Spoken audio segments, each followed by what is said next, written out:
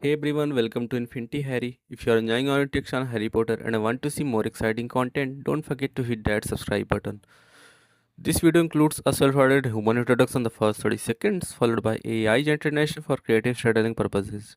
So today we're gonna see second part, what if Harry Potter learned the prophecy at year 8 and disappeared. But before we start, if you want more stuff like this, then be sure to subscribe this channel and share with your friends now. Let's start the video. Here is short summary. After learning the prophecy at just 8 years old, Harry vanishes from the wizarding world. Hiding his identity and surviving on his own, he grows beyond fate, forcing destiny to come looking for him instead. But before we start, if you want more stuffs like this, then please support to subscribe this channel and share with your friends. Let's start the video. There was something gold shining just above him. How curious. He blinked. It was a pair of glasses, but glasses didn't float above people's heads, did they? He blinked again and the smiling face of Albus Dumbledore swam into view above him.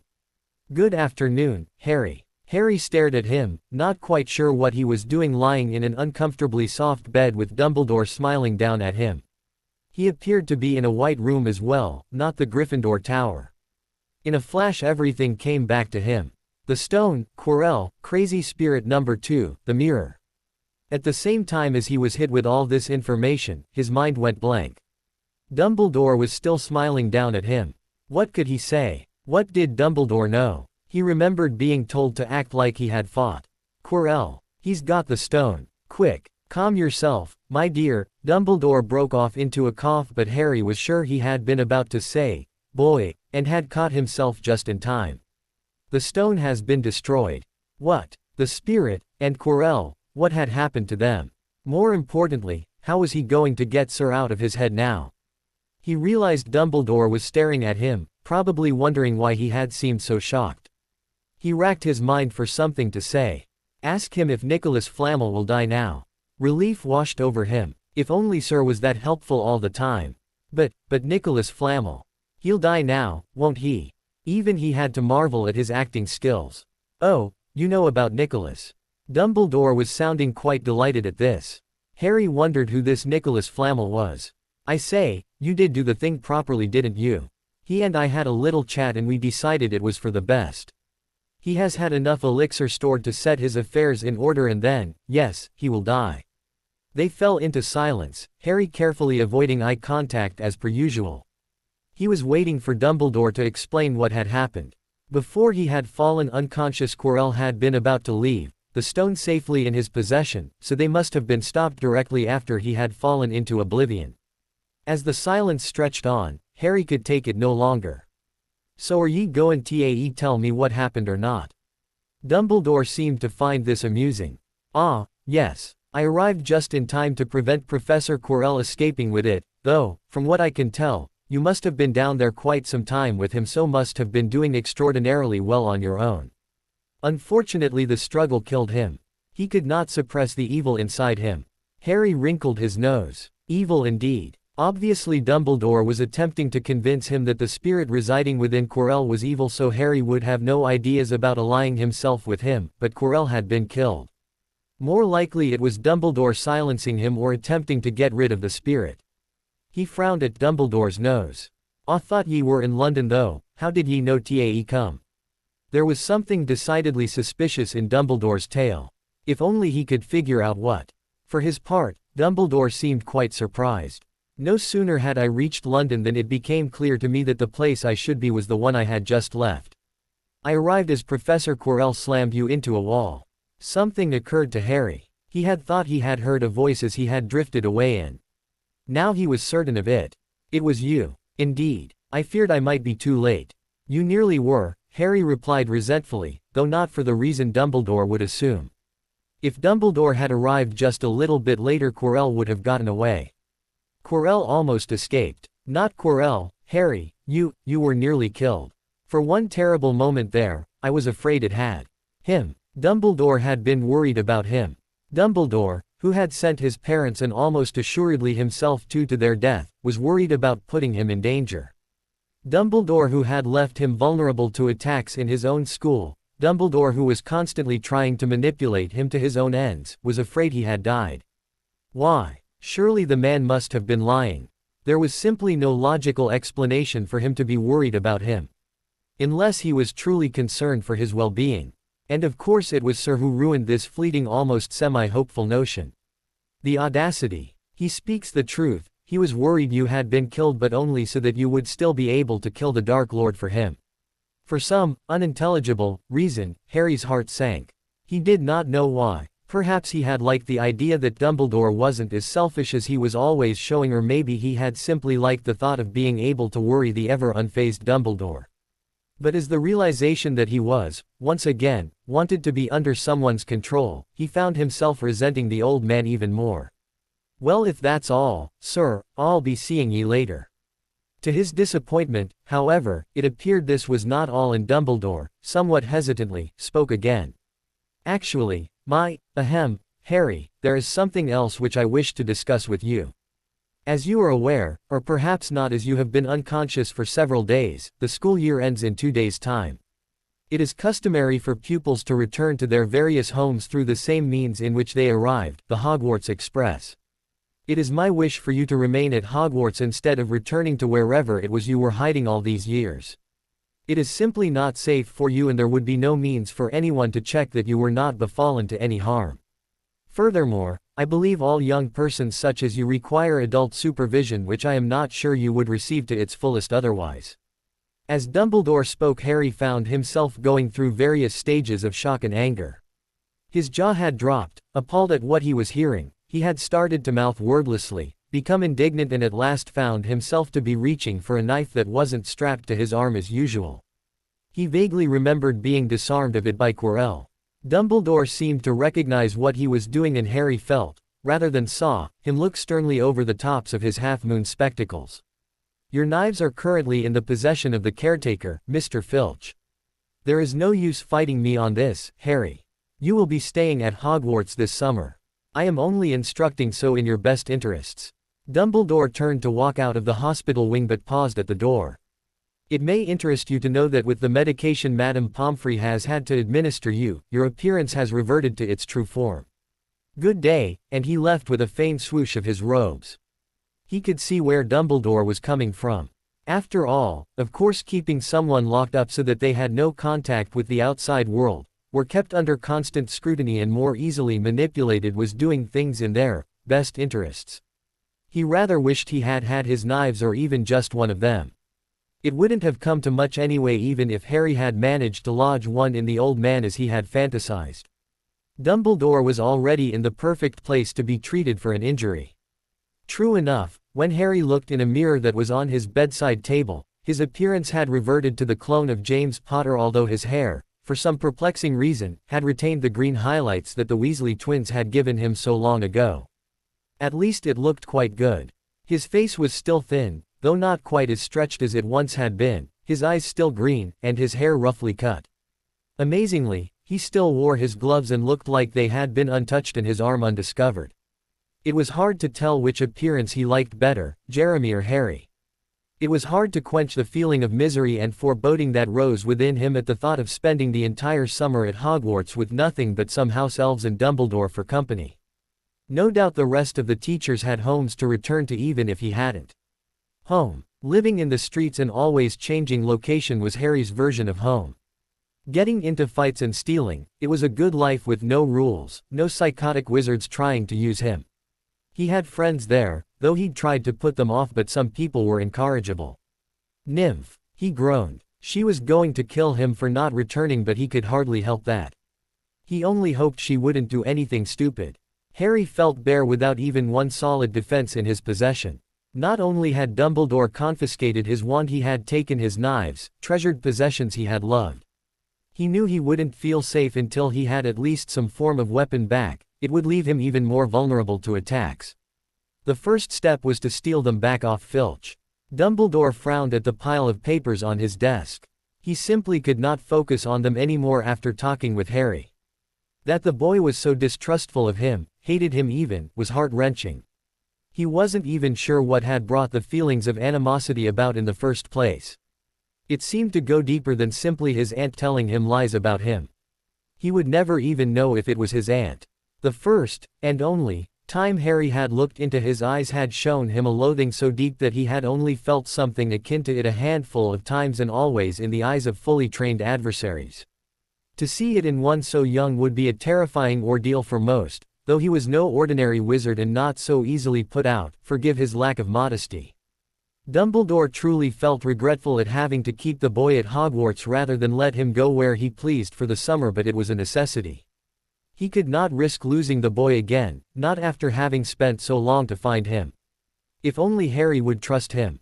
It had been a somewhat pleasant experience to find that Harry had gone down to protect the Philosopher's Stone from being abducted by Quirrell and Voldemort. Of course it had been unnerving to find that the boy had prevented them from succeeding for so long without even his wand, and he had been more than a little scared for his welfare. It proved that young Harry wasn't lost to the dark after all, which was a great reassurance. The fact that he would endanger his own life to help others and to stand up for what he believed was right was marveling. It was rather strange, however.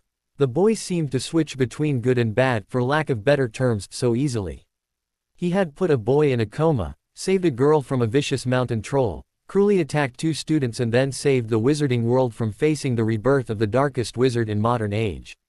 It was rather perplexing to Dumbledore how he switched to opposite ends of the spectrum so frequently, and Dumbledore was not one used to being perplexed.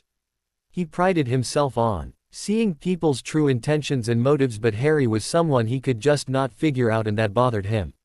If there was one thing Albus Dumbledore could not stand, it was not understanding a person, so if he had to spend his entire summer watching the boy to understand him, he would. He would solve the mystery of Harry Potter. It was not ridiculously hard for Harry to avoid coming into contact with anyone in the school beside the nurse in the next day. No one came to visit him in the hospital wing, for which he was glad. He had half expected Malfoy or the Weasley twins to come badgering him about what he had done or why he had done it, and was thankful for the peace. He simply hid in the hospital wing for the duration of the next day and the leaving feast, reading a book. His reading skills had become much better with practice, and he no longer was so disjointed in his reading. True, he wasn't winning any gold medals for it, but it had still improved. It was lucky, too, that no one chose the last day to injure themselves enough to warrant a visit to Madame Pomfrey.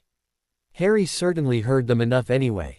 Students were not exactly discreet, and many of them passed the doors of the hospital wing gossiping most of the time about him, but none of them having the nerve to attempt to visit him. From what he could decipher in their irritating excited chatter, they thought that he had stopped Quirrell escaping with the stone and fought courageously to do so. With no one else present down there, it must have been Dumbledore that told them, but did that mean that was what Dumbledore himself believed? It made sense given that he had not interrogated him as to what he had been doing. It was with a look of the deepest anguish that Harry watched the students rush about the next day as they prepared to leave the castle and take what seemed like carriages, from the distance he was looking at them from, to the Hogwarts Express. By the time they had all left the castle, he found himself already missing their company. Not because he especially enjoyed being around them, far from it, but because they diverted the attention away from him. With them gone, Harry was sure he would have the headmaster's undivided attention. It was going to be a long summer. Harry stared up at the crystalline blue sky in frustration. It was several weeks into the school summer holiday, and he was bored out of his mind. The rest of the population of Hogwarts had, of course, left to spend time with their loved ones except from Dumbledore, the headmaster, whom Harry spent his days tactfully avoiding. It wasn't very hard to avoid him. Most of the time it would be impossible to find the man, if Harry so chose. He didn't so choose, of course, but the option of not being capable of finding him was there, which was nice. The only really predictable times to find Dumbledore were at meal times, during which he always made an appearance in the Great Hall despite the lack of other people, and at other times it might be possible to locate him in his office, but Harry never explored this idea. Avoiding him at meal times was exceptionally easy. Harry had a small appetite, a factor which had never gone away from his time spent living on the streets, and so ate little, often at irregular times. He simply went down to the school kitchens where the house elves were delighted to serve him food. They seemed ecstatic at the prospect of doing some work. There was a severe lack of things to do with no classes or homework to do. The teachers had assigned him homework, yes, but having nothing better to do, he had finished it in the first week of the holiday. He had also reread all his first-year books and had them almost as well memorized as Hermione Granger. One afternoon he had found a note on top of a pile of books, amongst other things, on his trunk, stating that these were his school things from the upcoming year, from Dumbledore.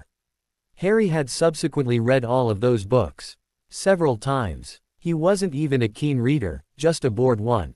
His reading skills weren't exactly on par with his peers either, but they had improved greatly since he had come to Hogwarts, unsurprisingly.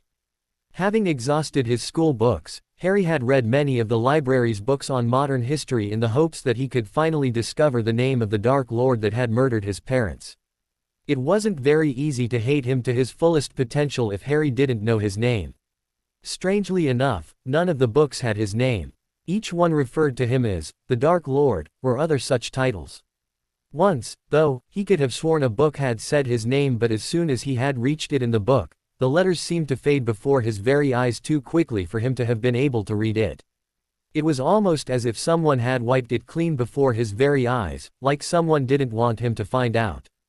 It had definitely not been normal book behavior. The first day after the rest of the Hogwarts staff left the school, a week after the students' departure, Harry had been able to amuse himself for almost the entirety of the day. He had sat outside Filch's office for 10 minutes wondering what sort of charms and hexes had been added to prevent intruders and how he could avoid them. He had then decided that there was nothing he could do one way or another and simply picked the lock on the door with a bent paperclip. It had surprised him greatly when it worked and no ill effects befell him. Harry had quickly recovered his 3 knives that had been confiscated and searched the drawers for any other objects that might have been of interest to him. To his disappointment, they were all mundane things such as dung bombs and Filibuster's wet start no heat fireworks. Enthused by his success with Filch's office, Harry had attempted to get into McGonagall's office, the member of staff he thought least likely to have placed any ill-befitting curses. Unfortunately, it was only Filch that allowed students to access his office so easily. Harry's boredom problem wasn't helped by the fact that he wasn't allowed to perform magic. He had been given a 10-minute lecture on how his magic, even accidental, wandless magic, was detectable by the Ministry of Magic and that the Ministry monitored such things very carefully during the summer holidays to be wary of underage witches and wizards performing unsupervised magic. Normally this wouldn't have bothered Harry, and he had almost disregarded the warning completely, but it had then been expressed to him that the Ministry would then detect that it was Harry Potter who had been using magic and would no doubt announce his return to the wizarding world, something he was none too keen on allowing to happen. Not being able to leave the grounds of the castle had more than a few drawbacks, such as being incapable of going anywhere else. He had tried to leave through various means, some strange thing called flow, secret passageways, flying, though he had quickly dismounted the broom when it became apparent this wasn't going to work. He wasn't so good with heights. He had even tried simply walking out of the gates, all to no avail. Every time he came to one of the borders a strange, tingling, sensation would overcome him and he was propelled back inside the borders with some force. The only thing Harry hadn't tried was to leave through the forest, but he wasn't sure he wanted to risk going through there again. After all, he had lost his arm the last time. One of Harry's main worries over not being able to leave was his appearance. Having been administered several potions after attempting to acquire the Philosopher's Stone, his appearance had reverted to its true form. Well, almost its true form. He still had green highlights through his jet black hair from the failed attempts of the Weasley twins to prank him. It wasn't entirely clear to him why whatever potion they had slipped into his food had resulted in turning parts of his hair green, but he was inclined to believe that because it had been a potion that would change his appearance, it had reacted rather badly with the one he had already taken. He also believed this to be the reason that his appearance changed back to its almost true self whenever he took a potion to heal his injuries. Harry wasn't very sure how he was going to find another potion that would change his appearance back to Jeremy Hartwhite again. The only reason he had managed it once was that Nymph had the good foresight to supply him with an extra potion before leaving for Hogwarts. How she had gotten even the first one was still a mystery to him. It was also one of the reasons he was having trouble finding out where he could get one without going anywhere. He simply had no idea what type of potion it was. Several mounds of potions books had been checked, of course, but none had led him to any conclusions. Harry wondered if it was some ploy of Dumbledore's. Perhaps the bearded madman thought if he could not assume the appearance of Jeremy he would be forced to reveal himself as Harry Potter. over his dead body. In annoyance, Harry picked up a nearby stone and threw it viciously across the surface of the lake and watched in satisfaction as it made its entry into the water some distance away. The wind made casual waves along the surface and the giant squid added to them with its own. Accompanied by the clear blue sky, it would have been very picturesque had he not been so desperate to be away from it. He threw another stone. It really wasn't fair that Harry wasn't allowed to go away for the summer. After all, he had come the first time, hadn't he? It wasn't as if he was just going to hide for the rest of his life in some little hole. Besides that, how was he supposed to learn enough magic to defend himself or to extract his much-wanted revenge against Dumbledore if he didn't come to school? And even if there were wizards out for his blood as the bearded madman claimed, wouldn't he have encountered them before? The fact that he hadn't surely suggested that he could take care of himself whether he used magic or not. Vaguely he wondered whether this was another ploy of the headmaster's. "Hello there, Ari." A voice spoke so suddenly out of the peaceful calm that he had become so accustomed to that Harry was jolted out of his thoughts, yelped in surprise and, while whipping round to defend himself against the attacker, tripped over a rock and fell into the lake. Thankfully it wasn't deep, so close to shore, so there was no risk in drowning.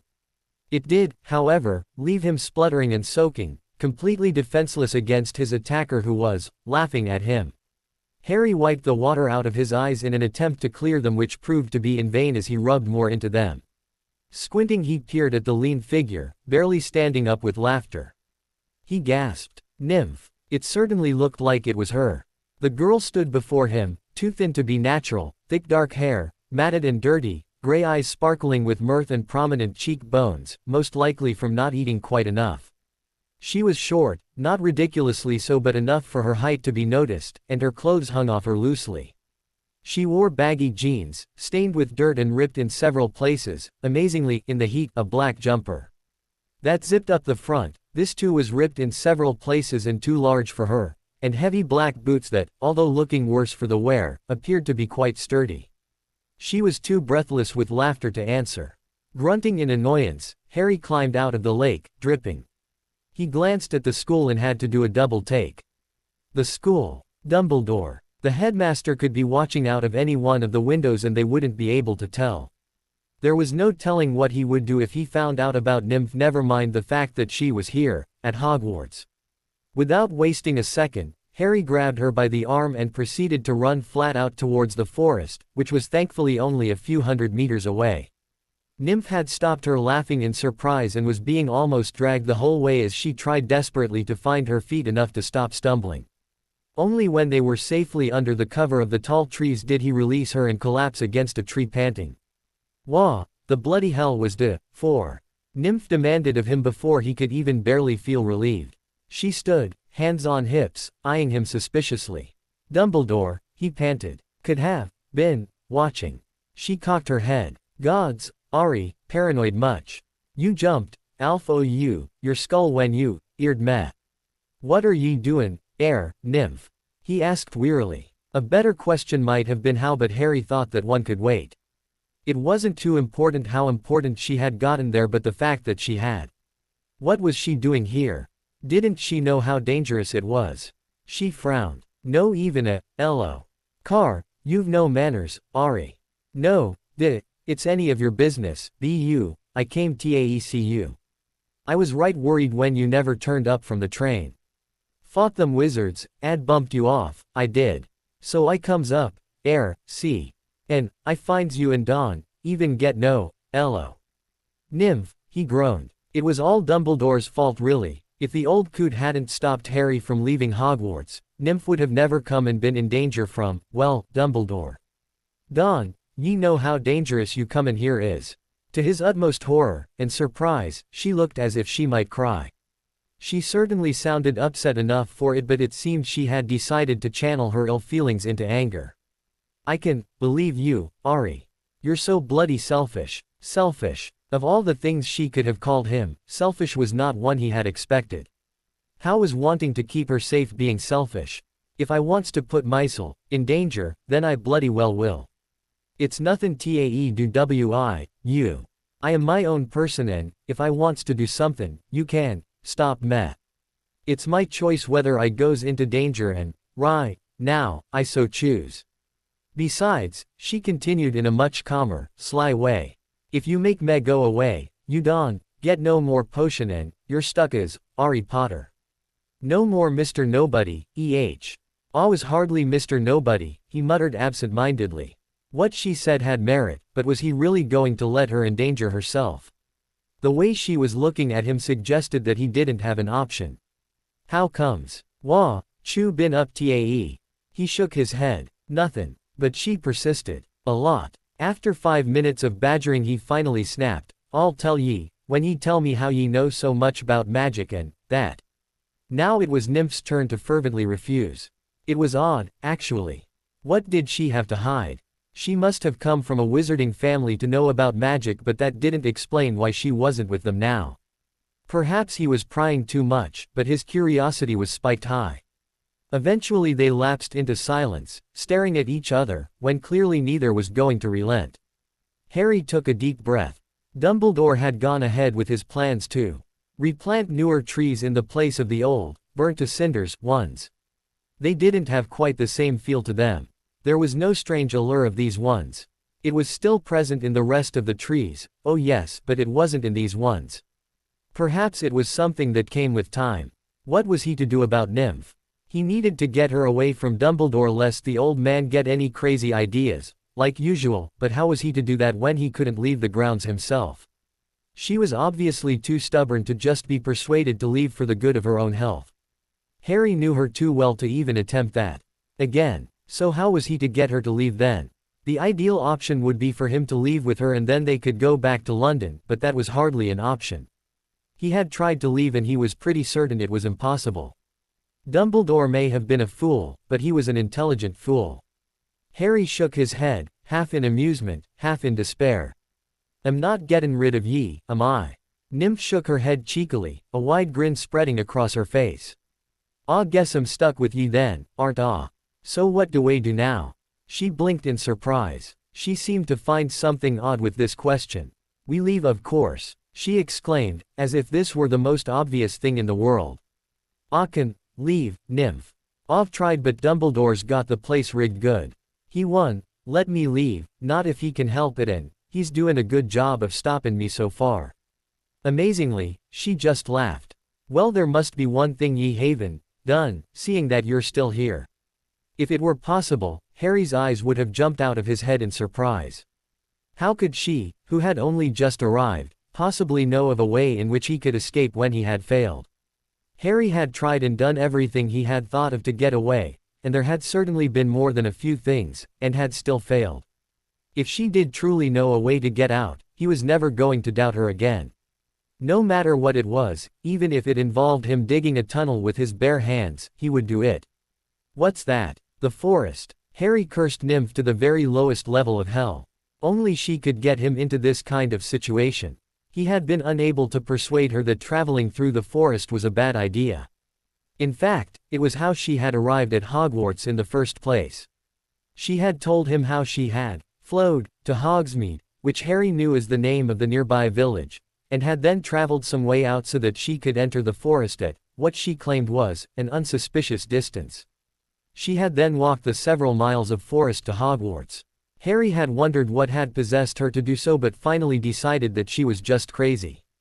After all, she expected them to take the same route back to Hogsmeade even though she could not remember the way. It was more than a minor setback that Harry neither had his wand nor could perform magic without risking being exposed. Of course, Nymph had found it highly amusing that he had his wand confiscated, though he had neglected to tell her the reasons behind this. What was more irritating, however, was that this meant he could not use his wand to defend himself if the need arose. Which, of course, it had. Harry peered cautiously over the edge of the branch of the tree that he was currently perched in. Nymph was similarly perched a few branches higher and laughing hysterically. It was still there. Down at the base of the tree was what looked to be half eagle, half horse. It had the head, wings and front legs of an eagle while its body, back legs and tail were those of a horse. The thing had been scratching its head against a tree when Nymph, unfortunately, had been the first to spot it. Ari, look ugly thing, she had proclaimed. This had then caused the bird, no horse, think to whip its head towards her and charge in what was unmistakably an attack. In terror and pure instinct, they had bolted up the nearest tree to escape the rampaging creature. What they had neglected to realize, however, was the fact that the creature could actually use its wings to fly. Luckily for them, the creature was so large in proportions that it couldn't avoid the large branches that surrounded the duo and so could not reach them. Unluckily for them, the creature was by no means unintelligent and had taken up the base of the tree as its new home, waiting for them. Consequently, Harry did not think it a good idea that they leave the safety of the tree before the bird horse was long gone. Nymph swung upside down from her branch by her legs so that she was face to face with Harry. I've always wanted to sleep in a tree, Avain, you. He stared at her. Unlike any sane person, she wasn't worried about the angry creature lurking at the bottom of the tree, oh no. No, what was on her mind was how much she'd always wanted to sleep in a tree. Batty, absolutely batty. No, well, no. Sides that, I've already slept in one. Frowning petulantly, which looked very odd upside down with the blood rushing to her head, she asked, when have you, at a kip in a tree? No, wait, why wasn't, invit. Like he thought, completely batty. He sighed, now was as good as any other time to tell her at least a little about how he had escaped from Hogwarts before. When I was running away from Batman and Merlin before. I didn't think it was, well, safe to sleep on the ground and now ye see why. It looked as if Nymph were trying to let her mouth fall open in surprise, but the change in gravity made it look very peculiar. Hold up, Ari. Ye came through the fours, before ye say. What the hell? And, ye didn't tell me this because, I see. She flipped down to his branch and straddled it. Ye don't, trust me. Ye still don't, trust me. Well, fine, if this how ye are, I guess I'll be leavin'. To Harry's horror, she swung her leg over the side of the branch and prepared to jump. Just as she pushed off, he grabbed her by the wrist, suspending her in mid-air, the ground 10 feet below her. Forcing himself not to look at the ground and the dizzying height, he focused on her face. Nymph, what about it? Are ye crazy? Well, okay, so he needn't have asked the last question, the answer was rather obvious.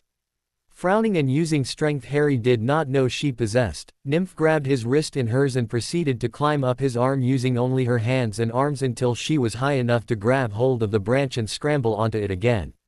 Actually, don't want to leave. This is my tree. You leave. She glared at him, attempting to act as though this was what she had intended all along and that she hadn't forgotten about the great horse of a bird that had risen to its feet in anticipation when it saw her jump. Nymph, Harry said in his most calming of voices. It's no that and, if ye'd refrain from jumping out the tree long enough to listen, I'll tell ye. Holding onto her just in case she deemed it necessary to vacate the tree again, he told her how he had run away from Madame Pomfrey, dashed through the trees, encountered a werewolf, met a centaur, had his arm amputated and walked. He had to repeat himself multiple times here, back to London. He neglected to tell her about Sir, however. Crazy as she was, he knew that not even Nymph would think him perfectly sane for hearing voices no one else could hear. Needless to say, she was gaping by the end of his tale. Ari. Anything else ye wanna share with me? When we come back to Hogwarts next year, I'll find out anyway, so ye might as well tell me now. Harry snorted. Trust Nymph to be thinking to the end of summer rather than when they would finally get out of the tree.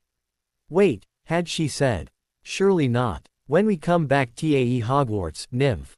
She grinned in what Harry thought was supposed to be an innocent look. It wasn't. Now, Ari, I know that ye wouldn't let me come last year, but this time ye can. This year I'm coming whether ye like it or not. This year I have a letter. He blinked at her. A letter. What good could that possibly do anyone? Perhaps it was some magic letter that would transport her from one place to another. It could be the letter P for Portkey or H for Hogwarts.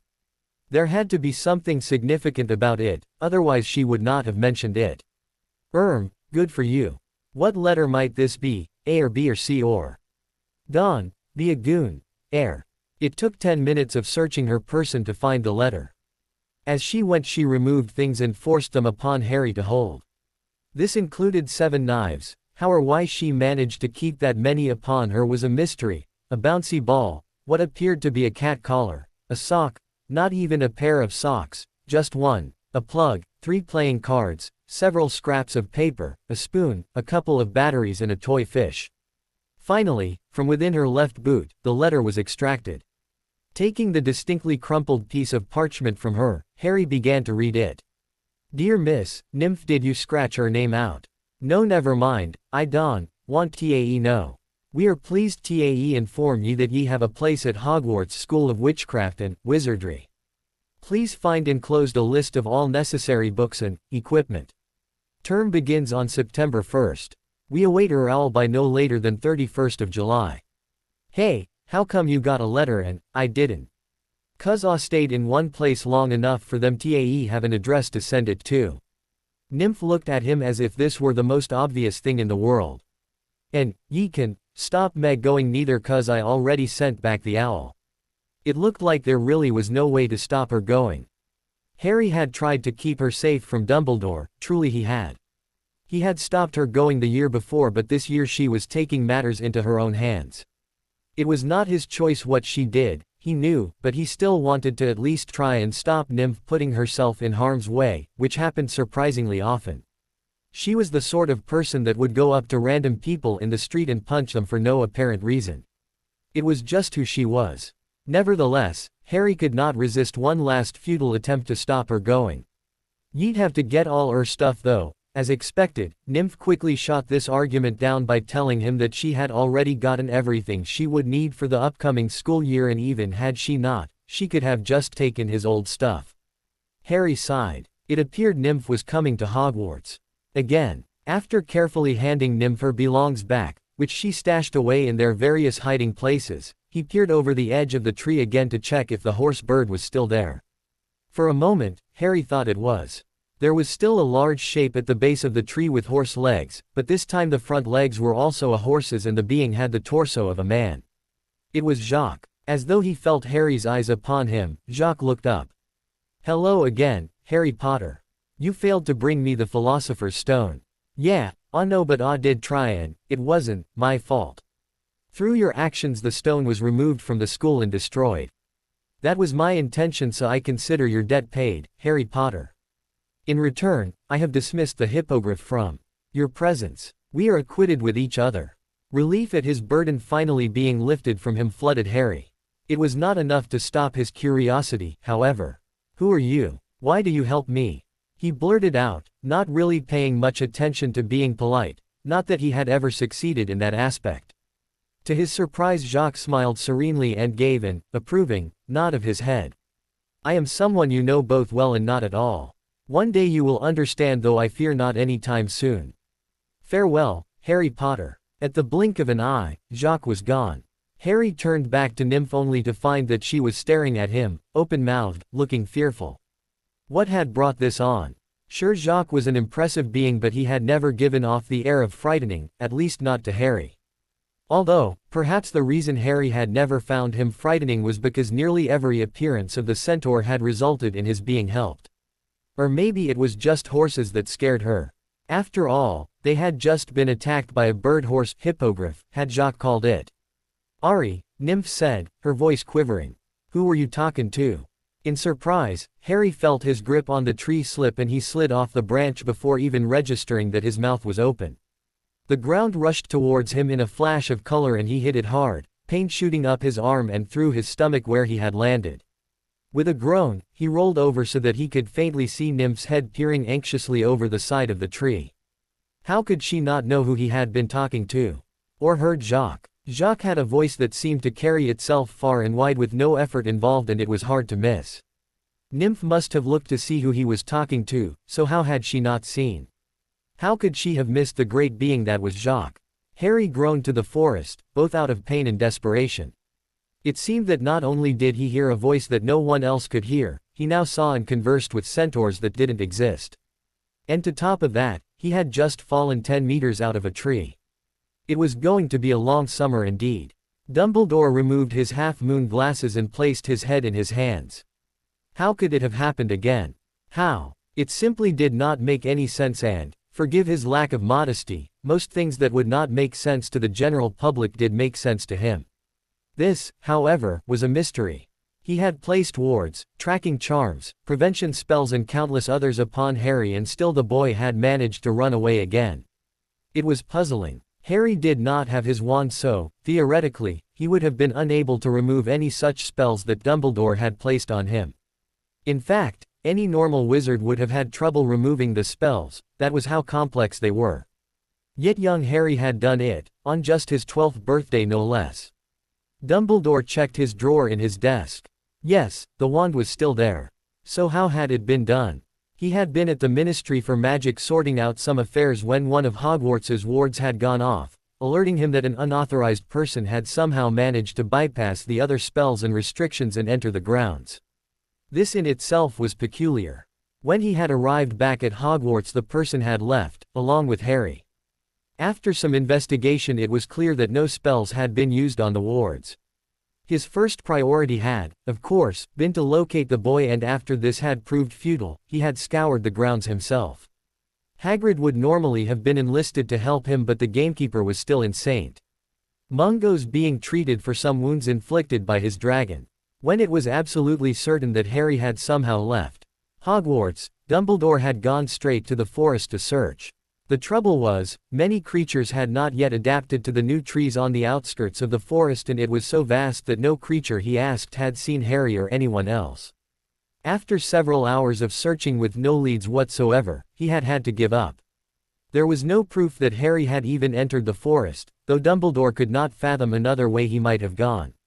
He had been certain that Harry would not dare venture into the forest again, not after the wolf or werewolf, it was debatable which, had attacked him.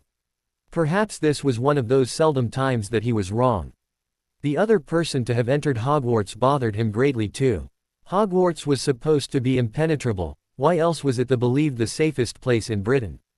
The fact that someone had entered, left and possibly taken Harry with them was startling, especially when Dumbledore didn't have the faintest clue what had occurred. He believed, however, that the two must have left together. The timings were too coincidental to suppose otherwise. That left the question of, had Harry left willingly or been forced to? Since the young boy was incapable of removing Dumbledore's charms, this other person must have done so, which meant they had to be a powerful witch or wizard indeed. That, too, was worrying. The fear that Harry had allied himself with a disreputable person was growing within him. Who else would infiltrate Hogwarts and take the boy? No matter the circumstances, Harry was in danger. If he had left willingly, it might have been with questionable company, and even if it hadn't, there were still those who would gladly harm him. If he had left unwillingly, it could be disastrous. Even through his forlorn musings, Dumbledore could not help but be hit by the irony of the situation. By keeping Harry at Hogwarts, he had hoped to avoid this type of situation. Hopefully Harry would return in September for the new school year, if not sooner. Dumbledore would organize a discreet search, of course, but with the lack of success in similar searches for the boy in the past, he was beginning to doubt an optimistic outcome. He found himself wishing that Harry had indeed run away of his own accord. After Jacques' visit, escaping the Forbidden Forest was relatively simple. First, Harry had to convince Nymph that he was just musing to himself, not going insane. If he told her what he had really seen, and been conversing with, she would not understand. How could she? He would be skeptical himself if he learnt that it were she that saw centaurs who were not there and heard people who did not exist. Harry was sure they were real though, his arm was proof of that. Jacques must have had some charm or something on to prevent anyone from Harry knowing he was there. Yes, that had to be it, didn't it? Another thing of which Harry was sure, was that there had to be a reason that he was not crazy.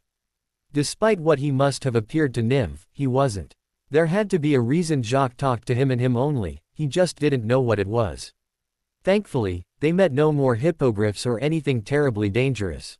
Though, they did encounter a vicious group of what looked like wooden pixies that were living in a tree and were most displeased to be disturbed, some suspicious-looking fungi and the corpse of a fearsome-looking beast. The only thing remotely frightening about the corpse was the thought of what had been able to kill it. Nevertheless, Harry and Nymph made it through the forest and to the village of Hogsmeade with no more than a few small scratches and bite marks. It was the next day by the time they arrived at Hogsmeade. The route they took through the forest had a few detours. Nymph planned to borrow, steal, some flow powder out of the 3 broomsticks, which was a nearby pub, and flow to London where they were both familiar with their surroundings. 5 minutes upon entering the town, however, Nymph dragged Harry into a back alley, looking worried. "There's wizards scouting the place for you, but I think they're thick as slugs since they've not snatched you yet," she said in a hushed tone at his questioning look. "Dumbledore must have sent him out to look for you. Shut up a mo and let me speak." She had seen him open his mouth to comment. Harry closed it with a snap. "The pub's right round the corner, so just be real inconspicuous and we'll be fine." It was not even worth the effort to wonder how Nymph knew the meaning of inconspicuous. It seemed rather pointless, too, that she had dragged him into a shadowy alley if she wanted to remain so. If there was anything less inconspicuous than two figures whispering quietly in a dark corner, it did not come to mind. Even so, they exited the alley through the way they had entered. Now that he knew to look for them, Harry could see wizards and witches dotted over the town attempting to look casual whilst leaning against walls. They were doing a pretty bad job of it. One wizard in particular was simply standing in the middle of the street inspecting passers-by. Harry wondered how he had not noticed these blatant watch guards before, especially since he used to be able to spot a much better hidden lookout with ease. He put it down to lack of practice. As the pair rounded the corner, the three broomsticks came into view. It seemed they would make it after all, though how was a mystery. Surely one of the wizards must have noticed two less than clean children walking around with various stains and evidence of traveling through the forest. Apparently not, and no one even commented as they entered the pub, which was half full. It took a few minutes for Harry to be able to see properly in the dimmer light, but when he did he could see that the pub had a cozy atmosphere to it and the occupants were talking amiably, some intimately, others boisterously. Trying to look as though they were searching for a table to sit at, the pair drifted over to the fireplace, which had a pot of sand-like substance atop of it. Nymph took a handful of the sand and instructed Harry to the same. He complied and she whispered instructions on how to use this sand to travel through the fire, all the while eyes darting round the pub for any onlookers. Grinning that they were about to be free at last from the threat of capture, she stepped into the fireplace to go first and disappeared with a few words in a flash of green flames. At the sound of the flames, the witch serving drinks looked over, anger clearly evident on her face. "What do you think you're doing?" she demanded, depositing the tray that she had been holding on a nearby table and drawing her wand in an instant. "Get away from there." A wizard much closer to Harry at a table, got up and drew his wand also. Apparently this wizard thought he would assist the employee by attempting to stun him. Harry was not amused. To avoid the spell, he had to dive away from the fireplace and take cover behind a witch sitting drinking a tankard of some sweet substance. This violent action drew the attention of other customers, and before he knew it, nearly every occupant in the room had their wands drawn and were firing spells at him. This commotion apparently alarmed passers-by outside, and soon they too had entered the pub and were attempting to fire spells at Harry. Staying still was not an option, he decided as he dove behind a chair only to be fired at from behind and forced to roll away. Now he was on the opposite end of the room from the fireplace, though he was not entirely sure how he had gotten there. There was a steady stream of spells being directed at him now. Running and ducking simultaneously, Harry knocked over an elderly woman, taking her umbrella from her as he went. He yelped in pain when a stinging hex or something similar hit his ankle. Ignoring the pain, he opened the umbrella and used it as a makeshift shield to block the main body of curses. He was slightly closer to the fireplace now, but he had dropped the floor powder in his second dive. Harry vaulted over the bar, discarding the smoking frame of the umbrella as he went, and heard glass smash overhead where he had been just a second before. Spells were sent flying at the bottles and glassware suspended above him as magical folk aimed aimlessly at where they thought he might reappear. The glass shattered and rained down upon him, but Harry ignored it. He ran crouched out of view along the length of the bar and jumped over the top of it at the end, swiftly upturning a table as he landed to block the jelly legs curse that followed him. He ducked the curse that attacked him from the other side and propelled himself into its caster. Snatching the wand that rolled away, he fired random bursts of magic in all directions as he twisted out the way of a yellow spell. The wand emitted violent beams of fire instead of the stunning spell Harry had intended. That's what he got for attempting to use another's wand. Harry jumped onto a table, flinging the tray he had picked up at an unsuspecting witch. He hopped over a multitude of spells that shot towards his feet and flung himself upon a wizard, not once breaking stride. If he stayed still for even a second, he knew he would be hit with more than the few stinging hexes and singeing curses that had found their home already. The fireplace was only a few more yards away and the way was clear. He dove the last few paces, ending in a forwards roll. As he straightened, he jumped to avoid yet another spell and grabbed some more flow powder at the same time. Barely stopping to shout his destination, he flung himself into the fireplace and ducked again. As he ducked, the world began spinning around him in a whirl of green flames and fireplaces. He spluttered and coughed as he inhaled soot from the air and fell over when he tried to get to his feet. Harry continued to spin, limbs flailing all over the place and hitting fireplaces as they span by. Finally, after what seemed like an eternity, the world slowed its rotation and he half fell, half rolled, out of a fireplace and landed at Nymph's feet. "Took your time," she sniffed uninterestedly. "What were you doing, polishing the floors?" From his position on the floor, Harry told her, breathing heavily, of what had happened. He stamped at some smoke that was rising from his trousers where a spell had hit him and blinked in surprise at Nymph, who was looking most put out. "How comes you always do all the fun stuffs without me? You could have called me back." Harry spluttered indignantly at her. Called her back. Called her back. Didn't she realize he had been a little preoccupied with not being turned into a crab? Honestly, he couldn't really be expected to call her back when he was in the midst of a single-sided battle. Be honest, making sure you got have a bit of fun wasn't top of my priorities list. Well, next time, make it. I won't have you getting to do all the fun stuffs without me this year at Hogwarts. So how much fun did you have without me last year? She plopped herself down onto the dusty wooden floor beside Harry, who still had not moved since he had tumbled out of the fireplace. He thought about all he had done in his time at Hogwarts. He had given Ron the concussion, broken Malfoy's nose, knocked someone off their broom to escape from the crazy bludger, saved Hermione from the troll. There was that incident with the Weasley twins, and he had attempted to steal the Philosopher's Stone. Not much, he muttered. Harry turned to look at the room.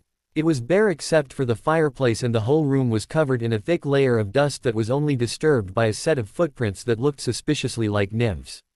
"Where are we?" She brightened at this and smiled proudly. "This is a wizarding home that was abandoned at Christmas. Dunno why, but it's pretty damn helpful when you want to get around by flow." They lapsed into silence for a few minutes, each mind wandering aimlessly. "So where we off to? We can't stay round here all summer?" Harry asked, breaking the silence. Truth be told, he didn't even know where here was other than it was in London. The girl beside him gave a feral grin. "Want to play dares?" Harry frowned at her. Dares? She wanted to play dares all summer. Sure, the game had been fun when they were bored, but the game soon became dull as the creative dares were used up. It grew old very quickly when every second dare was one that had already been performed by someone else. His skepticism must have shown on his face as Nymph quickly explained, the feral grin remaining in place.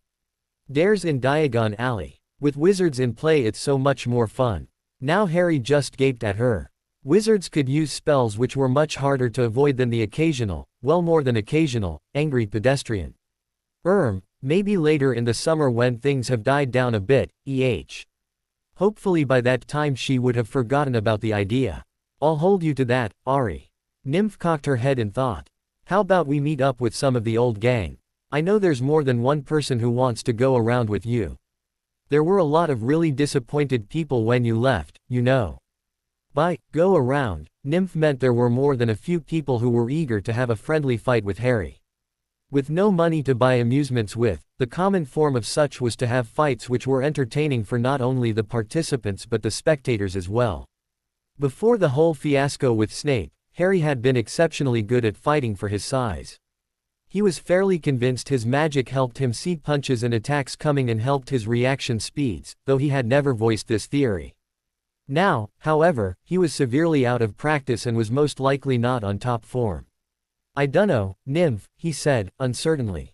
"I've not had a decent fight in forever. I'm probably as bad as when I first got into a fight again." The feral grin was back on her face. Harry wondered briefly if she actually had any other smile. "Then you'd better start practicing again. Practice makes perfect, after all." He grinned cheekily at her. But nobody's perfect, so why bother? To Harry's surprise, she seemed highly affronted by this. How? She exclaimed, in an offended tone. I'm perfect. Snorting in amusement, he replied condescendingly, of course you are. After half an hour of arguing, Nymph managed to bully Harry into agreeing to a couple of fights with those he had been friends with before. Amazingly, despite his absence, he was still talked about, mostly because of his invincible fighting skills. This made Harry all the more nervous. He really was incredibly out of practice. Hogwarts hadn't provided the same kind of practice that had occurred every day while Harry had been living on the streets. When the duo had arrived at the home of the gang that Nymph had been a part of, they had been greeted with surprised yelps and shouts. The place was unfamiliar to Harry, but as he had suspected, the gang had moved in the year he had been away. It also appeared that Nymph had been missing from the gang for numerous months, and it had been feared that she had been caught by the police. She remained as tight-lipped about her disappearance as Harry was about his. Later, when they were alone, she still refused to answer where she had been.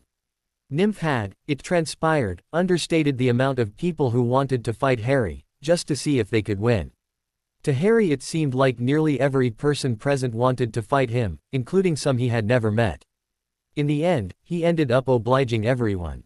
As soon as he finished one fight, Nymph would badger him until he agreed to someone else. Overall, he didn't do too badly. He didn't lose, which was surprising and comforting at the same time. It meant he wasn't completely defenseless, even without his wand. Knives were not used, nor any weapon that would seriously injure someone, such as a gun. The occasional wooden bat or similar instrument was used though. Harry managed to pin everyone who fought him into submission, escaping with only a bleeding lip and nose, multiple bruises and cuts and a black eye. That night was spent laughing and drinking with old friends and swapping absurd tales of events that had transpired over the last year. Harry mainly listened to these tales, not have many ones that were suitable to tell, as did Nymph. Nymph's silence was strange. Where had she been? What had she been doing? Harry was determined to find out, and when he was determined to do something, it usually got done. It was an extremely enjoyable affair. There was no worry here, no constant threat. Of course, there was always the underlying thought of the police finding them, but it was obviously far from most people's minds. The atmosphere was relaxed and carefree, something Harry had not experienced in those he actually liked in a long time. That was the way he liked it, and he wished it could stay that way. But he had to go back. Harry knew he did, there was no avoiding it. Just by being there he was probably endangering them. He would not do that to them, not when they were so content living peacefully, if you could call it that. His mind kept wandering to what would happen at the end of the summer. What would Dumbledore think when he saw him return with Nymph? He might demand an explanation to where he'd been and to who Nymph was. Harry didn't have any idea what he would tell him. He would lie, most likely, but he had yet to come up with a good story that might sound even somewhat plausible. He could refuse to answer it, although Dumbledore would probably continue to pester him until he said something. What house would Nymph be sorted into? She was brave, no doubt about that, but she was also plenty cunning when she wanted to be. She had never struck Harry as a particularly hard-working or patient, so Hufflepuff was an unlikely choice. Ravenclaw seemed improbable, too. Nymph was not really the sort for learning. That meant it was most likely a choice between Gryffindor and Slytherin, but Harry could not decide on which suited Nymph better. What would the year have in store for them?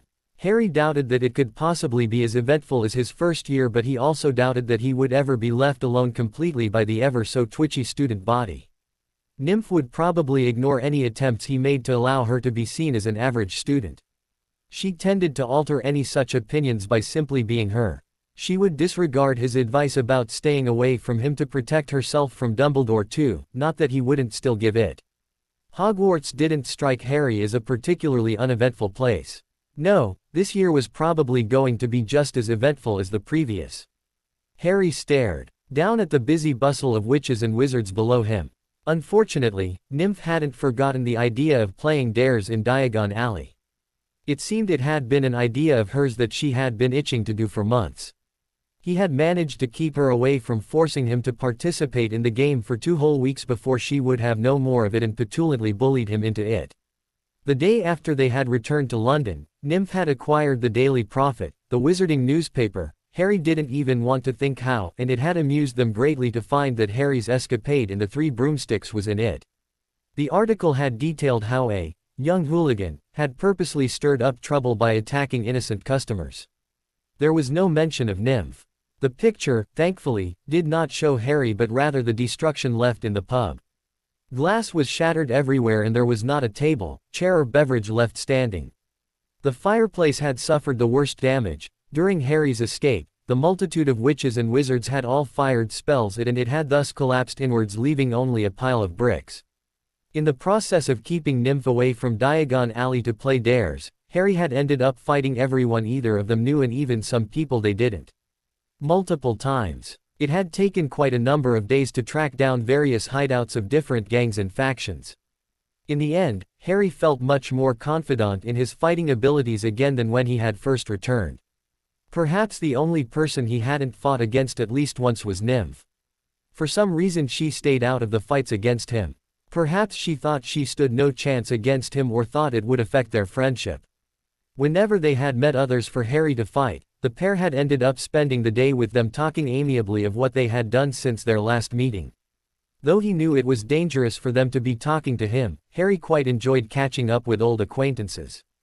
Another thing Harry ended up doing to avoid playing dares in Diagon Alley was to play the game in the Muggle world. News of Harry and Nymph's intentions spread, however, and the game ended up with not only themselves but 32 others as well. It was the largest game Harry had ever participated in. The first round was filled with mundane things, such as hugging the first brunette that came into sight or stealing a fish bowl, but by the time the second round began, all the mundane dares had been used and they grew more outlandish. By the time the fifth round began, there were only 15 left playing. The others had failed their dares or refused them, and so the numbers were significantly smaller. It actually took several days for the game to end. A girl named Trix was the only one to successfully complete her dare, which involved her stealing a car, somehow getting it to the top of a 10-story building and pushing it off the roof. It wasn't really clear how she managed it. And so, it was the last week of the holidays before Harry ran out of amusing activities to keep Nymph entertained with. They had done everything imaginable, from sneaking into the cinema to throwing water balloons off buildings of great height in attempts to soak those below. "Right, Ari," Nymph declared from their spot in an unobtrusive alley. Harry thought it was rather odd that there were small alleys off Diagon Alley, but considering their reason for being there, he chose not to comment. "You can go first, 'cause it were my idea. Your round one dare is to swipe someone's hat." He blinked at her. That was all. No drop a wizard down a hole. Not that he was complaining, he smirked.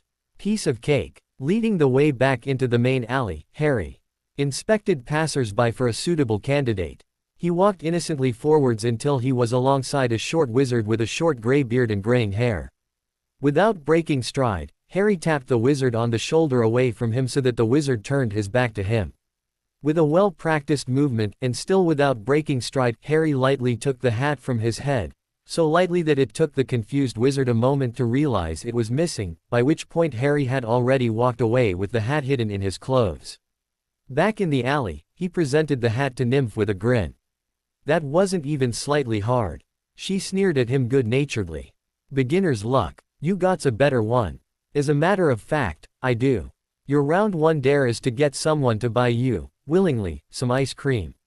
She gave him an unimpressed look and walked out of the alley. Harry watched in fascination from the side as Nymph walked up to the ice cream parlor where several families were examining the menu of bizarre wizarding flavors. She pretended to look at it too, and then her expression changed from interested to sad and forlorn. She sighed pathetically. "Oh, they all look so wonderful. I wish I had money with me to buy one." He had to admit, as a kindly old gentleman bought her a starry sorceress's swirl, that she was a good actress.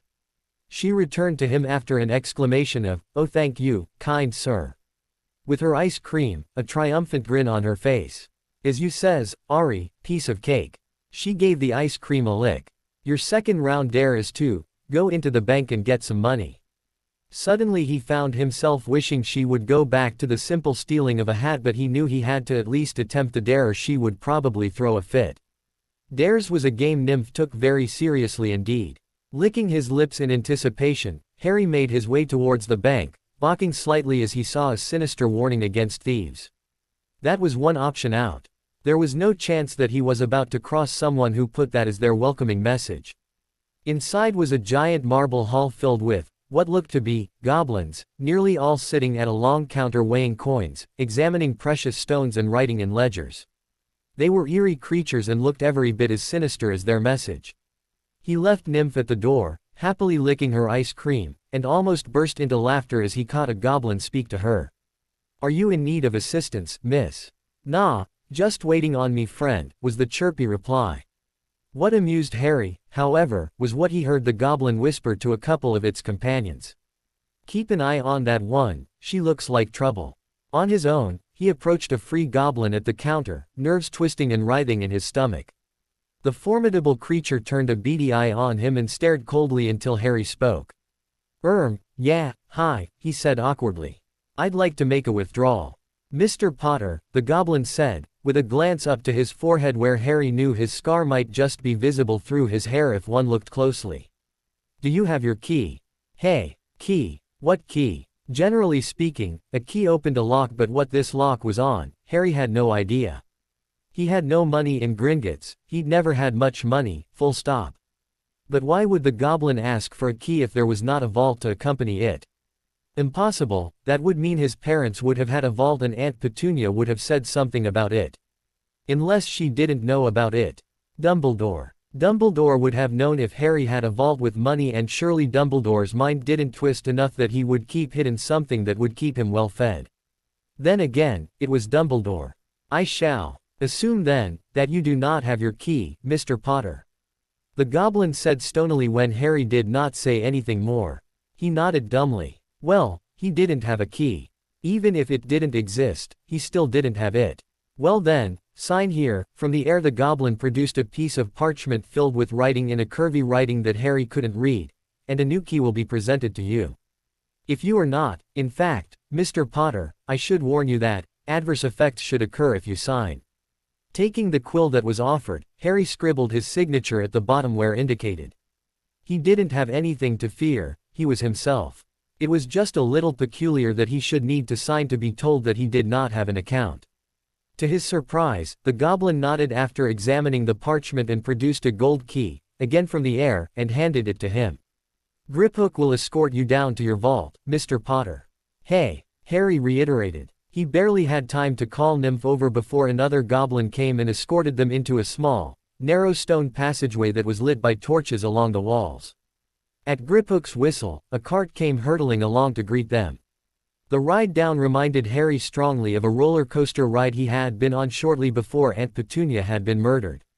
He and Nymph thoroughly enjoyed the ride down to his vault, but when they disembarked, Griphook appeared slightly disgruntled at their whoops of joy during the ride. The goblin opened the enormous door to the vault using Harry's key and revealed mounds upon mounds of coins. "Whoa, Ari, you lucky son of a," Nymph began, but she was cut off by a stream of profanity that Harry directed towards Dumbledore. He knew. Dumbledore knew about the mountains of gold that awaited Harry, and he never said anything. Sometimes he wondered if it was Dumbledore's mission in life to make him loathe him as much as possible. Once back in the open in Diagon Alley again, with considerable piles of gold in their pockets, Harry and Nymph found that they had nothing on which to spend the money. They had already stolen all the supplies Nymph would need for Hogwarts, and Harry's were still at the castle. Their stomachs were well accustomed to not eating much. There were only a few days left of the summer holidays and they had agreed to spend it with some friends. It was odd, but now that Harry had the money he had so desperately wanted at times, he found he had no use for it. In the end, the pair returned most of it to Harry's vault in case someone tried to steal it. That was what they told themselves. In actual fact, the pair wanted to have another ride in the cart. After they had emerged again into the dazzling sunlight that had befallen Diagon Alley, Nymph insisted that they continue the game of dares. It was her turn. Harry was rather stuck for ideas that he could make her do. Following several minutes of thought, he settled for the good old, punch the first own person you see in the face, dare. She was only too happy to comply. This was one of her favorite dares. In a matter of seconds she had located a boy with own hair, tapped him on the shoulder and punched him, hard, on the nose. The boy fell over backwards in surprise but swiftly got to his feet and drew his wand. It was Malfoy and he was advancing on her, looking well and ready to use his wand. Without really thinking about what he was doing, Harry propelled himself forwards and bowled Malfoy over from the side. They landed together on the ground with a light oomph sound. "Run, nymph!" Harry gasped from his position on top of Malfoy. She didn't need telling twice, which was a first. Before Malfoy had even thrust Harry off him, she was gone. "What the hell do you think you're doing, White?" he demanded as soon as he had gotten to his feet and begun brushing off his robes. He glanced at Harry. "Wait, you're not White, you have his hair though." Mentally, Harry cursed his black hair that still retained the green highlights that had resulted from the Weasley twins' attempted prank. It seemed that particular spell was there to stay. Yeah, it's all the rage in, Germany." Malfoy frowned at him. "You are White, aren't you? You're under a glamour charm." What should he say? He could deny it, but that wasn't very effective. His hair really was a big giveaway. After all, who would just happen to have the exact same hair? It was helpful that Malfoy had the glamour backwards though. Maybe he could get away with admitting it. "Yeah," he sighed, at last. Absent-mindedly, he ran a hand through the faded hair. Listen, I have to go. See you at school." Harry darted quickly after Nymph, not waiting for Malfoy to answer and missing his white eyes. It took several more rounds of the game before Nymph finally consented to finishing it. Fortunately there were no major mishaps, though Nymph did get chased down the alley by a group of vicious pixies. The last few remaining days before they due to return to Hogwarts passed all too quickly for Harry's liking. Though he knew he had to return to learn so that he could defend himself and extract his revenge on Dumbledore, he didn't have to like it. In actual fact, he was dreading the moment when he met the old fool again. Dumbledore would be most anxious to know where he had been for sure. So it was on their last night of the holidays that Harry was surprised when Nymph informed him that there was something she needed to do. On her own. No amount of questioning or coaxing enticed her to reveal where she wanted to go or why. It felt a little unjust to Harry. After all, she never let him out of her sight, so why should he be expected to? Once he had seen how futile his protests were, he ended up letting her go. He then followed her stealthily. Nymph, as if suspecting he might do something like he was, did a very good job of attempting to lose any stalkers. She got on a bus, then a train, then another train, another bus, ran round the same block 3 times and proceeded to travel at a fast pace through many twists, turns and bends. She did indeed do a very good job of attempting to lose him, not that she was certain he was there, but Harry was an even better tracker than she was. By the time Nymph had reached her destination, a house, that looked as normal as any of the similar ones that the street was filled with, however, Harry wasn't entirely sure where they were. The girl in question glanced in paranoia from side to side up the street before approaching the door of the house. Harry smirked from his hiding place. He was crouched behind some bushes. He was positive she had no idea that he was there. As the door to the house opened and closed once Nymph was inside, Harry half crouched, half ran to duck down beside the window of the room that had just flicked its lights on, knowing that he might just be able to hear the conversation within. True enough, he was able to make out the murmurs of conversation and, if he listened carefully, he could decipher most of what was being said.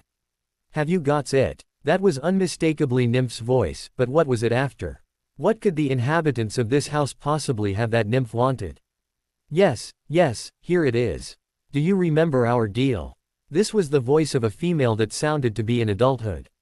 Who was it? They obviously knew Nymph and had met her before if they had arranged a deal.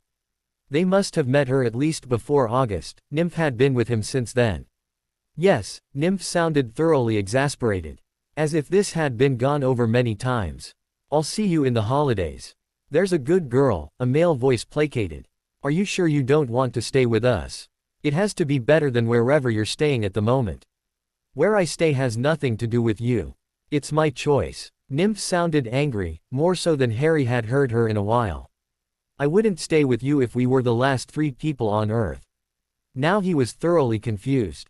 What had these people given Nymph and why had they struck a deal that said she had to meet them during the holidays? It shouldn't concern them what Nymph did with her life or where she stayed. It was her life, she could lead it however she chose. "Calm yourself, Nymph." He meant no offense. At that particular moment a car drove noisily past and Harry missed what was said by the woman, only Nymph's disgruntled response. If that was true, we wouldn't be talking about this. Now goodbye. Footsteps sounded from within as Nymph in her sturdy boots walked swiftly to the front door, yanked it open and slammed it behind her as she left. Knowing that this strange mystery would not be solved unless she explained it to him, Harry announced his presence by catching up with her as she stormed down the street. As he expected, she was not pleased to see him. "What are you doing here?" she demanded at once, after putting away the knife that she had drawn, obviously thinking he was an attacker. "I told you not to come. I wanted to know what you were up to," he said, truthfully. He didn't think it was particularly wise to anger her further when she was in this type of mood. "Who were those people?" She narrowed her eyes at him, distrustfully. "What did you hear?" Giving her a sympathetic glance, he replied, "Pretty much everything." Nymph sighed and the anger fell from her face to be replaced with a dejected look. They had arrived at a small children's play park, which was deserted in the twilight that was shadowing it. She sat on a swing and motioned for Harry to do the same. "They're my relatives." Harry stared at her in disbelief. "My aunt and uncle. I went to live with them when I were 3 and I ran away when I were 6. He didn't ask about her life before that, she was saddened enough already. They hate my parents. Always have, always will. Those 3 years I stayed with them were horrible, they always looked at me, not hating me, but never liking me. It was as if they thought I was my parents or I was going to become them. Every day they told me how horrible my parents were and what nasty things they would always do. I don't remember them much, but I know they were good people. They only did what they believed was right. So I ran away from my aunt and uncle and that's why I live on the streets." An overwhelming rush of sympathy filled Harry. He could not imagine how horrible it must have been for Nymph having to grow up with people who hated her parents and treated her badly for it. There was only one thing he didn't understand. But why go back, then? Nymph smiled softly, which was an expression Harry was not used to seeing on her. It unnerved him a little. "Because I knew they could get me these." From within his baggy jumper, she withdrew a vial that was filled with a potion of some kind. The same type that she had gotten for him before to change his appearance. He shook his head and groaned. "Nymph, you didn't have to do that for me. I'm not worth it." To his surprise, she laughed. "I'll be damned if you're not worth it, Harry Potter. Come on, we'd better head off. We gots to get to King's Cross in the morning." At 10 o'clock, Nymph and Harry were sitting in the last compartment on the Hogwarts Express, Nymph's trunk stowed away and Harry in the guise of Jeremy once again. They had decided that, rather than arrive closer to the departure time, they would arrive early so that few would see them doing so. It meant that Harry would be saved from being bombarded by questions as to what had happened at the end of the year, not that Nymph knew what had happened either, and they would most likely be less disturbed as most couldn't be bothered to travel to the end of the train. To keep them amused while time passed before they could watch people arrive to board the train, Harry and Nymph played a game of darts using their knives as the darts and a photograph from a magazine that Nymph had as the target. The game didn't work very well in the confined space, but this only served to add to their amusement. They had to end the game when people began to arrive on the platform, however, as occasionally the knives missed the target and flew out of the open window. Somehow, they did not think that it would be terribly inconspicuous if knives were seen to fly out of their compartment. For some reason, as the platform got more crowded, Nymph found the sight of parents worrying over children and giving tearful farewells remarkably funny. Though he didn't find it quite as hysterical as her, Harry had to agree to some degree. Was it really necessary to have all that fuss? It wasn't as if they were dying or going somewhere horrible. At least they were going back home afterwards. All the same, he couldn't help but think of how it might have been him out there if Aunt Petunia and his parents hadn't been killed. The sight of Malfoy amused them both, however.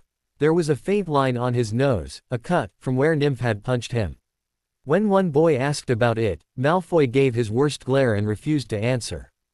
The Weasleys were also rather humorous when they arrived on the platform, with only 1 minute to spare till the train's departure. They were looking severely flustered and were buzzing about like a group of red-haired flies. All of the Weasleys present, with the exception of the parents, had to run as the train started moving off slowly without them. Within 5 minutes of leaving King's Cross, the door to their compartment opened, much to Harry's annoyance. It was the Weasley twins. Hey, Harry, said one of them after sharing a glance with his counterpart. Who's your friend? Mind if we join you? Everywhere else is full. The disjointed way that they finished each other's sentences did nothing to suppress his annoyance. Do not call me that. In a flash, Harry was on his feet in front of them, a knife pressed against each of the twins' throats. They gulped visibly and they looked at the knives fearfully. He smirked at them. Good, they still remembered what he, or rather sir, had done. He had been afraid they'd forget. Who she is not your concern. And actually, we do mind if you join us. Leave. To his delight, they did. Harry sat back down and put his knives away. Only then did Nymph speak. Bit protective of your compartment, aren't you? How comes they knows who you are?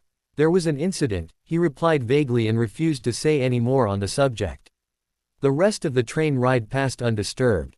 During the ride, Nymph informed Harry that she would not, under any circumstances, call him Jeremy as it just didn't suit him. It had taken him the better part of a half-hour to persuade her not to call him Harry either. Finally she consented to calling him Jerry, a name which was relatively similar to Harry. It was a clear, crispy night that they disembarked from the train into, dressed in their school robes Harry had bought some to change into. Hagrid was easily spotted, and heard, calling the first years over so they could take the traditional trip across the lake to Hogwarts. See you at the feast then, Harry said to Nymph in farewell. She frowned at him. Why? You goin' somewhere? He blinked at her. Could it be that for once, he knew something she didn't? First years go across the lake with Hagrid. Really? How quaint. Nymph did not go over to the tall looming form of Hagrid, however, but instead began to lead the way forwards that the rest of the students were taking. Harry hurried to follow. You're not going with the first years, are you? If it had been anyone else, Harry would have found it very surprising indeed that they were going to break school rules before even getting to the castle, but this was Nymph. She was crazy. Technically, he supposed, they weren't at school yet therefore the rules were not in place. Somehow, he doubted the teachers would see it that way. Why should I have to go a different way just 'cause I'm a first year? That's discrimination, that is. She was looking at him with that feral grin again. Harry refrained from shuddering. Abruptly, Nymph stopped and Harry turned to see what she was staring at. In front of them were carriages and harnessed to the front of those carriages were the strangest horses he had ever seen. They had wings for one thing. They looked slightly like skeletons of horses, only they still had flesh. The bones were jutting out of them and they had a dragonish face. No one else seemed to notice them. Harry. Yes, Nymph. He was too distracted by the winged horses to notice the use of his name. I thinks the school's too scaffy to get real horses. Who are you? After entering Hogwarts and filing into the Great Hall, Harry and Nymph had sat themselves at the Gryffindor table, like Harry was used to. Nymph, however, looked a bit uncomfortable and was sneering distastefully at the nearby Gryffindors. It had been Ron that asked the question. Name's Nymph. Not quite the one for long conversations it appeared. I wouldn't sit by him if I were you. If Harry weren't already dreading the upcoming confrontation between himself and Dumbledore, he would have punched Ron hard. Nymph looked to be on the verge of saying, well you're not me, but she bit it down and smiled sweetly, which looked like it was taking considerable effort. Why not? Harry groaned. He could see where this was going. He gave Ron a concussion. He broke Malfoy's nose, stole someone's broom, while they were on it, savagely attacked a troll, set the forest on fire. I did not set the forest on fire. He protested at once. Why did no one believe him when he said that? Next to his other deeds, he supposed it might be a bit dodgy. The rambling continued as if he had not spoken. Stuck giant needles in the twins' feet. Set their hair on fire. Bombarded them with stones. Flung burning trees on top of them. And attacked a teacher when they were trying to get the Philosopher's Stone. Nymph turned to look at him, her face unreadable. She didn't say anything for a moment then winked conspiringly. That's all. That's all he did in a whole year. Wow, you lot really did get off easy, didn't you? You should see the stuff he does normally. Nobody spoke. Nearly everyone was staring at him apprehensively, some fearfully. Shouldn't you be with the first years? Neville asked nervously, in a gutsy attempt to change the subject. It was really quite brave considering it was Neville. Nymph ignored his question and countered with one of her own. What's your name? Neville Longbottom, her face split into her wide grin. Longbottom, you say? Our parents knew each other well. Before Harry, or anyone else for that matter, had a chance to inquire about this, McGonagall entered the hall, carrying a four-legged stool with the Sorting Hat upon it and a trail of first years behind her. The hat immediately launched into a song that Harry paid little attention to. It was very similar to the previous year. As McGonagall began to call out names, Nymph turned to Harry, ignoring her completely. Not much. Not much. How the hell is that not much? Oh, was that what you were asking about? You should have said, he replied in a blatantly false innocent voice. Don't look now, Jerry, but half the staff's looking at you. That would be because you kidnapped me in the summer. I did not. As far as they know, I was kidnapped. I bet you a galleon Dumbledore asks to speak with me after the feast. The only money I have is some of yours, so you're on. Something was wrong up at the head table. McGonagall had ceased her name calling but no one had stepped forwards. She called the name again, frowning. Whoops, Nymph said, grinning sheepishly as she stood up from the Gryffindor table. That's me. Why weren't you with the other first years? McGonagall demanded sharply, glancing at Harry. The first years went a different way. Nymph asked, wide-eyed. McGonagall regarded her suspiciously but did nothing other than call out her name again, just before she tried on the hat. Lestrange, Denebola. Harry had to smother a laugh. Her name was Denebola Lestrange. No wonder she went by Nymph. The whole hall was staring at her, muttering. Students and teacher alike were probably wondering why she had not entered with the first years as well as why she had been talking to him, the evil Jeremy White. Neville had gone white. It was no more than 30 seconds before the hat called out its decision. Slytherin. Nymph flung the hat off unceremoniously and practically skipped, not to the Slytherin table that was clapping uncertainly, but to the Gryffindor one in her seat beside Harry. The hesitant clapping ceased as everyone continued to stare at her. McGonagall frowned, but called out the next name regardless. Slowly, most people's attention wandered back to the sorting but many remained staring fixatedly at Nymph. You know, Denebola, Harry began, barely choking the words out around his snickering.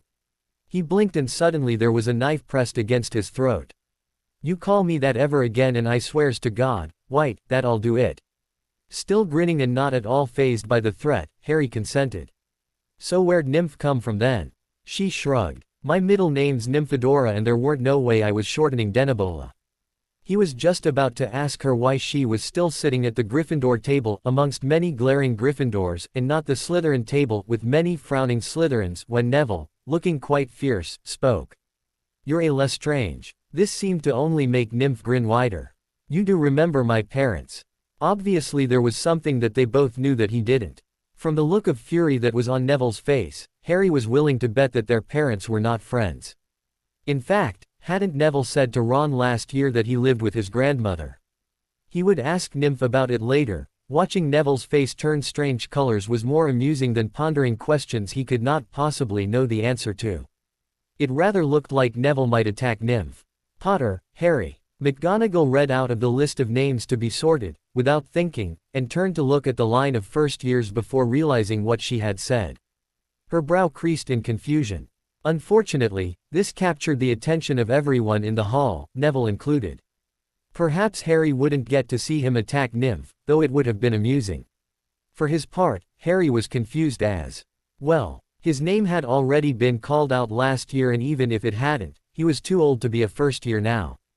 McGonagall, along with what Harry suspected to be the entire teaching staff, knew who he was and that he had already been sorted. None of them would have added his name to the list. More than a few glances from the head table had been directed at him, along with those of Hermione and the twins. The only explanation Harry could think of was that the list was generated by magic but that didn't fulfill his curiosity's needs either. He had already been sorted.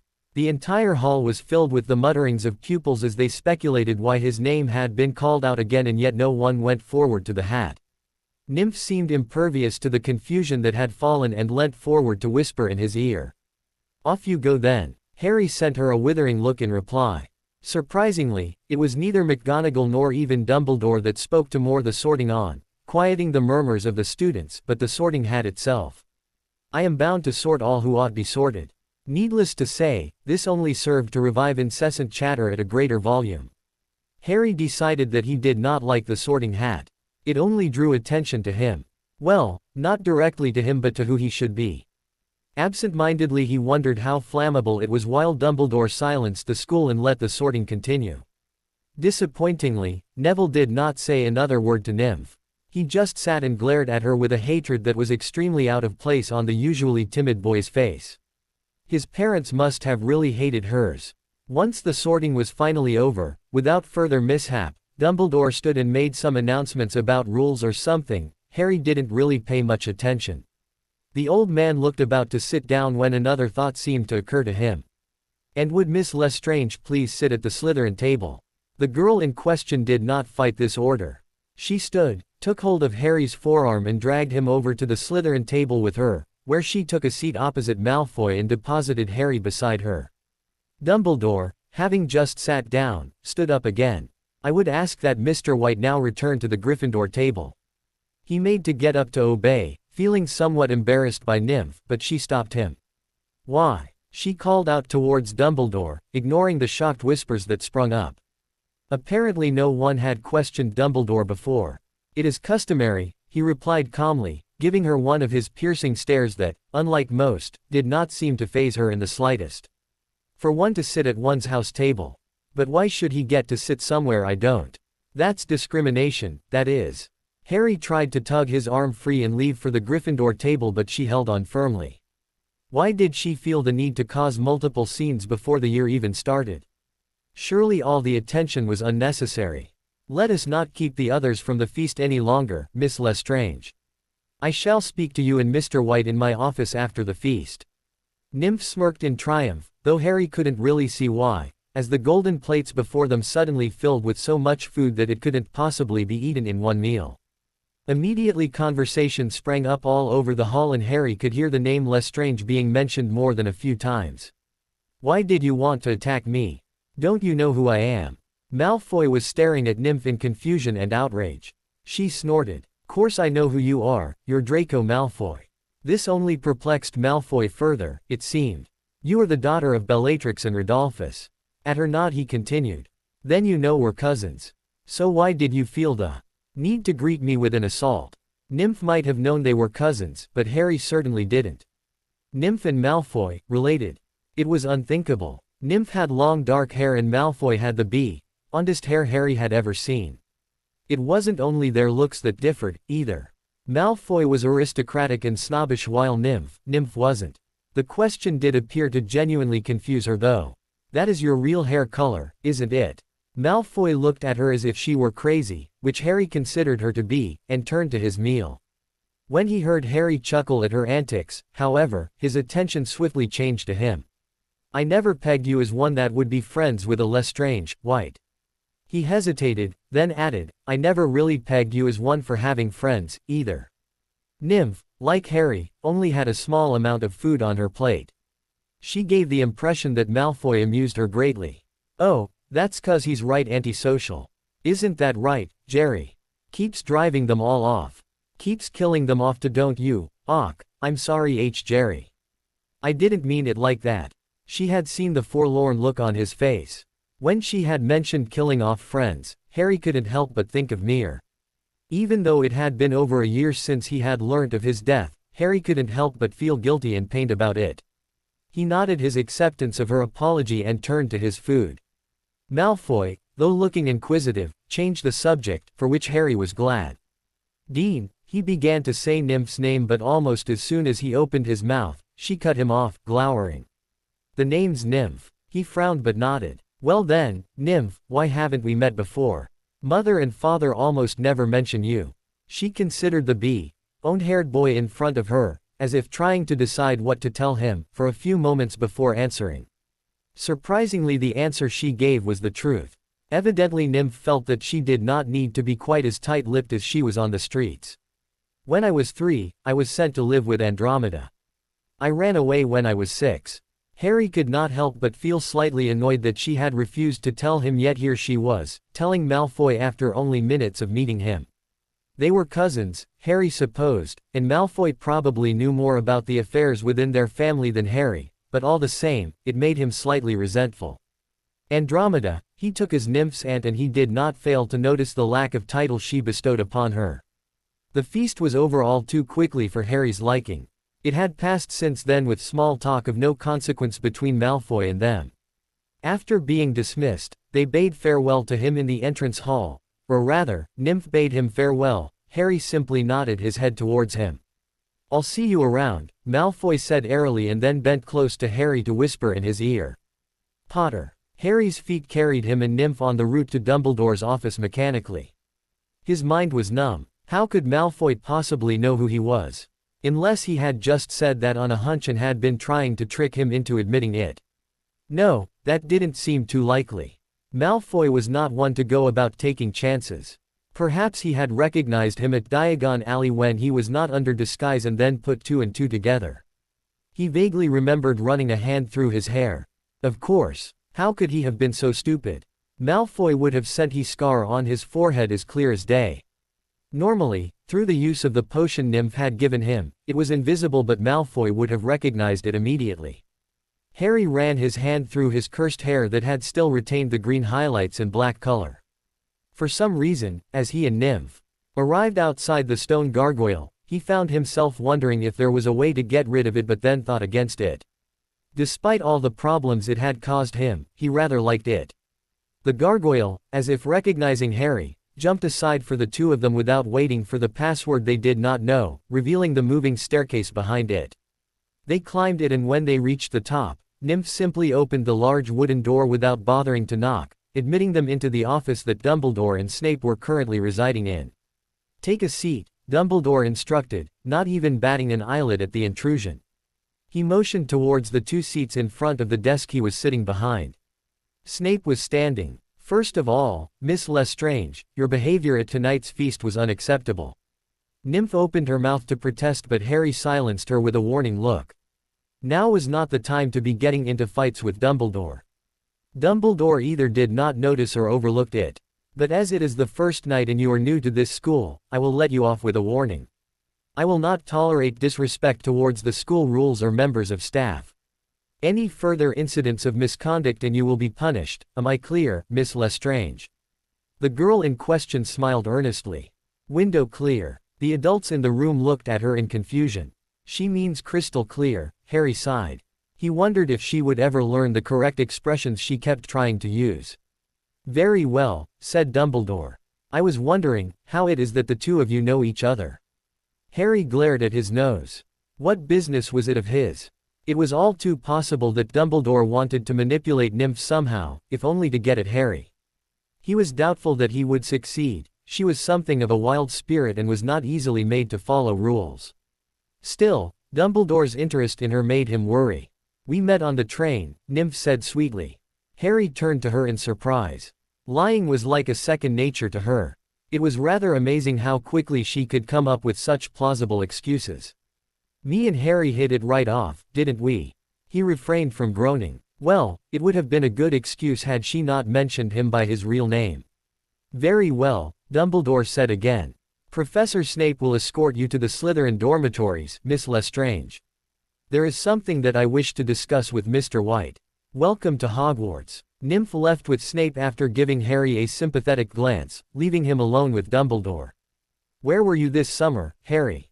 Your disappearance caused quite a stir."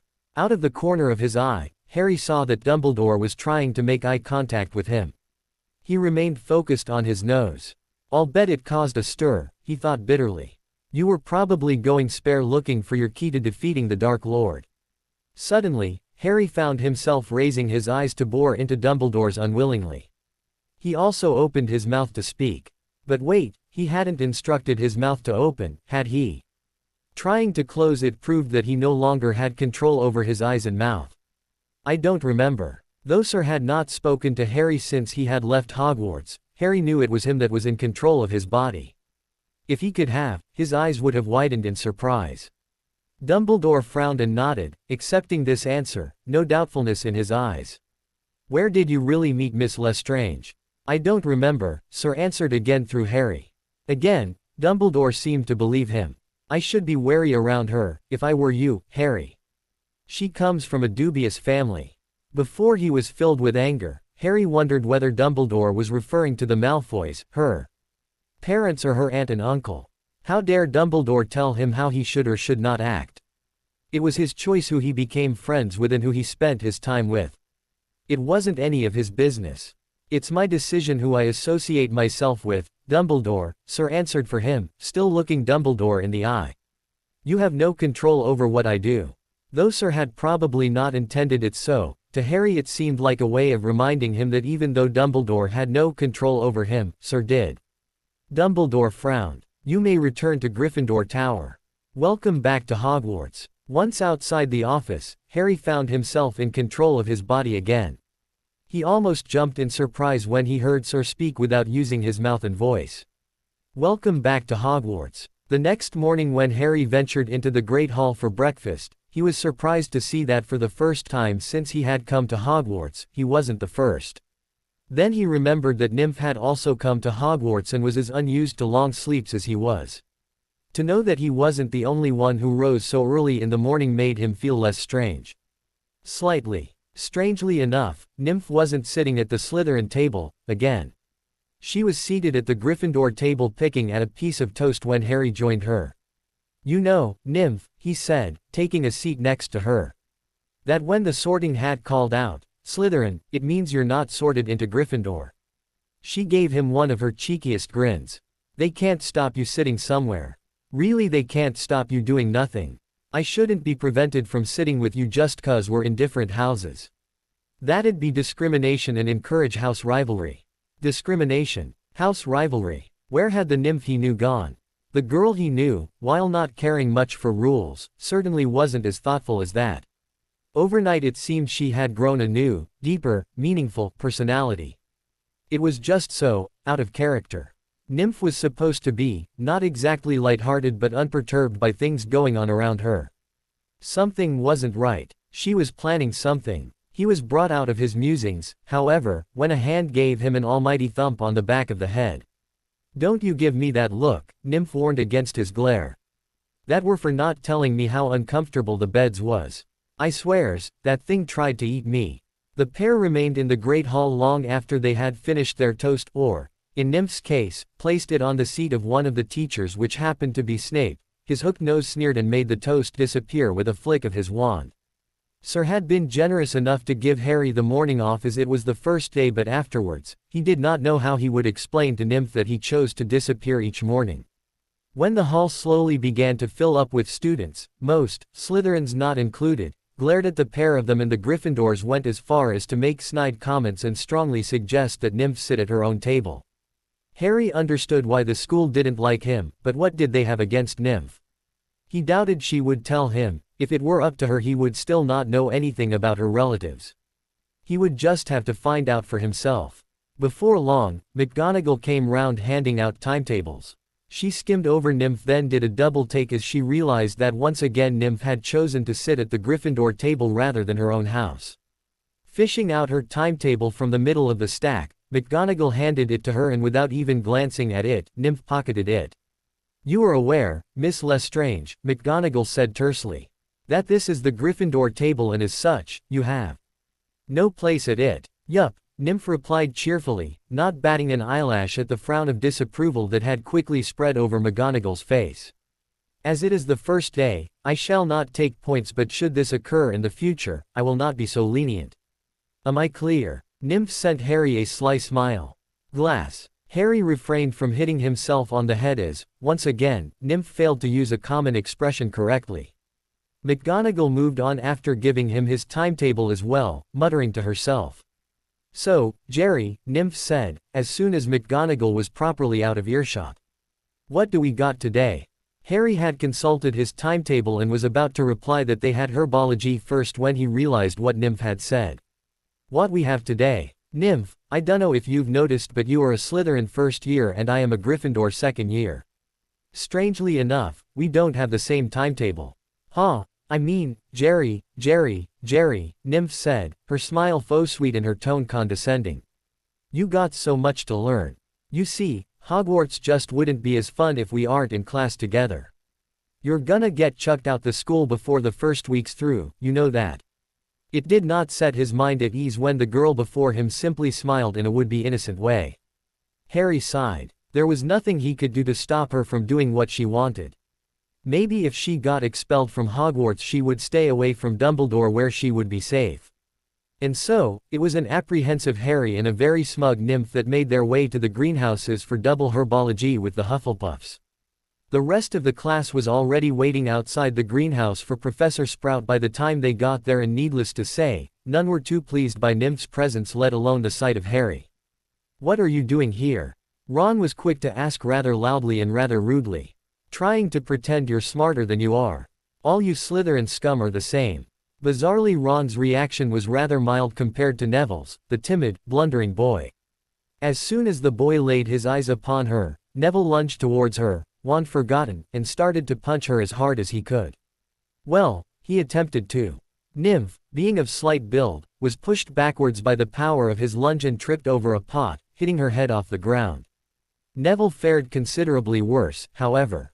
In other circumstances, Nymph would have probably been able to withstand the force of his attack, but as she saw the boy start towards her, she tripped him and landed a punch of her own, so violently that Neville was sent sprawling away in the other direction, clutching his nose which had begun to bleed profusely.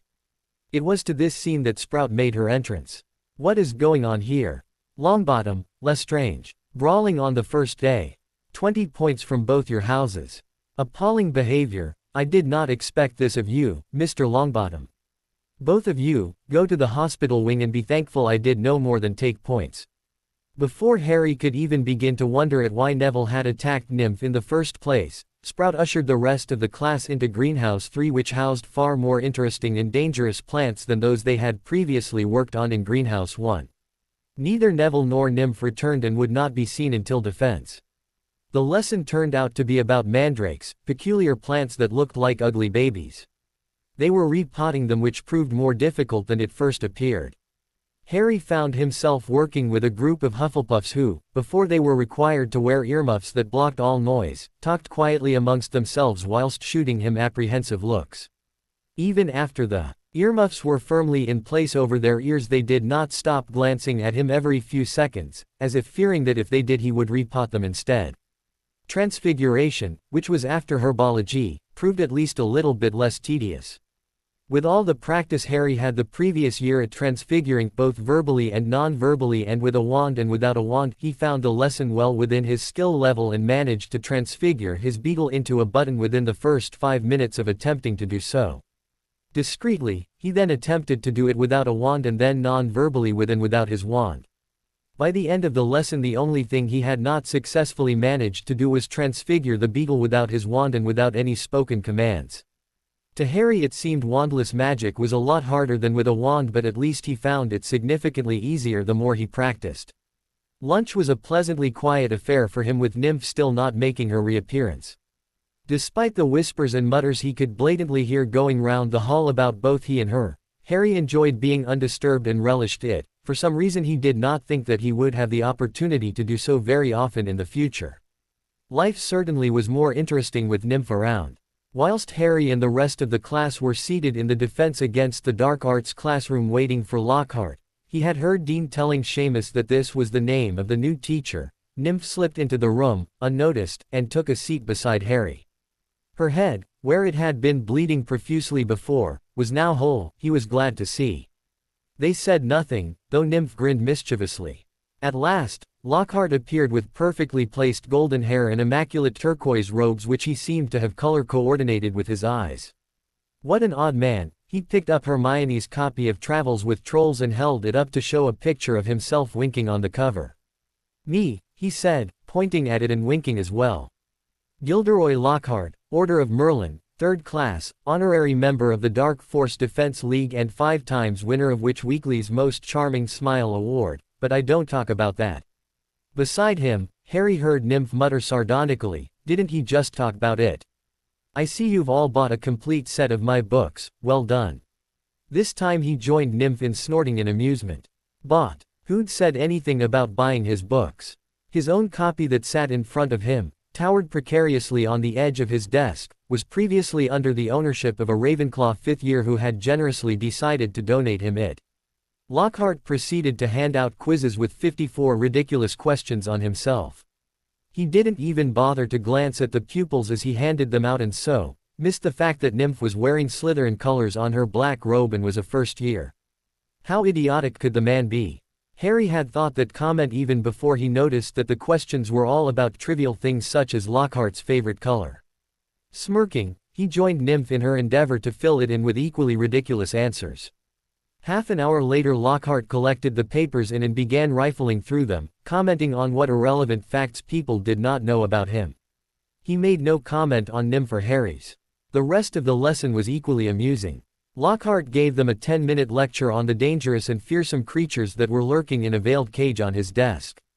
When he uncovered it, pixies were revealed to be within and the amusement was not restricted to the two of them sitting at the back, Nymph still unnoticed. When Lockhart opened the cage, pandemonium broke out. The pixies shot in every direction like rockets. Two of them seized Neville by the ears and lifted him into the air. Several shot straight through the window, showering the back row with broken glass. The rest proceeded to wreck the classroom more effectively than a rampaging rhino. They grabbed ink bottles and sprayed the class with them, shredded books and papers, tore pictures from the walls, appended the waste bin, grabbed bags and books and threw them out of the smashed window. Within minutes, half the class was sheltering under desks and Neville was swinging from the candelabra in the ceiling. Amidst the chaos, Nymph found it to be far more humorous to help the pixies rather than hinder them and proceeded to participate in throwing objects at various occupants in the room, mainly Lockhart, and upturning desks and chairs. All in all, it was a very educational lesson. As the bell rang, there was a mad scramble for the door. Just as Harry and Nymph were about to leave, Lockhart emerged from under his own desk, which he had dived under in a moment of true bravery, and ordered them to return the pixies to their cages. Just before he scuttled out the room, he paused, glancing at Nymph. "I didn't realize I had a Slytherin in this class," he said, and then proceeded to hurry away without waiting for an answer. Rather than follow his commands, the pair thought it would be interesting to see the effects of simply leaving the pixies free to roam to Castle and left too. The next day, rather than go to the Great Hall directly, Harry ventured into the room for the first time since he had escaped from Hogwarts, again, with Nymph. It was just as he had left it, empty and barren. That was how Sir liked it, however. The way it was, there were no distractions that might tempt Harry's mind to wander from his lessons. Although this time he did not need an object to divert his attention. Harry already had something that was preoccupying him. "What's with the possession thing again?" he demanded of Sir, as soon as the door was firmly closed and locked behind him. It would not do to have some suspicious student to come wandering in on him, like Nymph.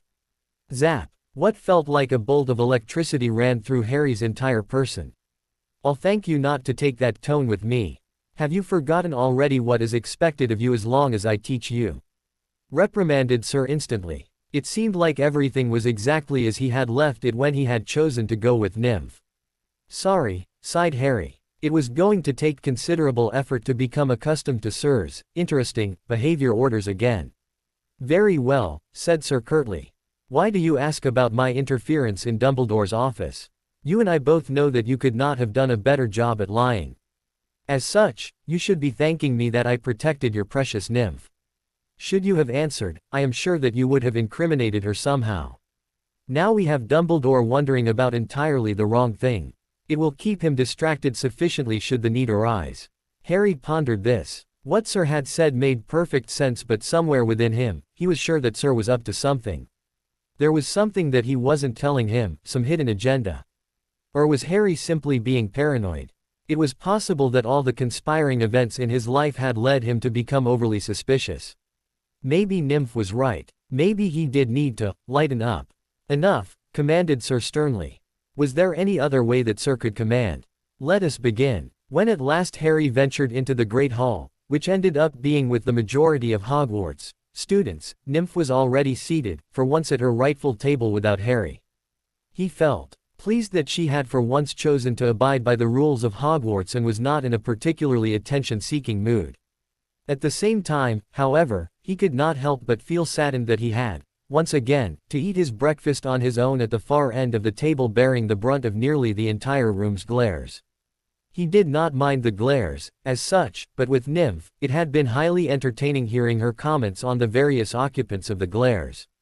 She seemed to think that each glare had to have a hidden story behind it and a personal reason. But, alas, Harry was to eat his breakfast in solitude. Why wasn't Nymph eating breakfast with him? The thought worried Harry almost as much as the thought of her eating breakfast with him did. There had to be a reason that she had decided that today, as opposed to yesterday, she would eat at the Slytherin table. Perhaps she had something she wished to discuss with one of her fellow Slytherins like Malfoy.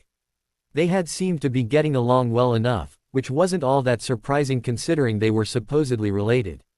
Harry didn't really think that was the case, however. She was not talking with anyone despite nearly all the Slytherins being present at the table. Maybe she had accepted that at Hogwarts there were rules to abide by and that if she continued to disobey them long enough, there was a chance that she would simply be thrown out of Hogwarts. No, that didn't seem too likely either. What did seem likely, on the other hand, was the possibility that she had done something to warrant an innocent-looking appearance.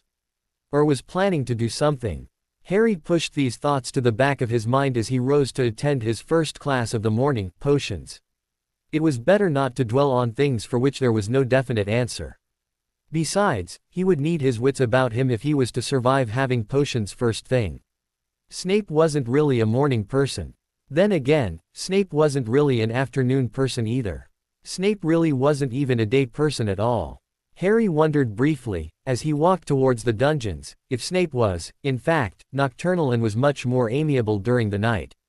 Somehow he doubted it. When Harry was only one dark, cold, damp corridor away from the potions classroom, he felt himself grabbed from behind, which rather surprised him. He had heard no one approach him, something that he was normally quite good at, especially in echoing corridors. In a flash, well, not quite a flash, Harry had spun around, released himself from the hands which had taken him so impolitely and had a knife out threateningly. He had fully expected the culprit to be Malfoy again. The B.O. did have a habit of choosing the most inappropriate times and ways to speak with him. To his surprise, it was Nymph. "What the hell did you do that for?" he demanded of her. "If I was just a little bit more paranoid I'd have knifed you." "Oh hush," she replied candidly. "I know you wouldn't be doing that to me, I'm too nice. Anyway, I wanted to know what you thought you was doing leaving without me. Did you really think you could ditch me that easily?" Ditch her? She hadn't been with him for him to ditch. What was she on about this time? Don't play dumb. I thinks I've figured it out, see, and I thinks the reason you tried to ditch me was 'cause you didn't want to sit next to me in potions. I understand if you don't, it's just it'd be nice for a little heads up, yeah. What? Nymph, we don't have potions together. How could I sit next to you if we aren't in the same class? I don't know how you normally do potions, but the way Snape has us do them, it's a little hard. Nymph frowned at him reprovingly, which only looked a little odd on her cheeky face. Did you forget or something? I'm smarter than you, right? So I'm joining your classes, remember? Somehow, what with his lessons with Sir, Harry did not really think that Nymph was quite on par with him when it came to classes. He chose not to enlighten her on the fact, it would only annoy her. Besides that, Sir would probably make him spend a day in a hole or something as punishment for telling her about his lessons. You know, Nymph, he said airily. I'm not sure that Snape's going to be quite as acceptant of your presence in his second-year class as Lockhart was. I think he'll be more concerned with the fact that you're late, to be honest. Harry glanced at his watch and cursed as he saw that it was already time for the bell to ring. Yes, there it was, and he was still not in his potions classroom. Without paying any more attention to Nymph, he darted out the alcove she had dragged him into. He didn't even stop to inform her that he didn't think it a very good idea that she was following him there. Stopping his running just short of the door, Harry walked calmly into the potions classroom, determined not to appear fazed by his lateness. The rest of the class were not so unaffected. The moment the door opened, they gasped simultaneously. That would have happened if any pupil had been late for potions, especially if Snape had already begun talking, as it appeared he had. The fact that it was Harry, closely followed by Nymph, appeared to heighten their shock and eagerness to see the repercussions. Murmurs broke out all over the room. On the other hand, Snape did not look scandalized. He looked gleeful. Well, Decided to grace us with your presence, Mr. White. So very good of you. And what's this? You thought it appropriate to bring a friend to our potions lesson. My, how privileged we are. I thought so too, replied Harry airily. Then again, I was considering not coming at all because I had to look at your ugly mug for a whole period. Not to worry though, I thought it would be better listening to you ramble on than do something productive, Snivellus. Harry mentally whacked himself over the head. What had he done that for? Upon entering the room, he hadn't had any intention of antagonizing Snape, but it had just kind of slipped out. There was something about Snape that was just so insultable. Surely he couldn't be blamed for the words that were invoked whenever he looked at the man. Harry wasn't sure Snape would see it quite that way. Surely enough, he didn't. 20 points from Gryffindor, barked Snape, instantly. It almost seemed like a reflex. I will have none of your insolence in my class this year, Poe, White. Like father like son. Your father was an arrogant fool just as you are. He was always stretching the patience of others with no consideration towards them just as you are. The headmaster may see reason to allow your two-faced ways, but make no mistake, if it were up to me, you would have been expelled the day you arrived. 20 points more for the look on your face. And another 20 points for being late. And a detention for you, Miss Lestrange. 60 points in one little tirade from Snape seemed a little excessive. Certainly, other members of Gryffindor seemed to think so, and it seemed to have invoked little bursts of outrage from them. Those, accompanied with the interesting shade of red Snape's normally pale face had turned, proved for quite an amusement start for the lesson. Harry wondered if he was actually going to have a potions lesson that morning. He wouldn't particularly mind not having one, of course, but he was rather frightened of being murdered whilst he slept by a pack of raging Gryffindors for losing too many points. How come you only gave her a detention but you took 60 points from me? Asked Harry, feeling slightly unjustly done by. 10 points for talking back to a teacher. Snape did seem to be finding him a good outlet for his anger. Miss Lestrange, unlike you, was not late for this class.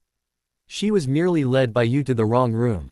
I cannot blame a first year on their second day for getting lost, can I? She is simply late for whatever class she should be attending, and I'm sure Miss Lestrange's teacher will deal with her accordingly. But sir, began Nymph, in a small, innocent voice. Harry turned to her in surprise. She sounded slightly upset by the turn of events, and looked it too. Sometimes he hated her acting abilities. Why do I have to serve detention when he doesn't? Snape considered her for a moment. 5 points to Slytherin for pointing out my mistake, Miss Lestrange. Very well, White, detention. Harry turned back to Snape in outrage. He couldn't really bring himself to be angry at Nymph though. She was just being Nymph. Although, it was slightly irksome that she had decided that she wasn't the only one whose spare time should be taken up with menial tasks. He sighed. I didn't really expect you to be fair. After all, why not punish the lowly second year for your unhappiness when you were at school? Really, I can't be blamed for your lack of friends. It's just, your nose scares people sometimes. Your hair doesn't help much either. There's no telling what's living in it. Snape's face was rapidly turning from red to white to an interesting shade of puce. Strangely enough, Harry felt quite content. He had missed Snape. Truly he had. After all, Snape was his favorite teacher. A week's worth of detentions. 30 points from Gryffindor. Some of us, boy, wouldn't be so free with our tongues lest others do the same. You never know when someone would let it slip something about you. It might scar you for life.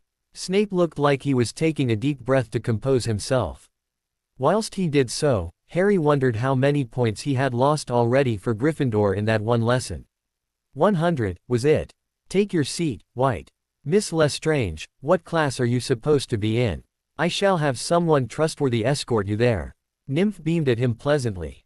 Snape frowned at this unusual behavior but brushed it off. Even he could see that there was no way to see into the bizarre way of thinking that she employed. I'm supposed to be here, sir. Snape's, well, not exactly pleasant expression melted off his face into a sour one. What exactly do you mean by that, Miss Lestrange? Surely White's presence has not addled your brain sufficiently to make it unclear that it is only second years in this class. He turned to glare at Harry, who had indeed taken his seat at an empty desk on his own, as if it were his entire fault. Harry smiled cheerfully back. There was no way that Snape could blame Nymph's situation on him. "Oh no, sir," she said with feigned wide-eyed innocence. Harry was not altogether sure that Snape couldn't see right through her act. "Jerry there didn't make me do nothing. I decided that since I was smarter than him I should be allowed into all his classes. After all, they haven't moved him down yet. Whilst I am sure that you are, indeed, more intelligent than White, it is neither for you nor I to decide if you should join this class. I would not be too proud of your achievement if I were you. A toad has enough brain cells to have more intelligence than White.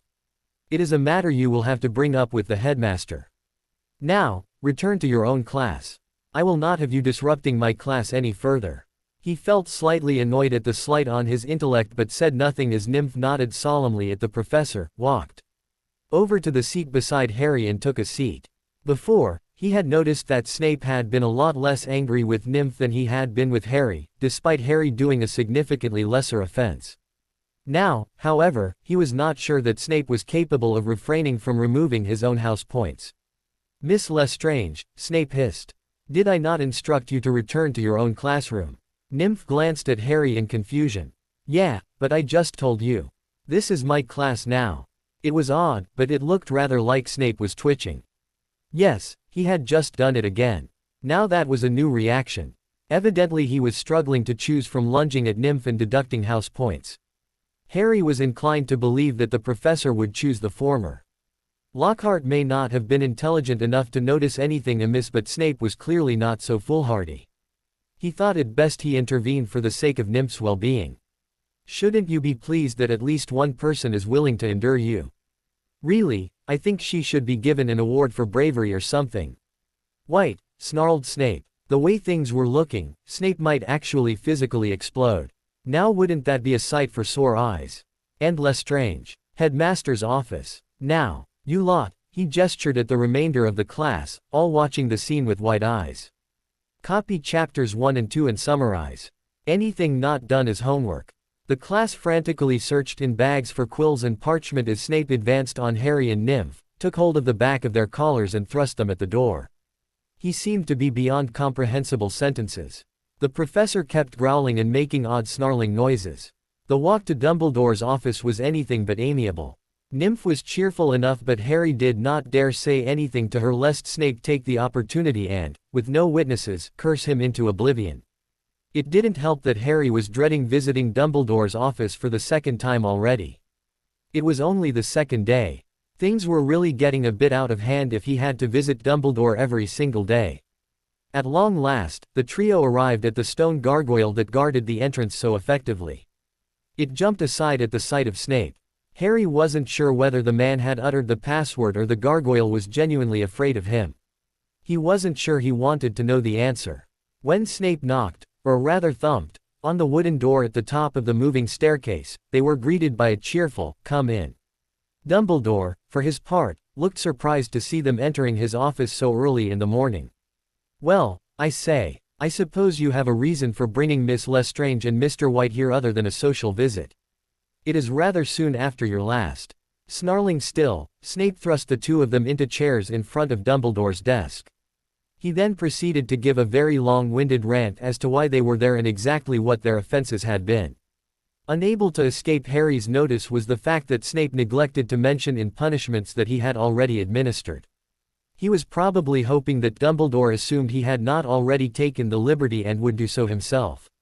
"Miss Lestrange," began Dumbledore, staring at her intently over the tops of his half-moon spectacles. From what little knowledge of Dumbledore's mannerisms that he had, Harry thought that the old man was highly distrustful of Nymph. He wondered vaguely why for a brief moment before focusing his attention back on the conversation at hand. "Whilst I do not doubt your ability in the areas which we teach, it would not be proper for me to allow you to move up a year. Aside from the fact that it would anger some of our already overachieving students here at Hogwarts, you are too young to be a member of second year. It would simply not be fair to our other pupils. I'm only 2 weeks younger than Harry is," protested Nymph before either Snape or Harry had a chance to even think about speaking. "And I'm smarter than him besides." "Whether or not that is the case," Dumbledore said sternly. The tone suited him much more than it did Nymph.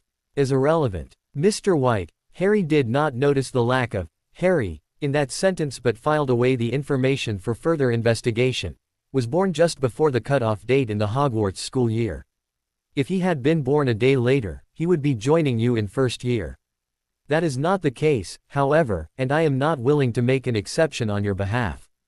We have many gifted witches and wizards in this school, and it would not be fair to treat one as I am not prepared to treat others.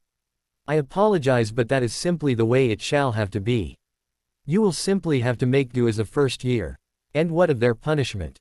Demanded Snape. Surely they ought to be punished for disrupting my lesson. Indeed, agreed Dumbledore. I shall negate any punishments that have so far been placed upon the two of you today. We would not want you to end up with two sets of punishments, would we? I will then deduct 20 house points apiece and give you both a detention. Really, we are not off to a good beginning, are we? Harry said nothing, and out of the corner of his eye, he saw that Nymph was glaring at her boots. She looked thoroughly put out by her lack of success. Indeed, since Harry had known her, she had not failed to get anything she wanted. It must have been a foreign concept to her to hear Dumbledore refuse her request so brusquely. Snape looked to be quietly fuming. Before I send you off to your next classes, asked Dumbledore after giving them a brief moment to not answer his question. Is there anything you wish to tell me, Mr. White? Anything you've remembered since we last spoke? The old man was rather anxious to know how they had met, thought Harry. It was too bad that he had no intentions of telling him. Dumbledore would simply have to continue to worry. No. Very well, then. I shall speak to you all some other time. For now, I believe second period is just beginning. I would advise you all to attend to your various classes.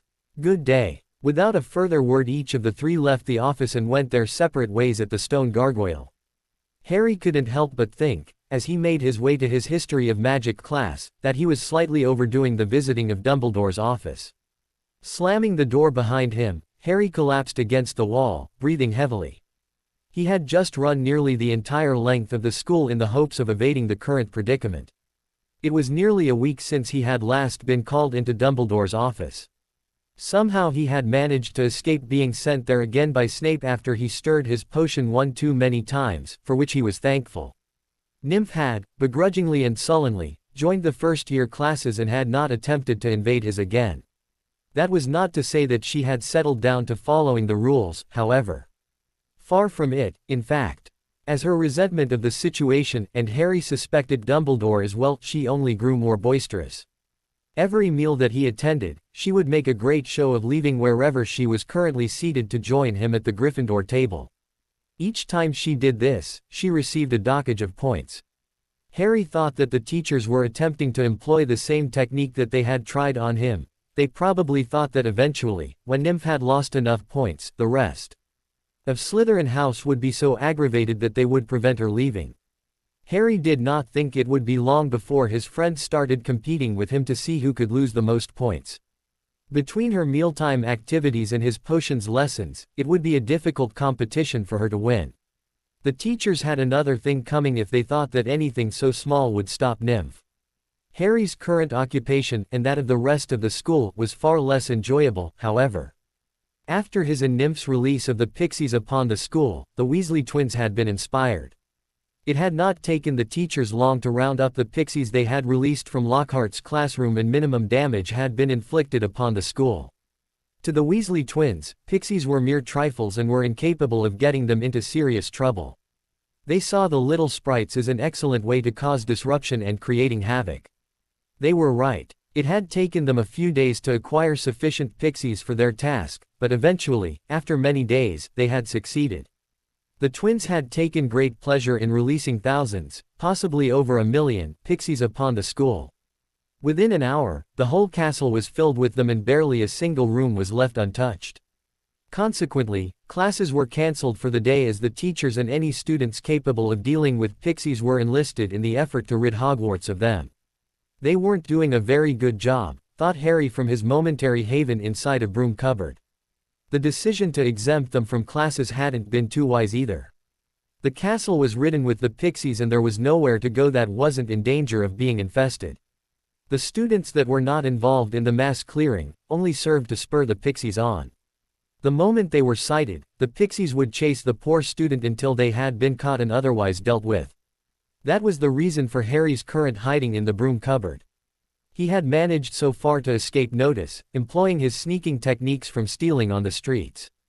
It had been inevitable, however, that he be caught by the devious beasties, and as he had snuck round a corner, carefully avoiding a group that were in the corridor behind him, he had run into a cloud of them.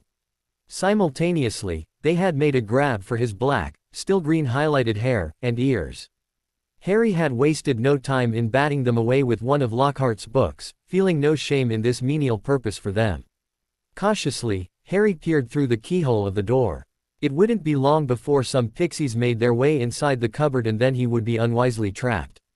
At the lack of movement from outside, he slowly opened the door so that he could glance warily up and down the corridor. Sir was having great fun with the events, almost as much as the Weasley twins who, if Harry met them in a dark corridor somewhere, he was willing to curse into oblivion. Every time Harry had passed another group of pixies, Sir had immense pleasure in making snide comments about them and his predicament. Harry thought it rather odd that a disembodied voice could laugh at others' situations but chose not to say anything. The corridor empty, Harry darted out and ran round the corner of the next hall.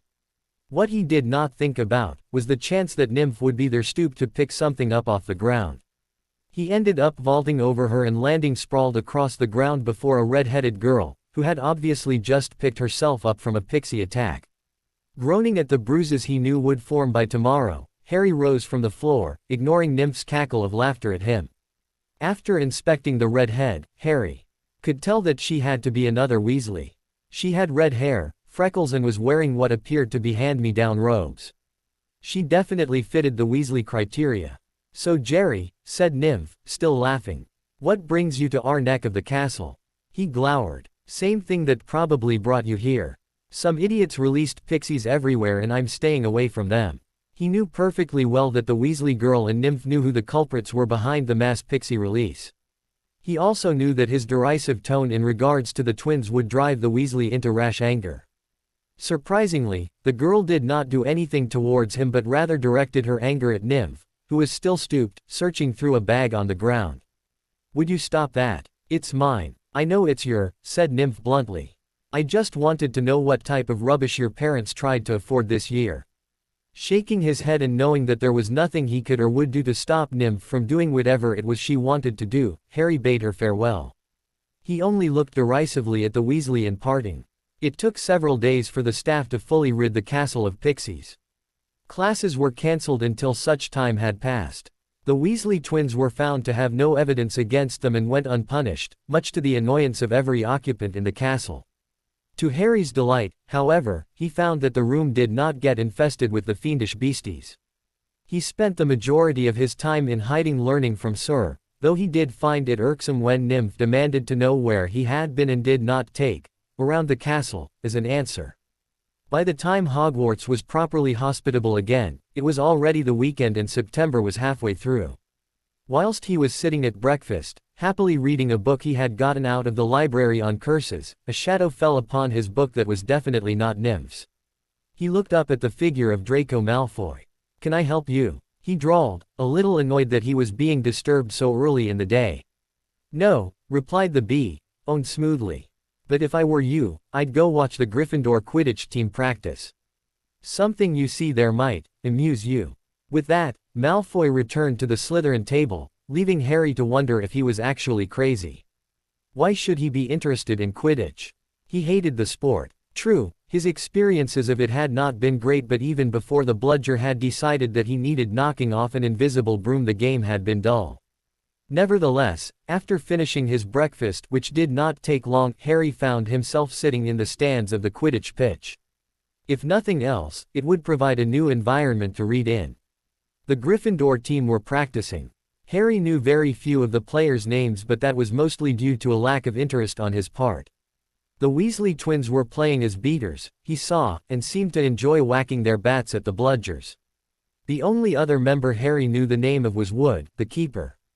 For a few moments, he watched them fly around and practice their various plays, but he quickly got bored. Was this what Malfoy had wanted him to see? It was only the Gryffindors practicing, he could see that nearly any day. Harry returned to his book on curses but was quickly distracted by frantic shouts. The Slytherin Quidditch team were marching onto the field, brooms slung over their shoulders. The Gryffindor team, obviously very disgruntled by this, were flying down to meet them. Malfoy was right, it certainly did look as if it would be very amusing. Harry, along with a couple of other occupants in the stands, walked down to the pitch to join the two teams to get a better view of the upcoming confrontation. Just as Harry arrived on the pitch, closely followed by Hermione and some first year, where the Slytherin team were standing, the Gryffindor team landed. Wood, the captain of the team, looked very angry indeed. Flint, Wood bellowed at the Slytherin captain. This is our practice time. We got up especially. You can clear off now. Harry located the member of the Slytherin team that was the captain. The only way to tell him apart was by the captain badge he wore. All the members of the team were large, burly males. The Slytherin team seemed like they chose their members purely for the size of them. Plenty of room for all of us, Wood, replied Flint. The expressions on the opposing team members quickly turned from sour to angry. Malfoy was right, this was fun. But I booked the pitch, said Wood, positively spitting with rage. I booked it. Ah, said Flint. But I've got a specially signed note here from Professor Snape. Professor S. Snape, give the Slytherin team permission to practice today on the Quidditch pitch, owing to the need to train their new seeker. You've got a new seeker? Asked Wood distractedly. Where? Harry could see his point. The 6 large figures that were the Slytherin team did not seem capable of having a 7th member. Somehow, from behind them, a 7th did emerge. It was a smaller boy, smirking all over his pale, pointed face. Malfoy directed his smirk quickly at Harry before turning back to the other Gryffindors. Aren't you Lucius Malfoy's son? Said one of the twins, looking at Malfoy with dislike.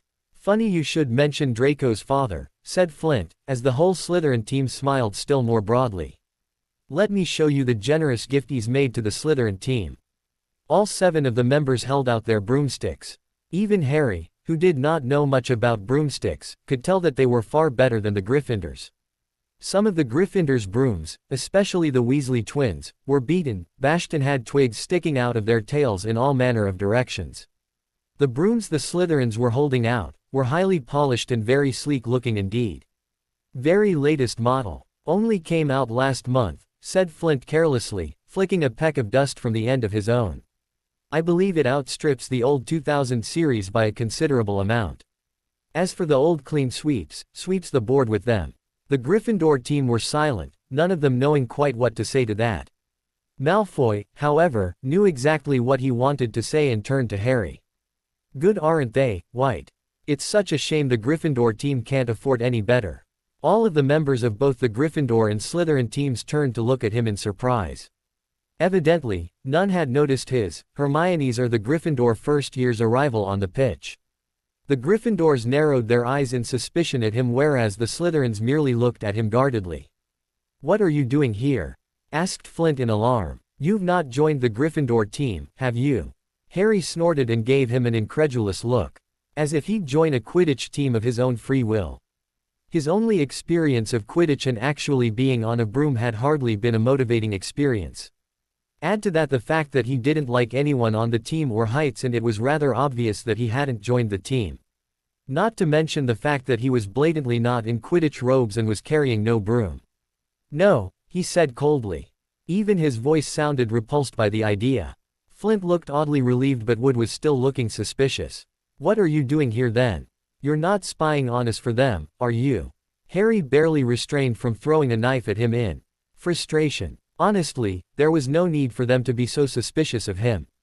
Well, maybe they had slight cause to be suspicious but it was still very irksome. Before he could answer however, one of the twins spoke. Relax, Oliver, twin number 1 said. He was just watching us practice. Yeah, continued the other twin. He wouldn't spy on us anyway. Jeremy wouldn't sell us out to the sly. In a flash of anger, Harry was before him, a knife pressed firmly against the Weasley's throat. He would have loved to be doing that with a wand instead, it was much more threatening that way but his wand was still in the hands of the Hogwarts staff. You, he growled into the sudden silence that had fallen across the pitch. Know nothing of me. Don't speak of what you don't know. If you were worth more, I might actually do it but you are nothing. Although, Harry said, taking a step backwards and replacing his knife up his sleeve again. You might be able to raffle off your broomsticks. Oh, yes, added in Malfoy, who was the only one who did not appear fazed in the slightest by his display. I expect a museum would bid for them. The Slytherin team chuckled slightly, but most were still staring at Harry in curiosity. At least no one in the Gryffindor team had to buy their way in, said Hermione sharply, bringing the attention to her. Harry wondered briefly why she was even there. There was certainly no one there who was her friend or even ally, as Malfoy was to him. They got in on pure talent. Malfoy's smug look flickered a little. Apparently Hermione had touched a nerve. No one asked your opinion, you filthy little mudblood, he spat. Hermione's face crumpled and she looked at Harry as if in search of support. But it was in vain. He felt sorry for her, yes, but there was nothing he was prepared to do for her. She should have kept her head down and not spoken if she did not want to be noticed. If Harry did anything for her, she would assume that he wanted to be friends with her, which he definitely did not. It was hard enough forcing the Weasley twins to stay away from him. If Dumbledore found that he had friends, there was no telling what would happen to them. Nymph was already in enough trouble. A lot of things happened in very few seconds. Hermione's face crumpled further at the lack of support from Harry and she burst into tears. Flint had to dive in front of Malfoy to keep Fred and George from leaping on him. One of the Gryffindor chasers shrieked, "How dare you!" Had drawn his wand and flung a curse at Malfoy, which Flint countered with one of his own. In a matter of moments, a full-out brawl between both teams had begun, catching Harry in the crossfire. The older members of both teams began dueling at once, but the seekers of both teams did not bother with wands. Malfoy had dived in Harry's direction to avoid being hit by a spell, and the Gryffindor seeker, whose name Harry did not know, dove right after him to punch him squarely in the jaw. Malfoy and he began exchanging blows, but the Gryffindor was not terribly accurate with his fists and ended up hitting Harry in the stomach instead of Malfoy when the bone ducked left, which Harry was more than happy to return. Spells were flying through the air, Hermione was shrieking from the sidelines, and the Gryffindor first year was, strangely enough, taking pictures of the scene.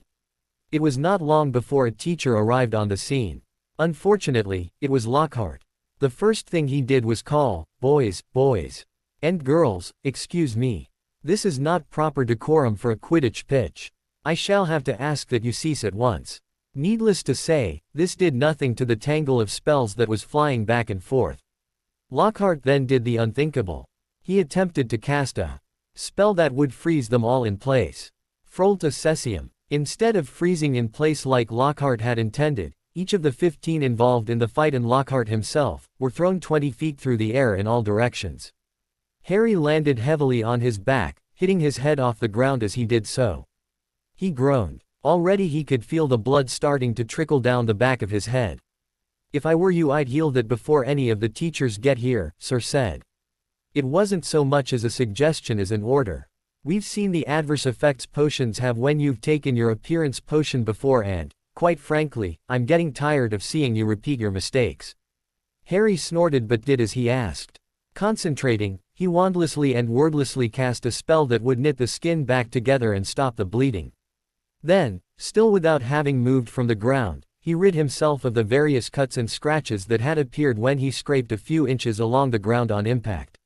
Feeling a little tired but otherwise uninjured, Harry got up from his position on the ground and saw that he was the second to last to do so, but was without a doubt the least injured.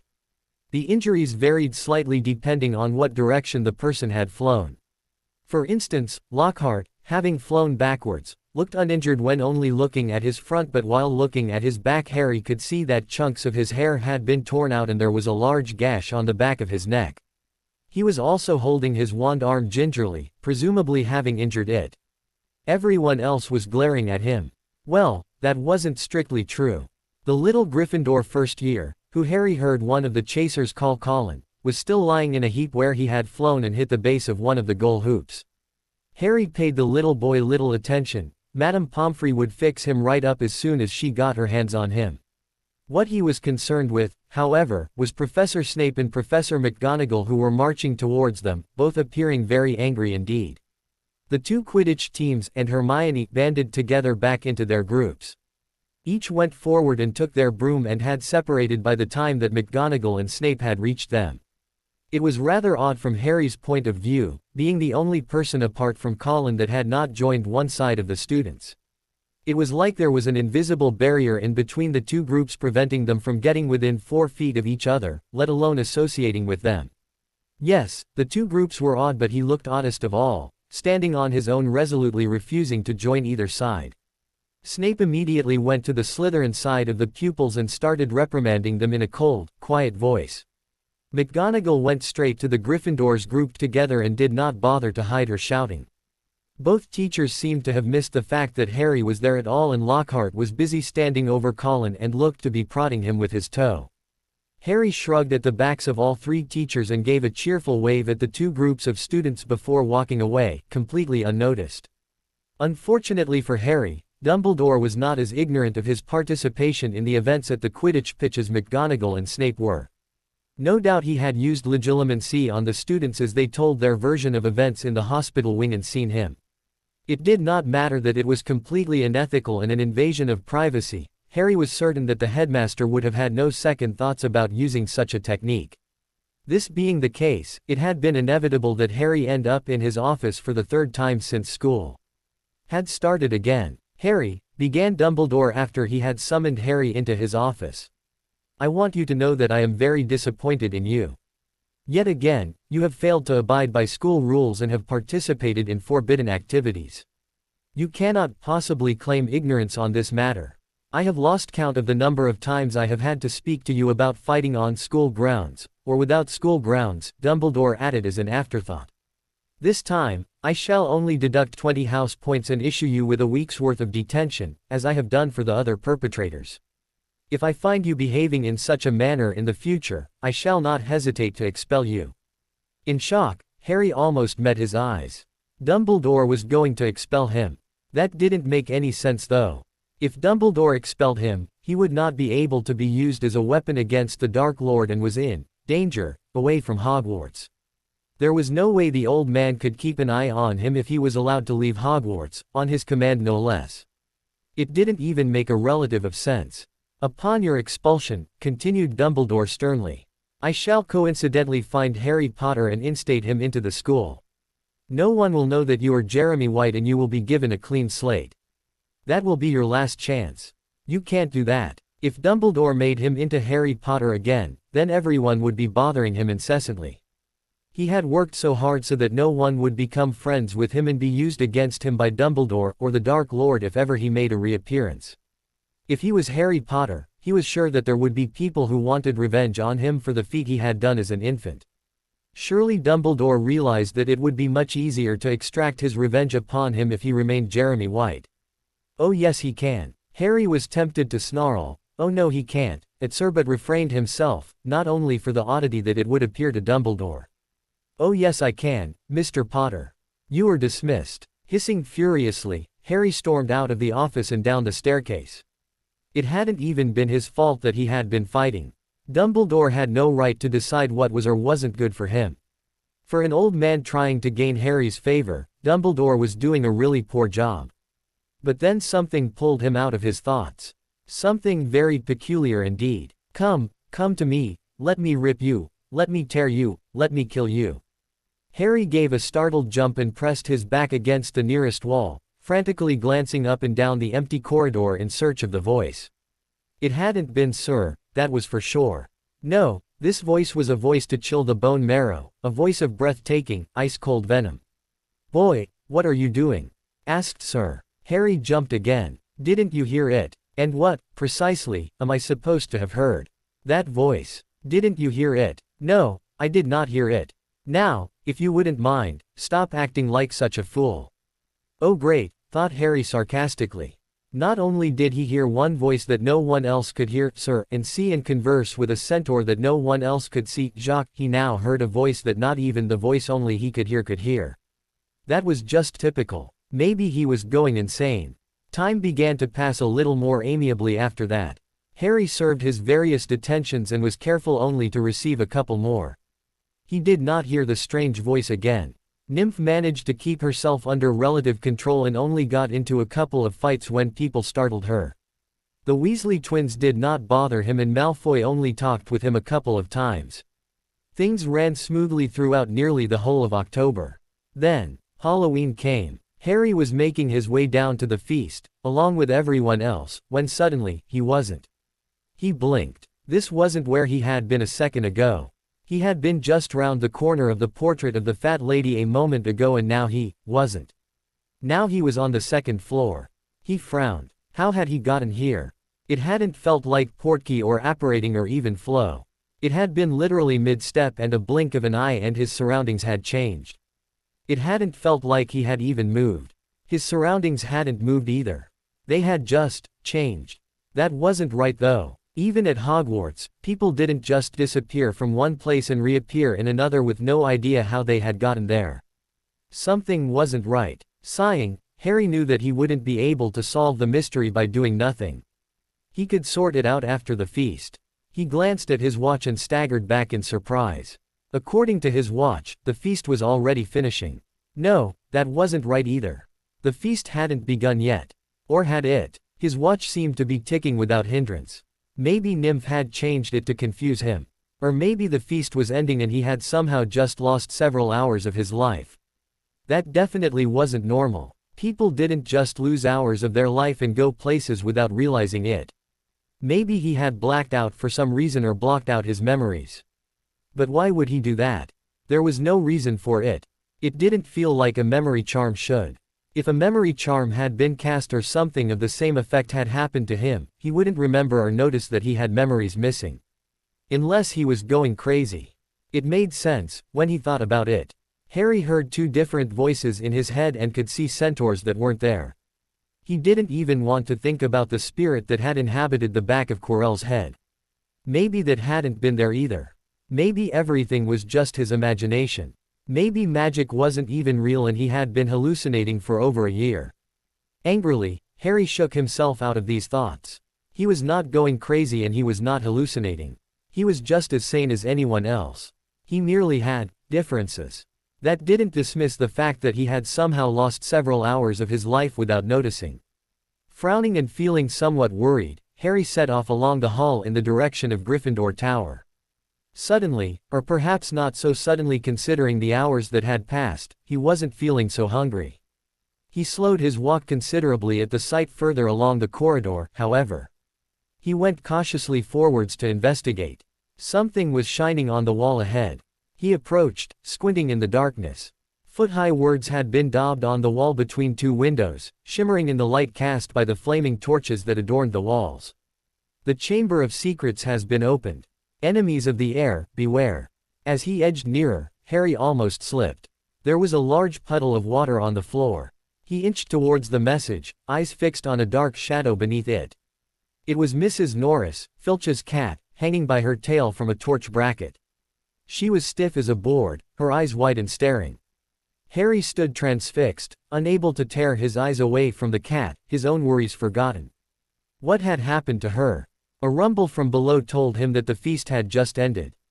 From either end of the corridor came the sound of hundreds of feet climbing the stairs, and the loud, happy talk of well-fed people.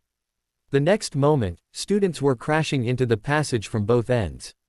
Everyone went silent as they saw the hanging cat.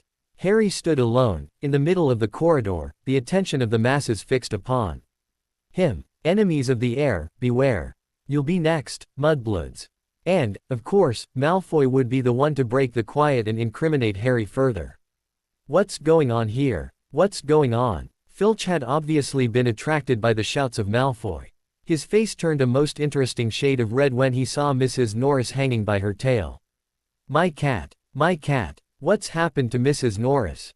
He shrieked. Then he spotted Harry. You, yes me, thought Harry bitterly. Who else could it have been but the first to discover the crime? His luck really was turning for the worse. Then again, when had it been good? You've murdered my cat. You've killed her. I'll kill you. Argus. To put the icing on the cake, there was Dumbledore, followed by a number of other teachers. He looked less than pleased at the scene before him. He did not speak again for several moments and simply stared at Harry coldly. Unfortunately for him, Nymph chose the most inappropriate time to speak. Jerry, she cried. He knew her to be in jest immediately, but unfortunately, no one else knew her mannerisms well enough to be able to tell.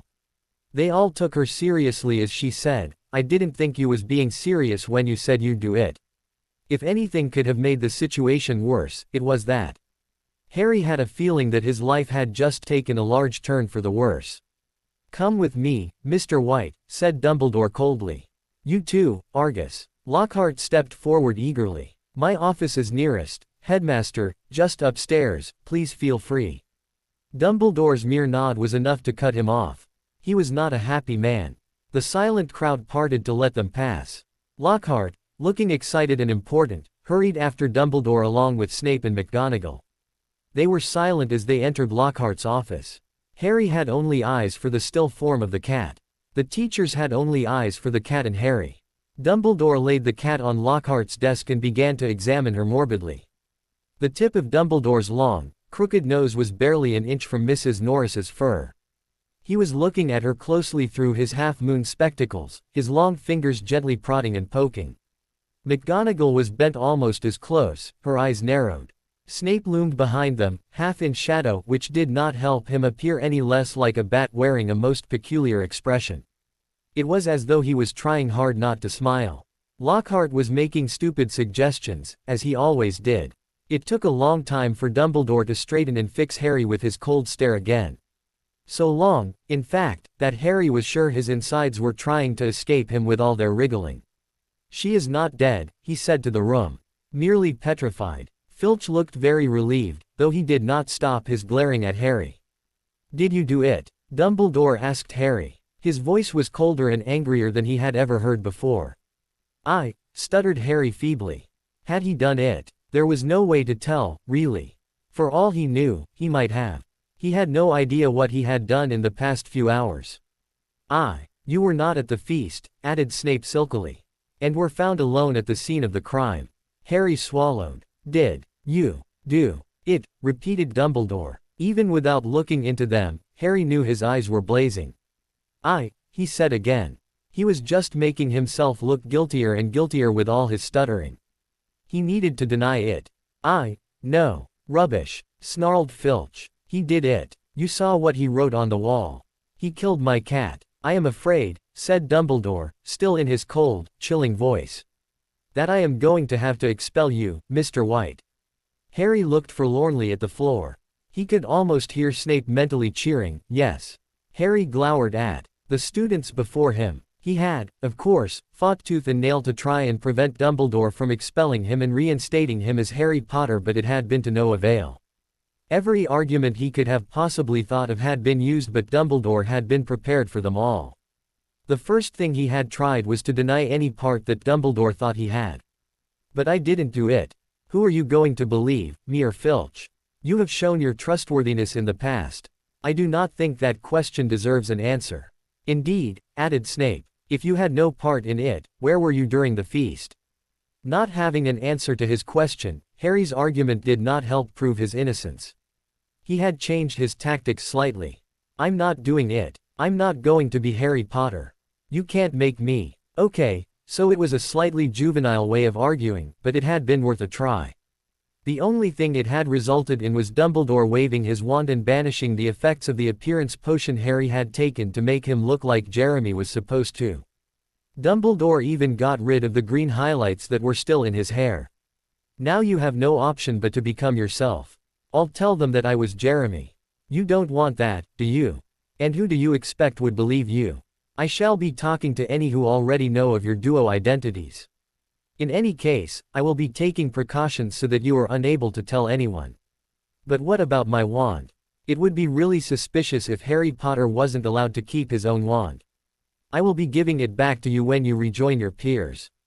Even without it you seem to be capable of getting into trouble. When you have it again, you will not be using it for anything untoward or there will be serious consequences. What more can you possibly do? You've already expelled me. Wait a minute, I didn't have my wand when Mrs. Norris was attacked, how could I have petrified her? We both know there are other ways you could have done it. But won't it look a little too coincidental if Harry Potter just magically appears as soon as Jeremy White is expelled?" Dumbledore smiled. In truth, Harry did not know any other way he could have petrified a cat. He didn't even know how to petrify one even with his wand. How was he supposed to have done it? After thinking it over, the only logical solution was that Dumbledore knew he had no idea how to have committed said crime. That would mean that he was just using it as an excuse to get what he wanted, again. Dumbledore really was quite bad at the getting Harry to like him thing. Harry had not returned to his dorm room that night. He had been forced to spend it in a bedroom somewhere in the castle. He was too tired to pay attention where. It turned out that Dumbledore had thought that it would be too coincidental if he reappeared the moment he was expelled, and so had decided that he would spend 3 weeks in solitude, which apparently would also serve as a punishment for him. Harry hadn't really understood how Dumbledore expected him to stay at Hogwarts for 3 weeks unseen until the next morning. He woke up in the strange new room to find a note on the bedside table. Harry, whilst you were sleeping, I took the liberty of placing multiple spells upon you. These will prevent you from speaking to anyone other than a teacher during your 3-week period of isolation. I have also added spells to monitor your whereabouts and others to alert me should you attempt to remove any of the previously mentioned spells. As an added precaution, I have added spells that will alert me if these should be attempted to be removed also. On top of your trunk, which I have had fetched from your dormitory, you will find an invisibility cloak. Your father left it in my possession before he died. I have also added a spell to this which will prevent you from removing it in public. I would like for you to use it to attend breakfast. I do this with only your best interests in mind. Professor Dumbledore. Fury filled Harry. The headmaster was dictating his every move like he was some misbehaving toddler. Dumbledore had no right to dictate what he would or wouldn't do, much less pile spells upon him like he was a magical artifact needing warding against being stolen. He had also kept something from him that should have rightfully been Harry's, his father's invisibility cloak. It was not as if the headmaster had never had an opportunity to give it to him. After asking Sir about the spells placed upon him, Harry was told, "The headmaster certainly does seem overly precautious, doesn't he? It would take weeks to work out which spell to remove first, let alone actually dissipate them without his knowledge. Especially without a wand. It would be a lot easier if the headmaster had given you your wand back already." Not because Dumbledore had told him to, but because he was curious why he had been told to. Harry had put on the invisibility cloak and headed down to breakfast, where he was currently glowering at the students before him. Every single one of them was talking about him. Harry was seated at the end of the Gryffindor table. He had no wish to be sat on by some wayward student, and there was not one conversation he could hear about any topic other than him. So, do you think he did it? Of course. No one saw him at the feast, and you heard what that Lestrange girl said when he was found there. I heard he didn't even return to his dormitory. I hope they expelled him. It would serve him right, too. I can't believe Professor Dumbledore let him stay as long as he did.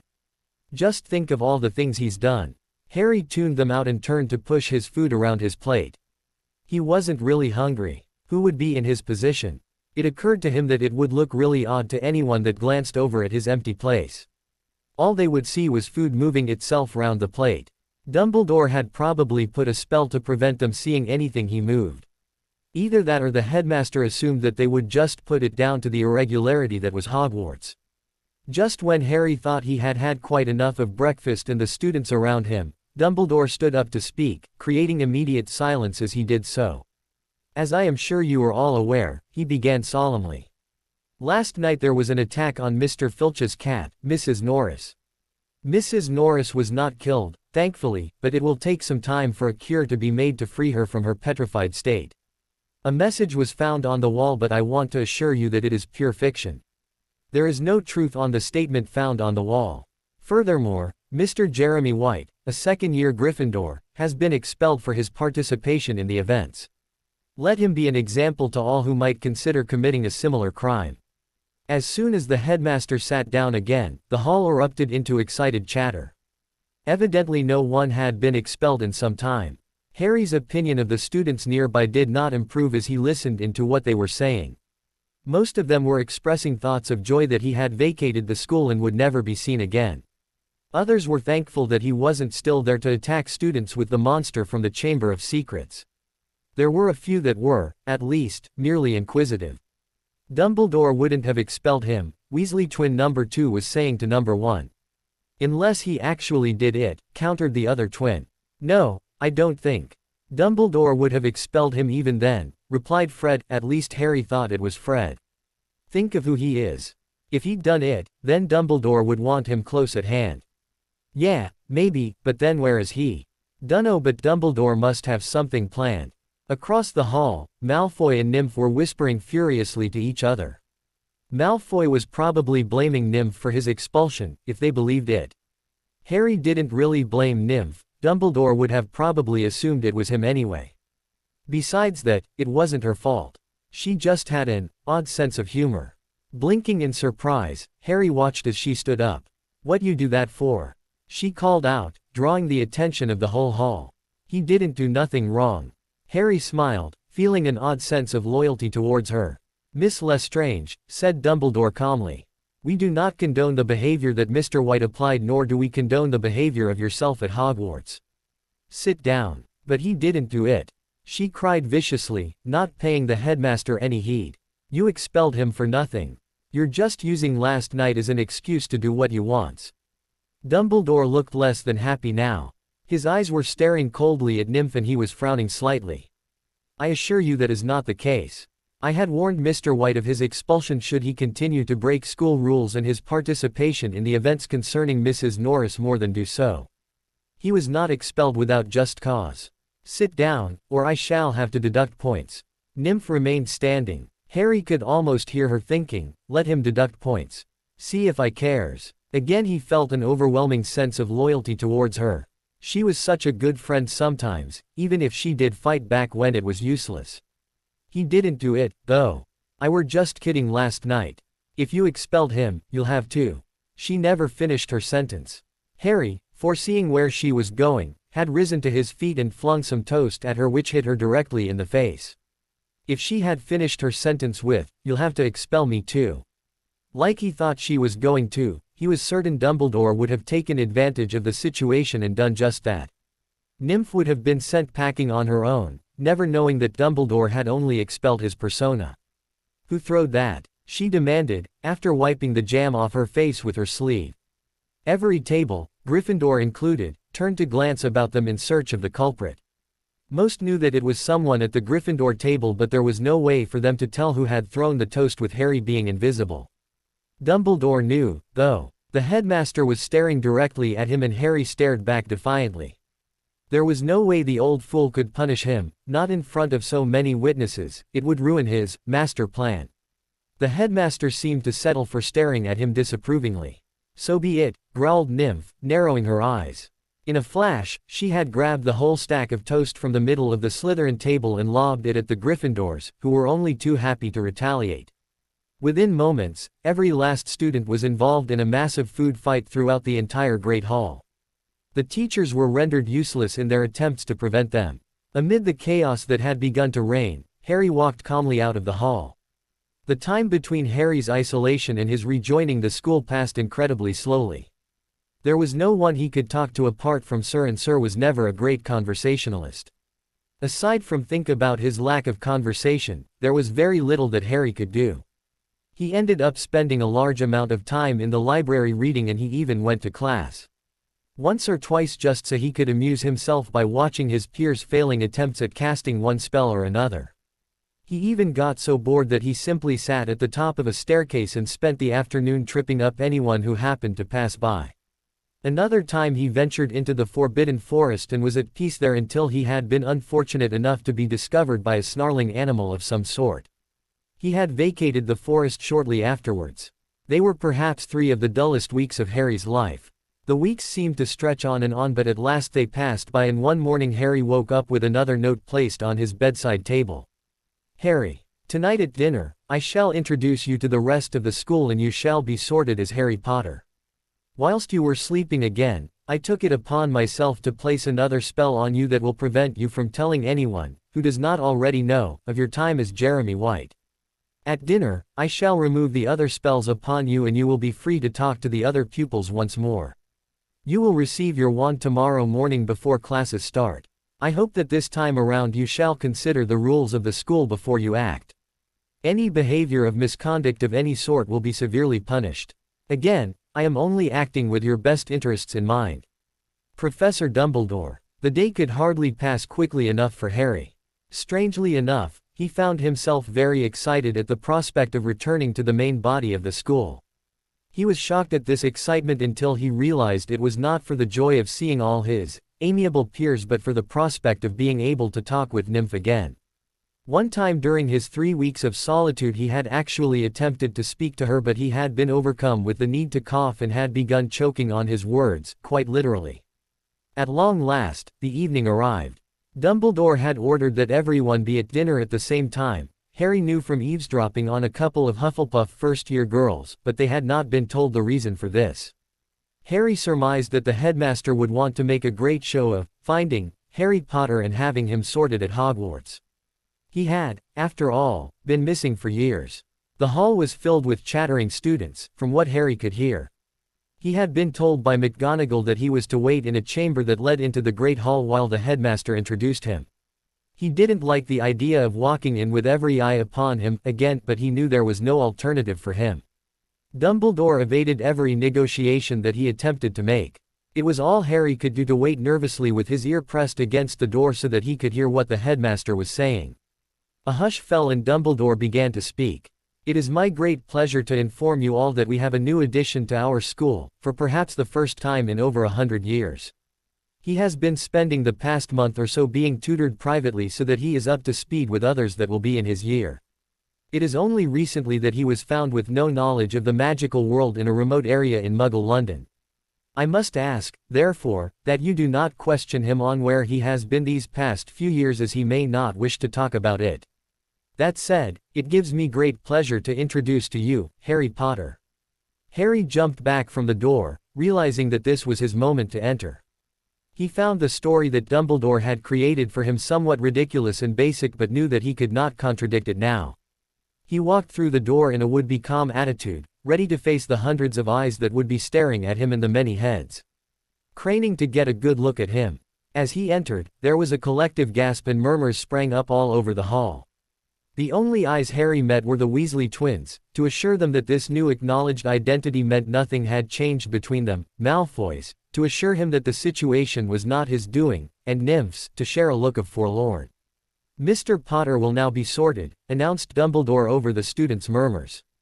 Professor McGonagall, the sorting hat. McGonagall nodded and disappeared for a moment only to return carrying a 3-legged stool with the sorting hat upon it. She placed it in front of Harry and motioned for him to try it on. Harry slid onto the stool and closed his eyes as the hat dropped over them. A familiar voice Mo.Ned in his ear. Oh no. Not you again. Oh no. Mo.Ned, the sorting hat in Harry's ear. Not you again. Harry frowned at the insides of the hat, feeling somewhat affronted. What was that supposed to mean? It was the hat's own fault. It had wanted to sort him again at the beginning of the year. If it didn't want to sort him, it shouldn't have asked. Hey, what do you mean by that? No, said the hat stubbornly. No, I refuse to sort you again. Once was bad enough, you can stay where I put you before. What? But it's your job to sort people. What happened to, bound to sort all those who ought be sorted, or whatever it was? Hats really were so fickle these days. I lied. Go back to Gryffindor. Just do your job, hat, commanded Sir. Harry began to wonder how long he had already been sitting under the hat this time. It was probably already quite long compared to the length of time it took some people to be sorted. It wasn't his fault that the hat didn't want to sort him again. Really, it was Dumbledore's fault for putting it in that situation again. Somehow, Harry did not really think that the hat was going to be blaming Dumbledore for its predicament. Don't talk to me like that, sir, said the hat haughtily. I should tell Dumbledore about you. You won't, said Harry threateningly. Because if you do, I will make sure that a dog somewhere gets a very active chew toy. The hat said nothing. So are you going to sort me or not? I already told you, no.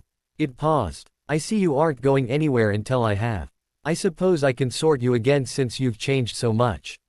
Well, that was odd. He didn't know that hats used sarcasm. I'm only going to do it if you're a bit more decisive this time, though. But this is the last time. Harry smiled. After several moments of already sitting in the spotlight, he was about to begin to get sorted. Honestly, if he didn't know any better, he'd have said that the Sorting Hat was procrastinating because it got lonely in Dumbledore's office. Right, then, let's see what we have here this time. Quite a brilliant mind you've developed. You certainly have been studying, haven't you? You seek more knowledge and are eager to learn. Yes, Ravenclaw would suit you well this time. A faint hope glimmered inside of Harry at the prospect that this was his sorting over already, but he knew it wasn't. The hat had gone through all the houses trying to sort him the last time. There was no reason why it should not do so again.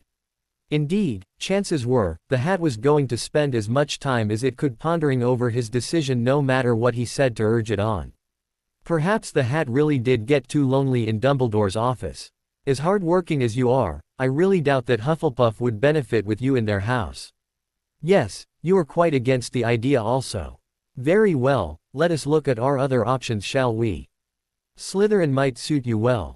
You have much ambition, though I cannot say that I approve of some of your aspirations. Nevertheless, the ambition is there and you certainly have cunning enough to fit in well in that house. You would have many friends and allies should you be sorted into Slytherin. Indeed, you could be great and Slytherin would help you on your way to greatness.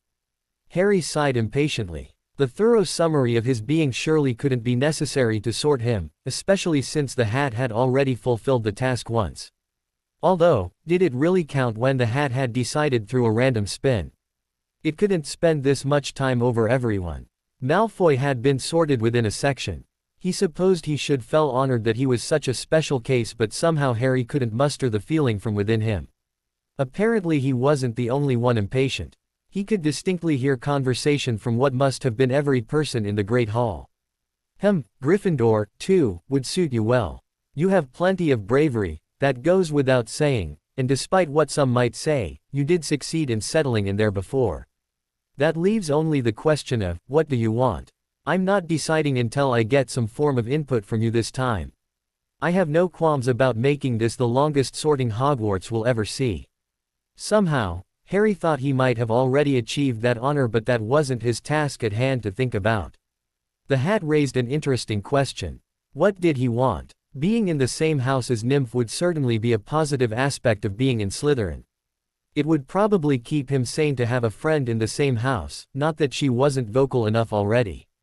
On the other hand, Malfoy was also in Slytherin and Harry would be hard-pressed to put up with him so often, not to mention all the other Slytherins who might not take too kindly to him being in their house. He had, after all, defeated their Dark Lord. Hufflepuff, well, the idea was laughable. He entirely agreed with the hat when it had said that he wouldn't do well there. Ravenclaw wouldn't be too bad, however. There was no one he felt outright hatred for there, but the thought of being surrounded by bookish study-hard people wasn't too appealing. Sure, he read a lot, but he didn't take much pleasure in it, like Ravenclaw's. He read simply out of necessity. If he was ever to extract his revenge properly against Dumbledore, then he needed to learn as much as he could. Gryffindor, now there was an idea. Once already he had endured their irritating ways. It was debatable whether the Weasley twins would leave him alone now that he was Harry Potter again and no longer Jeremy. Then again, they hadn't exactly left him alone before, either. Hermione would probably ignore him, what with his mudblood comment. He cringed a little at the memory. It had been a little harsh, but it had been necessary. Things would have been a lot more difficult if he had one of Dumbledore's loyal supporters constantly bothering him. Now there was at least one of them out of his hair. Would he be able to keep from being driven insane if he went back into Gryffindor? Maybe he was thinking about his house the wrong way. He hadn't really managed to decide anything other than that he didn't want to go in Hufflepuff. Harry turned his thoughts to a different angle. He might not have had any friends in Ravenclaw, but he was. Gryffindor. What? Harry yelped in alarm into the hat. But I hadn't decided where I wanted to go yet. You said you weren't sorting me until I had an opinion about it. I think you'll agree that we'd waited long enough. Besides, you did have an opinion about it, you just might not have realized it yet. Do come and talk to me sometime, however. It gets awfully lonely being a hat. Before Harry could even think about replying, the hat was lifted from his head by McGonagall and he was met with the cheering faces of the population of Hogwarts. Even the teachers who had known him as Jeremy were clapping enthusiastically. Heck, even Malfoy was clapping and Harry hadn't even been sorted into his house. Oh, the joys of being him. Gryffindor, oh what a joyous house. It was not without trepidation that Harry meandered over to their table, again. There were only 3 persons sitting there that were not cheering with great enthusiasm, and Harry was mirroring their attitude. They were, of course, Hermione, who was simply staring at him, and the Weasley twins, who were clapping politely but whispering to each other speculatively as they did so. Just when he thought he had been free of them, Harry was thrown right back at the Gryffindors. What had the Hat been thinking? Harry hadn't even chosen to go to the Gryffindor house again, and yet, it had still planted him there again. Now he had to put up with the house for another 5.5 years of schooling. If he didn't get expelled again, that was. There wasn't really that much of a chance that Dumbledore would expel him again, even if he petrified pupils, again. Harry frowned suddenly as he sat down at the Gryffindor table in the only available seat, right in the middle of the throng. Dumbledore wouldn't expel him again, and he had just about used every punishment known to man on him. What more could there possibly be? This being the case, why shouldn't he, Harry, take advantage of the situation and use it to flex the rules a bit? After all, if he was not going to be punished for any acts of misconduct, there was no reason he should not perform them. With this realization in mind, Harry turned and smirked up at the teacher's table. Oh yes, he was going to have his revenge on Dumbledore for this. Turning his attention to those surrounding him, Harry put on a relatively pleasant face. Let the teachers and select few who knew him as Jeremy think he had found the error of his ways and amended his attitude. Let them think he wanted to be their savior. Let them think he had become the model student. He would show them. So how hard did you have to work to catch up? Asked Dean from across the table, whilst helping himself to some sausages. Pretty hard, said Harry conversationally. I'm perfectly up to speed now though, so there shouldn't be any problems. So what's Hogwarts like? He was hoping someone would bring Jeremy up. It would certainly be interesting to see what they said about him now that he wasn't there. Oh, Hogwarts is great, said Lee Jordan, who was sitting slightly further down the table. Even better now that White's been expelled, Ron mumbled bitterly. Harry had the displeasure of sitting on Ron's left. Quidditch. Harry blinked in surprise. He hadn't meant to say that. He hadn't even been thinking about Quidditch. He had tried to ask, White. But the words had choked in his throat. It had felt like he had regurgitated the word Quidditch. He frowned and tried again. Did you like Quidditch? What the hell? He had definitely not tried to say that. Something wasn't right. Again, and a quick glance up at the staff table proved that correct. Dumbledore was staring directly at him. Perfect. Just perfect. Apparently, there was a spell on him preventing him talking about Jeremy. He didn't really mind the fact that he couldn't talk about his alias, but the fact that Dumbledore felt it necessary to prevent him even mentioning his name was a bit much. He hated being restricted, especially when it was completely uncalled for. Well, maybe this instance wasn't completely uncalled for, but Harry still didn't like it. To his annoyance, those sitting round about him proceeded to engage him in a lively talk about Quidditch. Which Harry, with his current objective in mind, was obliged to join in. How anyone could be so excited about such a ridiculous sport was beyond him. Unfortunately, the topic managed to continue on its way all throughout dinner, and Harry was only reprieved at the end of the meal. Letting his housemates show him the way, he ducked back so he drew level with Fred and George. This changes nothing, hissed Harry out of the corner of his mouth. I am not your friend, and you will desist in any attempts to be friendly. I will silence you if I have to. Fred and George said nothing, and Harry walked up ahead to where his guides were. As usual, Harry woke early in the morning and made his way to the room to learn under the interesting teachings of Sir. It felt great to be able to do so with his wand again. Not that he used it much, quite the contrary. Actually, he was just finishing off learning all the first-year spells wandlessly and without sound, which was proving to be quite difficult. Nevertheless, it felt good to have his wand back in his possession. After replacing his black glove on his right hand on his way to breakfast, Harry couldn't help but wonder how many people would make the association between the glove wearing of Harry and Jeremy. It didn't matter to him whether they did or not, but to Dumbledore it might be quite a different matter. How interesting it would be to see Dumbledore's reaction to the public outcry that would accompany this revelation, Harry thought with a smirk. As he ate breakfast, one of the first to do so, Harry pondered over other possible ways to irritate the headmaster. Harmless pranks wouldn't do. No, that was far too mild. The Weasley twins performed pranks, he performed acts of vandalism. So what was serious enough that Dumbledore would know he had done it? What would tell the old fool that it had been a mistake to expel him? That was it. He had been expelled for his participation in opening the Chamber of Secrets, so participate he would. Well, he couldn't participate in whatever the person who had petrified Mrs. Norris had done, he had no idea how. Assuming that the culprit had opened the real Chamber of Secrets, Harry was merely going to create the illusion that far more damage was being done with it than there actually was. And of course Dumbledore would think that he had done it all. Brilliant. The only foreseeable problem Harry could think of was that he had limited knowledge of the Chamber of Secrets. If he knew what sort of creature resided within it, for instance, it would be much easier to pull off the effects of it. Well, that just meant that he would have to do a bit of research before he could fully start on his revenge. No matter, it would give him time to build up his reputation of a reformed criminal. Luckily for Harry, it was a Saturday. This gave him ample opportunity to visit the library and try to work out what the creature in the Chamber of Secrets could be. It proved harder than he had first anticipated. He wasn't entirely sure why he had thought it would be easy when so many witches and wizards had failed to do so before him. After an hour of searching through books on magical creatures, hoping that the answer would just fling itself at him, he decided to change his approach. What did he know about the creature? Well, it had been put there by Salazar Slytherin himself, so it had to be controlled somehow. He also knew that it petrified cats, which was very helpful, he thought sarcastically. With a resigned sigh, Harry began his search again, this time looking for a creature that could petrify victims.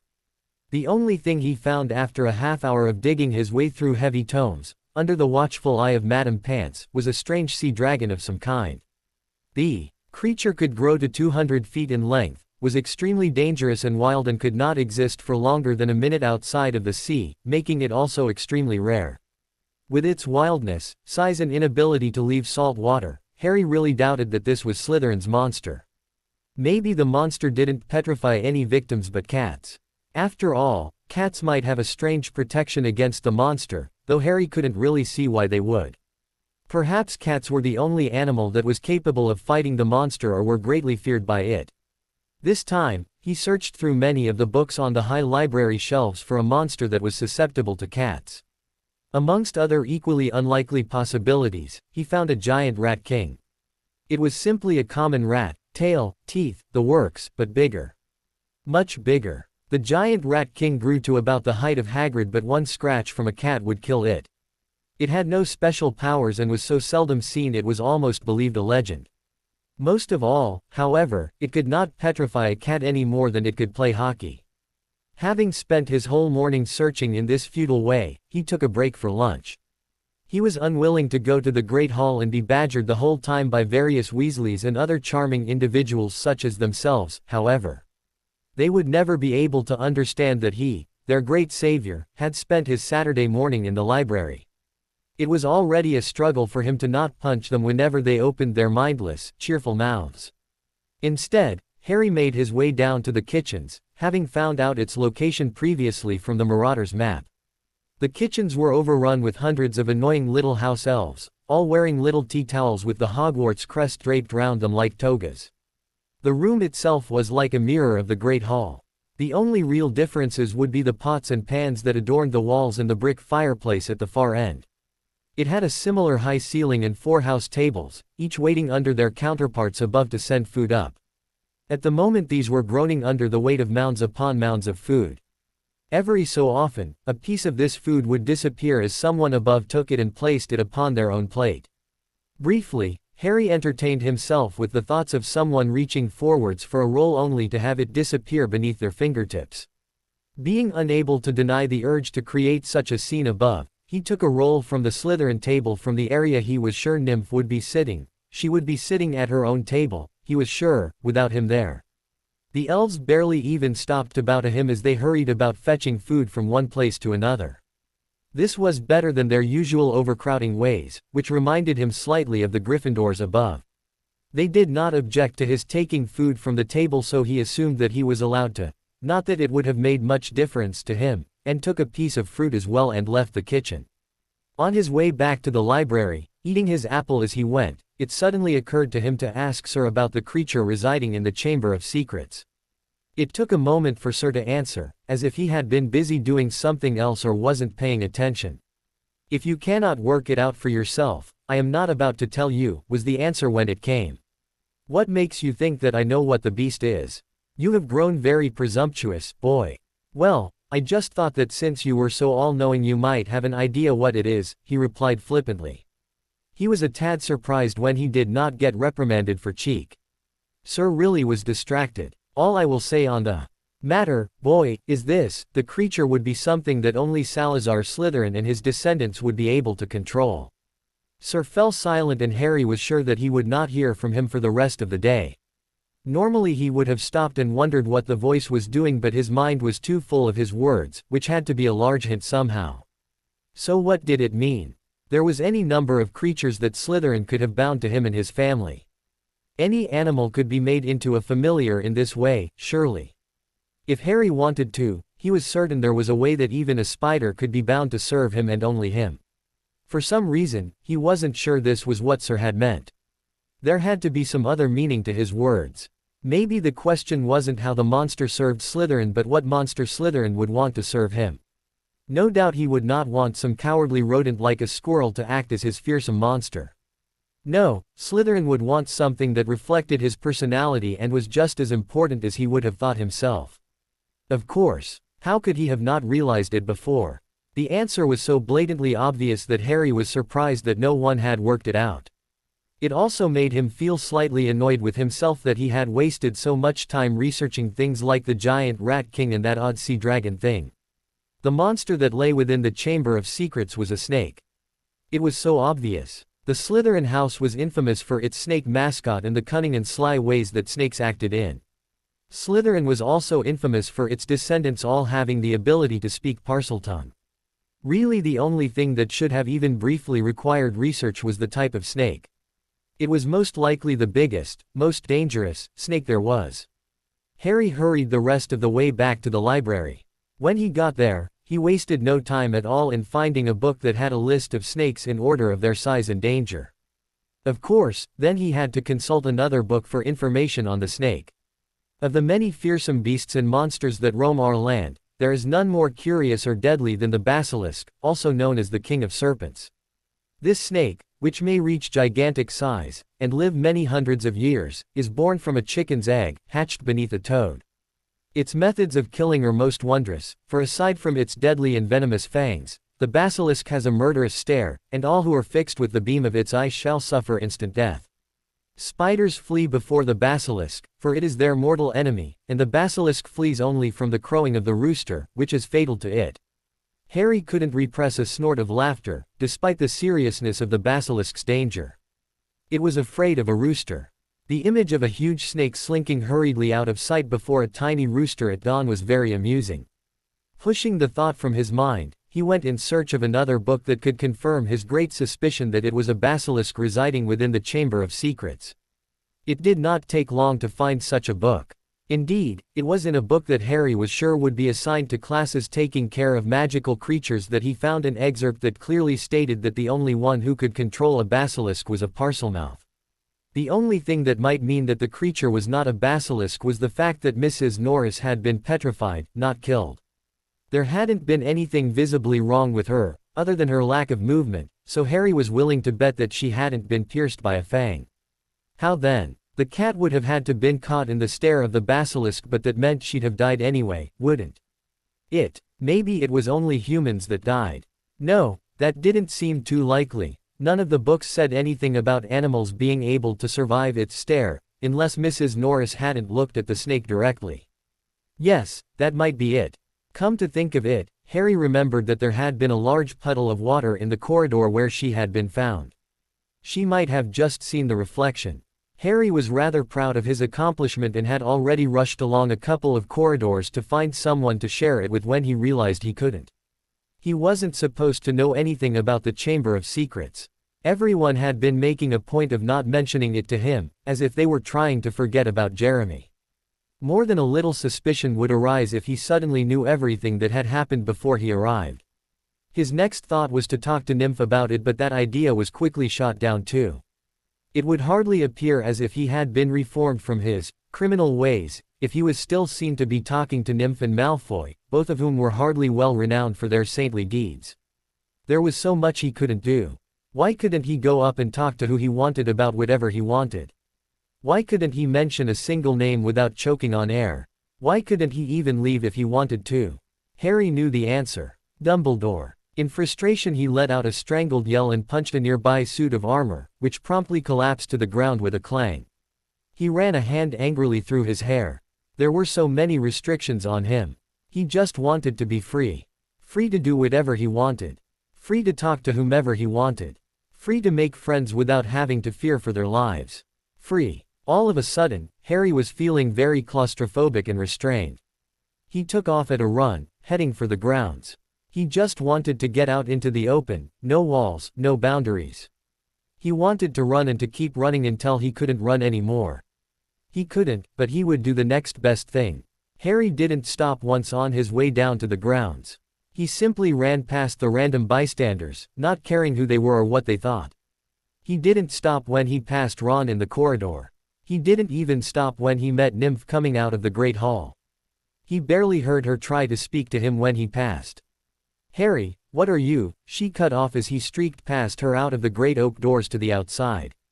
"Harry," she half shrieked, half shouted, after him as he continued to run across the grounds, not once slowing. He was heading towards the forest. It was there that he felt most peaceful, and it seemed to him that it had been an age since he had last been in it.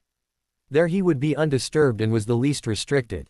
Everywhere else in the school that was his prison there were teachers and students, both of which had demands on him.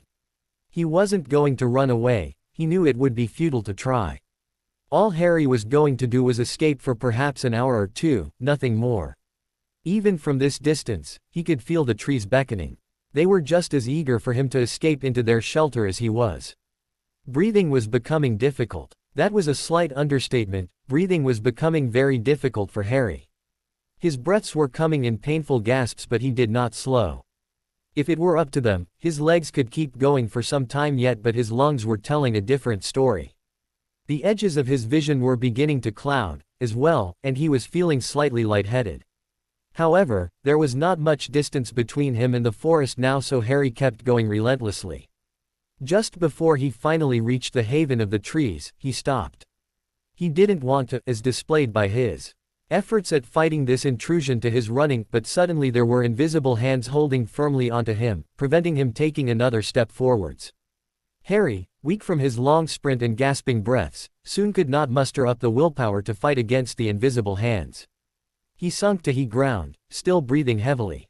"You know I cannot permit you to enter the forest." Harry whipped his head around. There stood Dumbledore, as calm as ever, staring down at him thoughtfully. He felt the anger boil up within him. Here stood the man who had placed him in his binds, having placed another upon him. He felt like a caged animal, feeling anger but incapable of acting on it. It took the thought of his eventual revenge on Dumbledore to calm himself down slightly. For now, it was best if Harry appeared humble or some other such attitude. "There is simply too great a risk that you will injure yourself or attempt to run away again," continued the old man, not even bothering to offer to help him up. "I was rather hoping that you wouldn't attempt to leave again, but it seems I have hoped in vain." "I wasn't running away," Harry cried in outrage. What did Dumbledore think he was, a coward? If anything, the fool should have realized that he was not to be frightened into running from his problems. "Indeed, you were running and in the direction furthest from the castle too." "I wanted some fresh air and I thought the exercise would do me good," Harry answered stubbornly. "And you thought you would take that exercise into the Forbidden Forest? I must say, I'd have thought you would be wary of the place by now." Harry thought quickly. The only answer he could think of quickly to that was rather idiotic, but he said it sweetly nonetheless. "The smell of trees calms me down." Dumbledore raised an old eyebrow. Duly noted. Now it was Harry's turn to be puzzled. The way Dumbledore had said that made it sound rather like he was planning on using this information to his advantage in the future. What did he intend to do? Harry wouldn't put it past him to conjure a pine air freshener next time he thought Harry was getting annoyed. "I hope you will, in future, refrain from seeking refuge in the forest again." You know how dangerous it is in there. I will bid you farewell, then." The old man walked off in the direction of the castle. Staring after him, Harry clenched his fists in order to prevent himself from sending some nasty curses at the back of him. Dumbledore had no right to tell him what to do, but he had to be patient. Suddenly, Harry knew exactly how he could get back at Dumbledore for expelling him unjustly. It would need a bit of time to prepare, but other than that, all he had to do was wait for the right time to act. All thoughts and plans of his upcoming activities were wiped clean out of Harry's head as he entered the Gryffindor common room, having meandered up there deep in thought. Clustered around the notice board was a small group of students all chattering excitedly. Ron was there and he beckoned Harry over eagerly. Begrudgingly, he walked over to him. "They're starting a dueling club," Ron exclaimed as soon as Harry was close enough to hear him over the babble of the common room. "First meetings tonight. What do you reckon? It could be fun." He seemed very unsure whether he wanted to go or not. Harry could tell that he did, but it was almost as if Ron didn't want to give a definite opinion until he, Harry, had given his own. How odd. The idea itself wasn't too appealing to him, but when he thought about it, Harry expected it would be interesting, at least, to see what standard others in Hogwarts were at with their dueling skills. Even if they weren't great, it would be a good opportunity to curse some of his peers into oblivion without fear of reprisal. It could probably help to relieve some of his anger, he thought bemusedly. Sure, why not, he agreed, and that settled the matter. At 8 o'clock that night he, along with many other students, made his way down to the Great Hall. The tables had vanished and a golden stage had appeared along one wall, lit by thousands of candles floating overhead. The ceiling was velvety black and most of the school seemed to be packed beneath it, all carrying their wands and looking excited. He had managed to send Ron and several others on ahead without him, so Harry was able to enter alone and stand near the back of the crowd where few would notice him. He was just wondering who would be taking the club when he was interested by a very familiar voice. "You took your time coming to Hogwarts, Potter," drawled Malfoy, suddenly appearing at his elbow, unnoticed by the rest of the hall. He must have ditched Crabbe and Goyle somewhere in the crowd. Harry knew he was referring to the time he was absent as both Jeremy and Harry. After glancing around to make sure no one was watching to see him talking to Malfoy, Harry answered casually, "I was detained by the headmaster so I could be trained, so I was at your level. I must say, I was surprised, what with your interesting personality, that you were sorted into Gryffindor rather than Slytherin." "So was I." Harry lowered his voice to a whisper so that Malfoy had to lean towards him to hear him over the din of the hall. "Look, I got an appearance to keep up for a while, so just act like we're rivals or something. I want Dumbledore to think I'm different now, right? I'll explain why when I've done what I have to do." Malfoy looked at him for a moment through narrowed eyes. "You better have something planned, Potter. I am not accustomed to doing things for others, you owe me one." With that he walked away to the front of the crowd where Harry could just make out Crabbe, Goyle and, surprisingly, Nymph. He couldn't help but think that Malfoy was slightly irritated with him, though he couldn't begin to wonder why. At that moment, Lockhart walked out onto the stage, wearing robes of deep plum, and accompanied by Snape, wearing his usual black. Harry was torn between groaning and laughing. On the one hand, perhaps his two least favorite teachers were taking the dueling club, but on the other, it definitely would make for an interesting experience. Lockhart waved his arms for silence, and when at last it had befallen the hall, began a short introduction to the club which was more than a little boastful on his part and more than a little degrading on Snape's. By the end of it, Snape was not looking happy. He was wearing that special glower he usually reserved for him, Harry.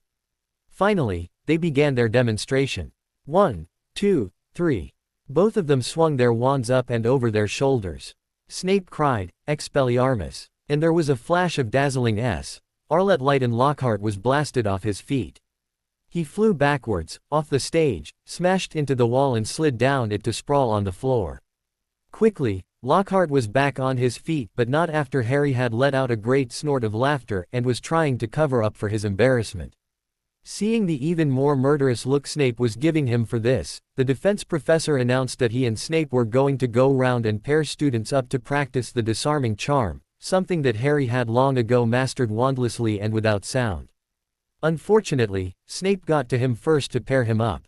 Well, said Snape silkily. "If it isn't Mr. Potter." hiding in the back hoping to avoid being paired up. I can't say I'm surprised, you're certain to do abysmally. How you got into Gryffindor, I'll never know. Why, you've not an ounce of bravery too. At least I'm not terrified that the shower will eat me if I wash my hair, Harry replied automatically. It looks like you've been harboring that fear for quite some time. Tell me, is it hard to? Malfoy, barked Snape, effectively cutting him off. Malfoy looked up and came over at Snape's beckon. Partner with Potter, here.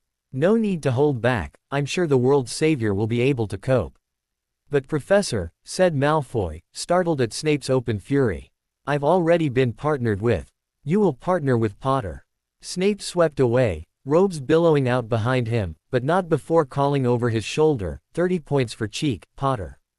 At Lockhart's word, Harry inclined his head ever so slightly toward Malfoy and the bee-owned mimicked his gesture. Malfoy obviously remembered tales of what Harry had done to the Weasley twins, but for his part, he had only paled slightly, not that his normally white skin would allow for much. Wands at the ready, shouted Lockhart. When I count to 3, cast your charms to disarm your opponent, only to disarm them, we don't want any accidents. 1, 2, 3. Malfoy, however, did not bother waiting for 3 and cast his spell on 2. Anticipating an attack such as this, Harry merely waved his gloved hand, with his wand held loosely, and deflected the spell. It bounced across the hall and hit an unfortunate Ravenclaw girl, not that Harry noticed. It was easier to deflect a spell than to create a shield, he had discovered during his lessons with Sir. He didn't actually have to cast any spell to do so. Do not attack the boy, said Sir, startling Harry momentarily. Use this as an exercise on defense, you don't get nearly enough practice. Nodding, even though it would look odd to Malfoy, Harry waited for his opponent to cast his next spell. He did not have to wait long and soon Malfoy was sending a steady stream of spells that he deflected, blocked, dodged or sent back at the caster with ease, never once having to say a word. As Malfoy doubled over, his legs dancing from his own spell, Harry noticed that Lockhart was trying in vain to stop the battling crowd. Snape took charge and cancelled the spells across the hall with one simple incantation. Harry sent one last amused look at his partner before directing his attention to the front of the room. I think I'd better teach you how to block unfriendly spells, said Lockhart, standing flustered in the midst of the hall. He glanced at Snape, whose black eyes glinted, and looked away quickly. Let's have a volunteer pair, Longbottom and Finch Fletchley, how about you?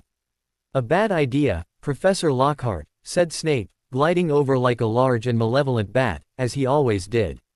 Longbottom causes devastation with the simplest spells.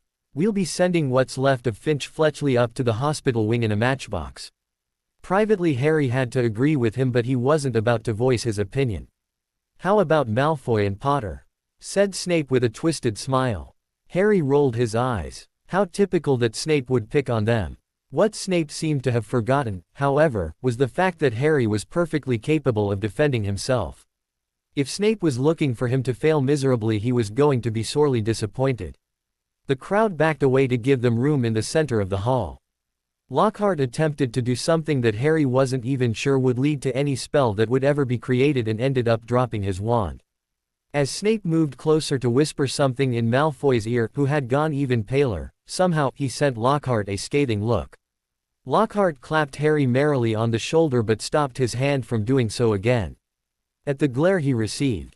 Just do what I did, Harry. I'm sure dropping my wand will be very beneficial, he drawled in response. Unfortunately, Lockhart didn't hear and merely counted in Malfoy's attack. Serpensortia, bellowed Malfoy, after raising his wand quickly. The end of his wand exploded. Harry watched and couldn't help but burst out laughing as a long black snake shot out of it, fell heavily onto the floor between them and raised itself, ready to strike. He laughed harder as the crowd screamed and scampered backwards. The two professors did nothing but stare at him, open-mouthed. Stop, Harry hissed at the snake, controlling his laughter. You obey me now, not the bee-owned one. The snake obeyed immediately. Come to me, little snake. The snake slithered obediently over to him and up his arm when instructed. Harry let out one last chortle before striding calmly out of the hall, paying no attention as students scrambled backwards to make a path for him. Harry hadn't gone far from the Great Hall before someone came running out after him, effectively causing him to turn to face the newcomer. It was Malfoy, no real surprise then. When in doubt, assume that Malfoy's the cause.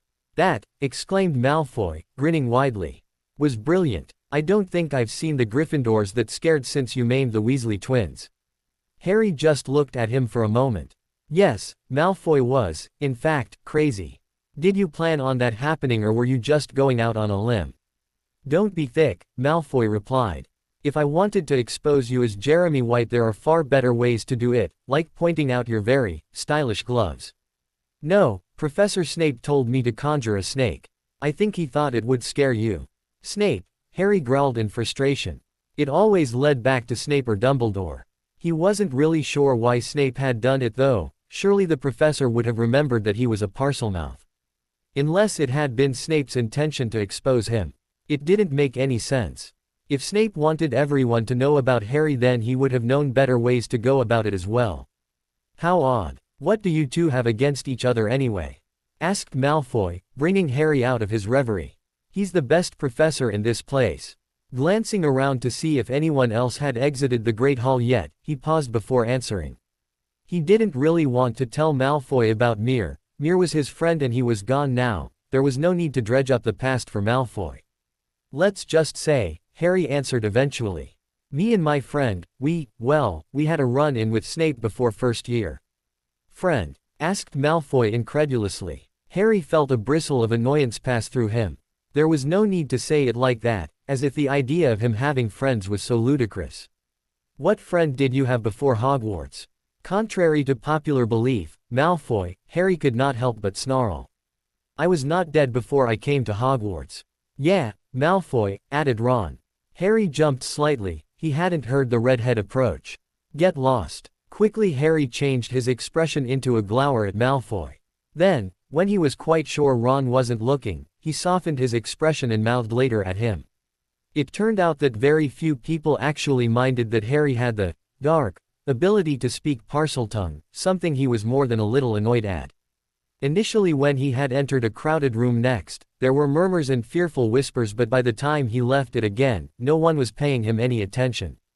Apparently it was all right for Harry Potter, the boy who lived in savior of the wizarding world, to have dark abilities because he was famous and had defeated the Dark Lord. Jeremy White, Scourge of Hogwarts, however, was not allowed to speak Parseltongue. No one made the connection between them, however. No one even associated him with the Chamber of Secrets, though Ron laughingly told him later that if he had arrived just a month or two earlier with the ability, then everyone would be scurrying away from him like spiders from a cat. Apparently fame could get you everything. The wizarding world wasn't shallow at all, Harry thought sardonically. Harry ended up keeping the snake that Malfoy had conjured. His original intent was to leave it in the forest where no one heard it but he quickly remembered that he couldn't approach it for Dumbledore's spell. He then thought about banishing it but he'd already had a number of conversations with it by this point and he was reluctant to get rid of it. So, in the end, he kept it and named it Satheldon. Since then, it kept turning up in unexpected places, like Ron's shoe. Other than that, things ran smoothly and there were no unusual incidents or unlawful acts on Harry's part, for a few days. It had been a particularly dull transfiguration class. They had been learning to transfigure a marble into a quill, something Harry had managed to do efficiently months ago. Consequently, he had gotten rather bored and had spent the remainder of the lesson changing other students' marbles into various objects without their realizing. Most of them thought they had suddenly gotten considerably worse at transfiguration. Unfortunately, McGonagall had noticed and called Harry back at the end of the class to lecture him. It was a struggle, but he managed to withstand the lecture without making any snide comments or casting any hexes. He was positive McGonagall thought he had finally reformed. Of course, this made him slightly late for his next class, Charms, and he had just hurried out the door when suddenly he wasn't just outside the door anymore. Harry tripped over something large lying on the ground. He turned, intending to give it a good kick, and let out a gasp. It was Justin Finch Fletchley, a Hufflepuff boy, quite petrified, and beside him was nearly headless Nick, the Gryffindor ghost, also petrified. Harry scrambled to his feet. He wasn't sure how he had gotten there or how much time had passed but he knew that he was only a few corridors from the Transfiguration classroom and he definitely didn't want to be found there. Why if it isn't we Potter? Cackled a voice from behind him. Quickly, he spun around, ready to stun whoever it was, but he faltered. Peeves. What are you doing out here, Icklepotty? Class doesn't end for 10 minutes, you could get in. Ooh. Peeves, please, don't. Attack. There's been another attack. No mortal or ghost is safe. Run for your lives. Attack. Harry groaned and slumped against the wall as students came flooding out from classrooms all along the corridor. Whether he had done it or not, whether he was subconsciously attacking students or whether he was innocent, this was definitely not what he needed. Surely enough, as soon as the initial panic had slightly calmed down and the teachers had fought their way to the front of the crowd, all the attention turned to Harry. Potter, gasped McGonagall. The crowd fell to nearly a complete silence. What have you done? He glared at her. Sure, it certainly looked like he had set a basilisk on a ghost and a student, not that she would know it was a basilisk, but she didn't have to assume the worst in him. Now, why would you just assume it was me? Why not assume a Slytherin was Slytherin's heir? Because you never showed up to class, squeaked Flitwick, interrupting McGonagall before she had fully opened her mouth. And you were known throughout the school for having Slytherin's gift, the ability to speak. Parseltongue. But unlike my fellow students, Professor, answered Harry softly. I wasn't here when the first attacks occurred, was I? He knew that Flitwick did not know about his alternate identity. That's it, Potter, snapped McGonagall.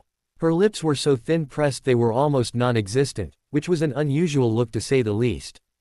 Dumbledore's office. Professor Flitwick, can you? She gestured feebly towards the two immobile persons and turned to march Harry up to Dumbledore's office, again. Is this really necessary? I'm sure he's getting sick of seeing me there. McGonagall did not answer but placed her hand upon Harry's shoulder to guide him, as if he was going to run off at the first available opportunity.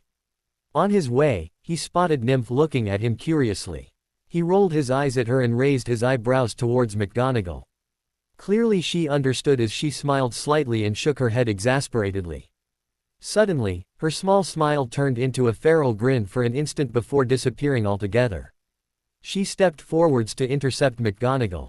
Hi there, Professor. Say, what's you doing with Harry there? Harry resisted the urge to laugh. I believe that, Miss Lestrange, said McGonagall primly and attempting to march Harry round Nymph. Is none of your business. But Professor, protested Nymph, stepping to block their path again. I was friends with that there ghost, I wants to know what's going to happen to the culprit. Oh really, snapped Harry's captor. Apparently her patience was wearing thin. And what was the name of the ghost that has been petrified? Said Nymph thoughtfully before continuing quickly, with what was obviously the first thing that came into her head. Hetty. That was his their name. My point exactly. Now would you kindly move so that I can pass? Oh, but I wanted to ask you about that transfiguration essay you set. See, replied Nymph cheerfully, stepping yet again to prevent them passing. Now is not the time, Miss Lestrange. And to Harry's surprise, and Nymph's, McGonagall used her remaining free hand to lift Nymph up off the floor by around an inch and move her so that she was standing against the wall, well out of their way. McGonagall continued to march Harry on even as the Slytherin first year behind them started to shout after them.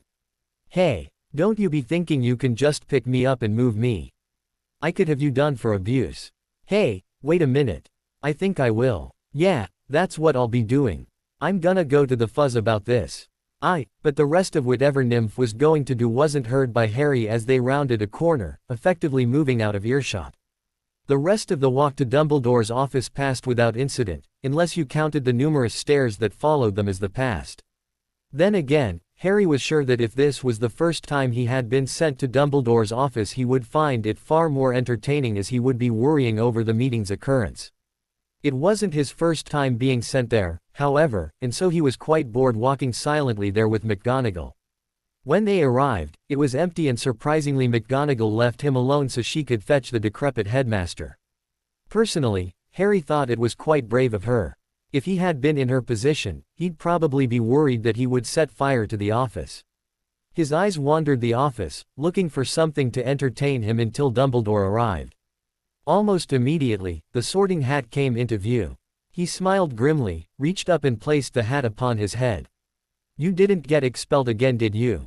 Asked the hat, panicked. No, exclaimed Harry mentally, quite offended at the insinuation. Well, not yet, anyway. Dash quote. Thank goodness. But I have a bone to pick with you. Oh really? And what might that be?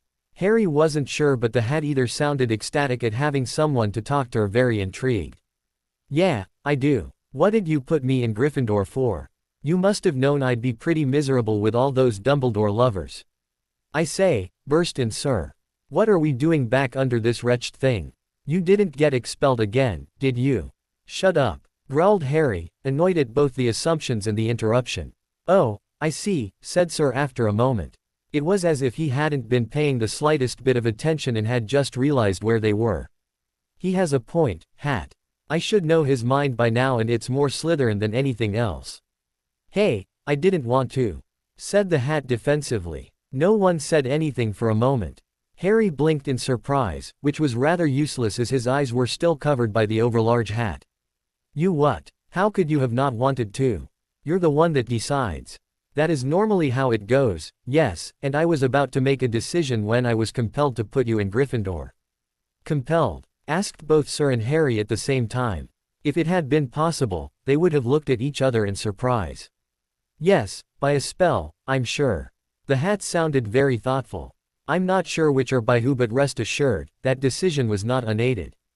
You know, you're not very good at the whole sorting thing if you can be influenced by a single spell. I have half a mind to alter you myself with a little cutting spell, I know. And I have half a mind to tell Dumbledore about you, retorted the Hat. Besides, it was a strong spell. But you won't? Asked Harry. Sir and the Hat didn't seem to get along very well. Tell Dumbledore, that is. No, consented the Hat. Because I like you. You're fast becoming my favorite pupil. No one else comes to talk to me, never mind get sorted twice. Harry laughed. Hats were weird. I'd actually better get going, Dumbledore's going to be along soon. Oh, okay, replied the Hat, somewhat disappointedly. Then it perked up again. Come talk to me again sometime. Don't worry, Harry assured it. I get sent here a lot. Then he took off the hat to puzzle over what could possibly have gone wrong in his sorting this time. He didn't get far and had just thought of the possibility that Dumbledore might have tampered with the hat in the hopes of making Harry see the light, when he was suddenly drawn out of his thoughts by a strange glowing light. There was a bird, perched in the corner of the room, and it was on fire. He just stood there, frozen in shock, as the bird burnt to ashes. Even if Dumbledore wasn't annoyed about the petrified student and ghost, he was bound to be angry that Harry had burnt his pet bird to a crisp. He wasn't even sure how he had done it, but then again, he wasn't sure how he did a lot of things. And of course, while Harry stood there shocked, Dumbledore chose that moment to enter the office. I swear I didn't do it. Harry cried immediately. Harry, Harry, Harry, sighed Dumbledore. Regardless of whether or not you have petrified a. No, not that, he corrected the old fool before he could continue any further. I meant your bird. I swear I didn't set it on fire. It burst into flames on its own. He paused, then quickly added, but I didn't petrify anyone either. Dumbledore raised his eyebrows in surprise before turning round to see the pile of ash, and then, for some senile reason, Harry was sure, he smiled. Ah, not to worry, Harry. Fawkes is a phoenix. Oh, thank God. Harry breathed, cutting Dumbledore off. He knew all about phoenixes, he had read up on them a while ago for Sir. Indeed, said Dumbledore. Now, back to the matter at hand. He took a seat behind his desk, looking as infuriatingly calm and old as ever. The petrification of Mr. Finch Fletchley and Sir Nick. I didn't do it, persisted Harry, not even glancing at the seat opposite Dumbledore. He would be damned if he was going to sit just to be polite. So you have said. Is there anything you'd like to tell me? He asked gently, taking Harry by surprise. Anything at all. He frowned, utterly confused. What was Dumbledore blathering about now? What did he expect Harry to say? Yes, there were many things he'd like to share. There was certainly a number of things he could share. The monster in the Chamber of Secrets was a basilisk, and he could hear it when it moved through the school. He also heard a voice that frequently talked to him in his head and had, on 2 different occasions, taken control of his body. That same voice instructed him in magic as well and hated Dumbledore. There was also Jacques, the mysterious centaur that no one but he could see. Then there was the fact that both times someone had been petrified by the basilisk he couldn't remember where he had been, though he was sure he hadn't ordered the basilisk to do it. He had also helped the disembodied spirit to steal the Philosopher's Stone, though he had been unsuccessful. And, of course, there was the fact that he suspected Dumbledore had somehow made the hat put him in Gryffindor. Oh, not to forget the fact that he hadn't been kidnapped over the summer and had just gone with his friend Nymph. And he had a wooden arm. Yes, there really was a large number of things he could tell Dumbledore. Nope, he answered brightly. Nothing at all. Very well, sighed the headmaster. I think you should join the Gryffindor Quidditch team. What? Not as a punishment, of course, he continued, as if he heard no interruption. They would be happy to have you on the team as their seeker, and I think it would be an ideal opportunity for you to get to know some of your housemates a bit better. You haven't made very many friends, and now that some of them might suspect you as the heir of Slytherin, I think it will be difficult for you too. So, I think you should join the team. But I don't want to, retorted Harry, more than a little petulantly. In which case, said Dumbledore, his tone suddenly much sterner. Consider it a punishment for skipping class and potentially petrifying another student and a ghost. I order you to join the Gryffindor Quidditch team. When Harry said nothing, he added, You are dismissed. Just as he was closing the door behind him, Harry heard Dumbledore sigh and mutter to himself in a much more weary tone. What am I going to do with you, Harry? The next morning at breakfast, Harry, having been in the Great Hall for some time reading a charms book, was startled out of his daydream that he had inadvertently fallen into when excited chatter filled the hall. Alarmed, he started gazing round the hall for the source of the commotion. It was quickly spotted. The Daily Owl's carrying post had come flooding into the hall, but that wasn't what was causing the commotion. No, what was creating the murmurs was what 3 particular owls were carrying. Instead of each carrying an envelope or small package, as the students were well accustomed to seeing, the 3 owls were carrying a long cylindrical object wrapped in brown paper between them. Needless to say, nearly every student in the hall, and a few teachers, was watching the owls circle of the Great Hall with enthusiasm, each wondering who the recipient would be. Harry refrained from groaning. Of course it would have to be him, wouldn't it? He untied the package from the owl's legs, allowing them to fly away again, but made no move to unwrap the long package. If it was making the other students stare this much at just the paper, he was unwilling to cause them further enjoyment by actually showing them the content. Besides that, he didn't care what was in it. He definitely wasn't expecting any mail, he never was. He glanced at the eager faces surrounding him. Well, open it already, urged Ron from across the table. Inwardly, Harry thought the package would be a very feeble object to hit over Ron's head. What is it? Asked Neville, sitting slightly further down the table. Harry looked at all the faces of the crowd that was watching him and smirked. I could do you all a great service and open it in front of you all so that your curiosity would be satisfied. There were vigorous nods of enthusiasm here. But I don't think I will. You'll just have to wait and see. And then, to the disappointment of perhaps all in the hall bar one, Harry walked calmly out of the room, both the package and the letter attached to it unopened. The rest of the day passed fairly calmly, depending or not on whether constant nagging and inquiries as to the package at breakfast was calmly. By the end of the day, Harry was lucky not to have cursed any of his inquisitors. He had been sorely tempted too. More than tempted, in fact. At one point just before Transfiguration he had grown so frustrated that he had pulled out his wand and opened his mouth to cast the incantation when McGonagall had come out of the class and started reprimanding him for doing magic in the corridors. Overall, it was not his best day at Hogwarts. His only regret was not being able to complete the spell. It was very surprising that none of the students, except those who knew, of course, thought he was the least bit averted to being Dumbledore's favorite pupil and boy wonder of the wizarding world. Harry would have thought that someone would have cottoned on to the fact.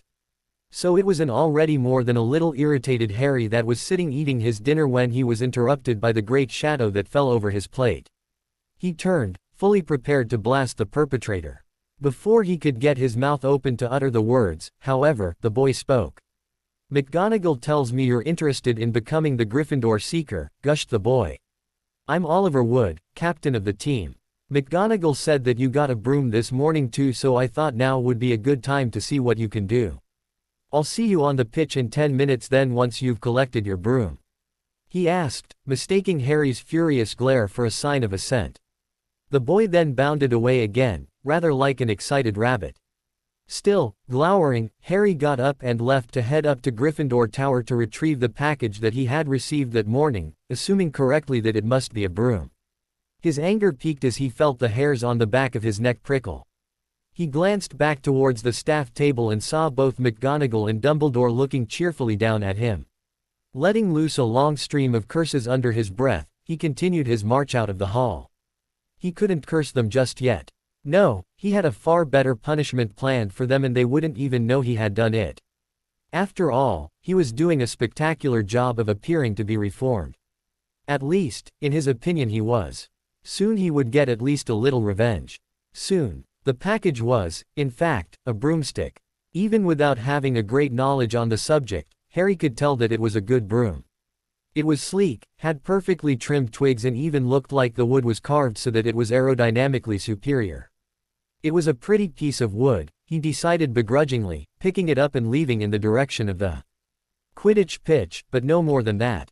On the handle of the broom, in bright gold letters, were the words Nimbus 2000. Wood was there already when Harry got on the pitch, and upon his arrival, the older boy immediately started gawking at his broom, evidently slightly jealous. A Nimbus 2000. Wow, that's got to be one of the best brooms on the market. I heard it can reach up to. Can we just get on with it? Cut in Harry, rather rudely. He really didn't care for the specifics on his broom. He was sure it was all well and good, but considering he didn't actually want to ride the thing, it was all rather irrelevant. There were snakes writhing around in his stomach already. Even the thought of reaching such great heights was enough to catch his breath. "Course," replied Wood, not in the least put off by Harry's brusque tone. "Right, mount your broom then and just fly around the pitch a couple of times so I see what your flying's like." Harry frowned at the chunk of wood in his hand. Why did the blasted thing have to fly? It would have made a very nice sweeping broom. However, he obediently mounted the broom and then, before he could think about it any further, he kicked off, soaring immediately towards the sky. Once he had reached the height of the goal hoops, he couldn't help but glance at the ground some 50 meters below, blatantly ignoring all advice he had heard when he was younger about not looking down when you were high up. Surprisingly, the snakes stopped writhing and he felt no fear at all. It really wasn't that bad. He felt totally secure sitting on his broom, like it was natural for him to do so. His fear of heights seemed to have vanished completely. No, not completely. Harry's mind had cast back slightly to the time he had fallen off the skyscraper building and he shuddered. Perhaps it wasn't the height he was afraid of, he was certainly high now, and still rising, but he felt no fear. Maybe it was only falling that terrified him. Yes, that seemed plausible. He wasn't scared of falling off his broom, he was scared of that actual falling feeling, knowing the ground was rushing towards him, meaning imminent death, but being unable to do something about it. That feeling of lack of control. Harry smiled. That was definitely it, he was positive. He liked to be in control of his life. Feeling much more confident and completely forgetting about Wood, he turned his broom sharply upwards so that he shot up into the sky like a bullet. After almost doubling his height, he turned it and shot straight down, in a perfect vertical dive. He wasn't afraid of this, not anymore. He was in control. The broom went faster and faster and Harry let it, even urged it on. After falling for several moments, as the ground loomed dangerously close, he pulled the front of the broom up, knowing exactly how it would turn and that it would miss the ground by just a few feet. Surely enough, it did. From somewhere below, Harry had risen in height again. Wood called something about releasing the snitch. Or it might have been that he was releasing a bludger. It was some ball or other. Harry hadn't really been paying attention, but he didn't really care either. He could deal with whatever it was if he wanted. It was up to him. Apparently it was not the bludger that had been released, unless it had suddenly morphed itself into a tiny golden snitch. Harry had caught a glint of gold out of the corner of his eye and, following the glint to its source, had spotted the tiny ball. He grinned and gave chase, amusing himself by mimicking the ball's path. It weaved its way through the air in a peculiar manner, apparently not satisfied with going in straight lines or following the most sensible, logical path. It was not long before he had caught the tiny thing. Harry was just wondering what he was supposed to do with the thing when Wood called again from the ground, reminding Harry that he was there at all. He was sorely tempted to remain flying, but begrudgingly he landed beside the captain. "That was fantastic," exclaimed Wood immediately. I've not seen anyone fly that well in years. You're a natural. I've not seen anyone fly that well since, well, that's not important. Harry was convinced Wood was about to say, "White," but said nothing. You're definitely on the team, no doubt about that. With you on the team we're bound to win the cup this year. Gryffindor haven't won in years but that'll change now, I'll make sure of it.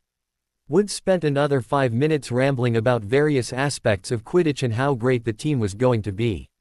Harry was beginning to wonder if the older boy would actually notice that not only was he not paying attention, he didn't care in the slightest. His dismounting from the broom and brought reality rushing suddenly back to him. Here on the ground he wasn't in control, and as long as people like Dumbledore were around, he wouldn't be able to live the life he wanted. He wasn't really in control when flying either, he didn't have a choice whether he did or not. Dumbledore had ordered that he join the team, and there he was, joining the team. Well, Dumbledore would see soon enough how much control he, Harry, actually had over what went on around Hogwarts. Out of the blue another thought hit him. Why wait? His preparations could be finished in a night. He grinned. Tomorrow he would have his revenge. So you got that. Practices are 3 times a week and our first match is on a week on Saturday, so you'll have to practice hard, Wood was saying, still oblivious to the inner thoughts of Harry. Shouldn't be too hard, though. You're one hell of an improvement on our last Seeker. She couldn't catch the snitch if it flew up her sleeve. Lunch was an interesting affair, Harry decided the next day. All around him students were happily tucking into the many delicacies. Harry himself wasn't eating much, but for once it wasn't because of his small appetite. He was just too excited. It wouldn't be too long now. Someone screamed. A third-year girl at the Ravenclaw table had leapt to her feet and was staring wildly around the room. Look, she shrieked, batting at the air. Get them away. No. Make them stop. Professor, the snakes. There's one behind you. She screamed again. Dumbledore looked at her in alarm. Miss Fawcett, I assure you there is nothing there nor here at Hogwarts that will harm you. A Hufflepuff boy yelled. They're everywhere. No, duck. All around the Great Hall, the panic was spreading like wildfire as other students leapt to their feet and started yelling about snakes that were surrounding them. The students who saw nothing were becoming more and more paranoid, and some were even screaming in terror themselves at invisible assailants. Harry was becoming very amused himself, but he masked it well.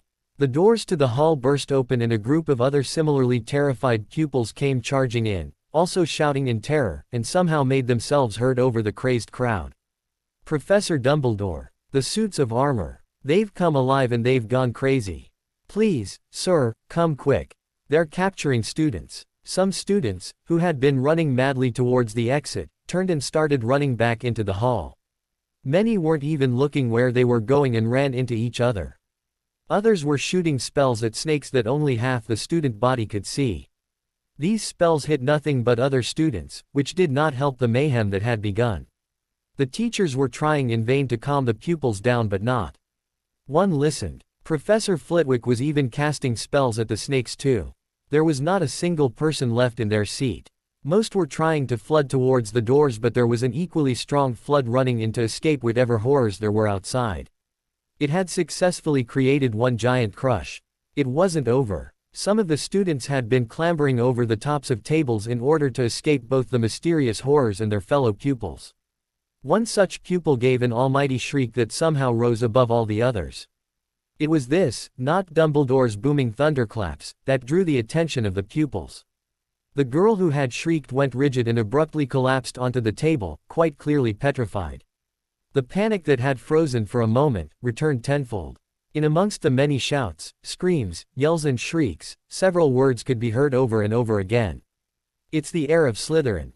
He's returned. He's wiping us out. Run for your lives. The rest of the day passed in a blur for Harry, and many of the other students, and much of the night too.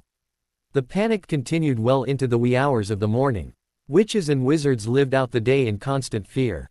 Many of the pupils were hit by various spells that had missed their invisible targets. Others were petrified like the first girl. It wasn't uncommon to find students huddling in corners to escape snakes, and there were many times that Harry walked through a hallway only to find someone struggling in vain against a suit of armor. On occasion, there was even a pupil or two caught with real snakes wrapped round them like binds. Hogwarts Castle seemed to have come alive. The staircases changed every time someone stepped upon them, and the doors often closed and locked themselves before desperate pupils. Random objects would lift themselves up and prod unsuspecting students with increasing enthusiasm until finally the witch or wizard could outrun them. It took Dumbledore and the rest of the faculty over 14 hours to finally sort out the mayhem and make sure uninjured pupils were in their common rooms. And that wasn't even the icing on the cake. At the end of the third-floor corridor that had been banned the previous year to all pupils who had not wished to die a painful death, there was a message, written in the same red paint that had been beside Mrs. Norris. The heir of Slytherin will never be truly gone. Only the heir controls its fate. Harry had rather liked that. It had that type of ominous feeling to it. Overall, he was very pleased with how his day had gone, even if it was a little tiring. It had been difficult to pull off all the different effects that he had, but he wouldn't have had it any other way. The original fear in the Great Hall had been extremely easy to create. He had snuck down to the kitchens, under a charm to prevent the elves from noticing him, and simply mixed several potions in with the food that had already been being prepared for lunch. One of the potions had been a specified hallucination potion which would cause its victims to think they were being surrounded by millions of snakes, all hissing deadly. The other potion he had included was a potion that would petrify any pupil who took it. Unfortunately, this potion would not have quite the same effect as the basilisk's interrupted sight would. Instead of requiring an antidote including mandrake, the potion simply wore off after 24 hours. Of course, Dumbledore was not to know this until its effects had disappeared. The suits of armors, switching staircases and locking doors had all been created with a few complex charms. Harry had spent his night going round the castle putting complicated animation charms on the various objects and then delaying charms on them so that they would not take effect until the upcoming lunch. The snakes that had bound a few privileged pupils had been real, however, conjured and ordered to hide until the moment was right. Finally, Harry had painted his message on the wall and put a timed concealment charm on that too, along with several preservation charms and permanent sticking charms. This he felt was more personal. It showed, perhaps not so subtly, his feelings of the previous day. And it was ambiguous enough that it could apply to the actual heir as well as Harry. He was certain that Dumbledore would take it to mean its correct definition, so all he had to do was persuade the headmaster that it wasn't him. Simple. The next day found Harry once again sitting in Dumbledore's office awaiting his appearance. Classes had been cancelled in order to give the staff time to repair some of the damage that had been done to the school by either Harry's spells or students trying to defend themselves. At breakfast, which was held later than usual in order to give pupils and staff a bit more time to catch up on their lost sleep, Dumbledore had announced that the heir of Slytherin had been expelled and these were merely pranks attempt to replicate the heir's style and to cause panic. Personally, Harry thought he had done a very successful job of it. At lunch, Dumbledore had looked slightly less old and stood again to make a cheerful announcement. He informed the rest of the school that the 17 pupils that had been petrified had awoken by themselves.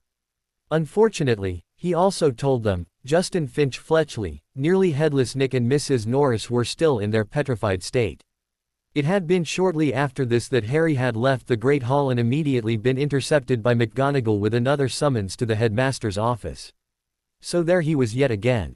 Fawkes the Phoenix was looking in much better health, but it was not the bird that caught his attention. He supposed Dumbledore would be between 5 and 10 minutes more before arriving, so he had plenty of time. Really, he was very trusting of Harry. The headmaster didn't seem to fear at all the possibility of Harry destroying his office. Similar to the last time he had been in the office, his attention was drawn to the sorting hat and he didn't waste much time before putting it upon his head. "Hey there, Hattie," he said cheerfully. "Why hello again. I say, you do get sent here rather often, don't you?" "That's what I thought too. Anyway, listen. Do you have any idea who put the compulsion spell on you to place me in Gryffindor? Was it Dumbledore? I honestly have no idea. You forget, Harry, I am just a hat. I don't have the ability to detect and trace magical signatures. Even if I did, there would be a chance that the perpetrator would take care to disguise themselves. I'm sorry, but I can't help you there. So what are you in for this time?" The hat paused but did not wait for Harry to answer. "You faked being the heir of Slytherin. I say, that is a new one." He paused for a moment, weighing his next thoughts. At length, he decided he could trust the hat. I mean, I don't think I am, but I can't tell. I'm not the heir of Slytherin, am I? The hat did the equivalent of a mental blink in surprise. I don't think you are. As far as I can see, you haven't done any petrifying, but there are gaps here in your memory. There's no telling what you were doing then. If there was. Dumbledore's coming up the stairs, Sir interrupted sharply. Quick as a flash, Harry whipped the hat off of his head and was just stepping back from returning it to its shelf when the door opened and Dumbledore strode authoritatively in. What were you doing with the Sorting Hat? He demanded, sharply. Harry could almost see the wheels turning in his head as he tried to discover the answer behind this new mystery. I was just, he answered automatically. Just what? Just asking the hat whether it had been the old fool before him who had interfered with his sorting. No, that wouldn't go down too well. I was just asking the hat whether or not it had put me in the right house. If nothing else, this question might put Dumbledore on the defensive and the headmaster would try to steer Harry away from the subject. It might also provide the proof he needed that Dumbledore had been the one to interfere. Why would you ask it a question like that? Nothing substantial there, the headmaster seemed bewildered if anything. Well, everyone thinks I'm the heir of Slytherin and I can speak Parseltongue, which was Slytherin's gift, so I was wondering why it had put me in Gryffindor. Harry was feeling particularly cunning now. In appearance of justifying his hat questioning, he was planting seeds of doubt in Dumbledore's mind about him being Slytherin's heir, and they hadn't even begun the proper interrogation that he knew was coming yet. And what did the hat say? The elderly wizard was showing absolutely no emotion and Harry could decipher nothing. It said that it wasn't its choice what house I went into. Again his words had a double meaning. For a brief instant, he wondered where this newfound craftiness had come from. Indeed, was all the headmaster replied. Silence lapsed for a few moments. I wish to speak to you about a somewhat more serious matter, the matter of Slytherin's heir's latest attack on Hogwarts.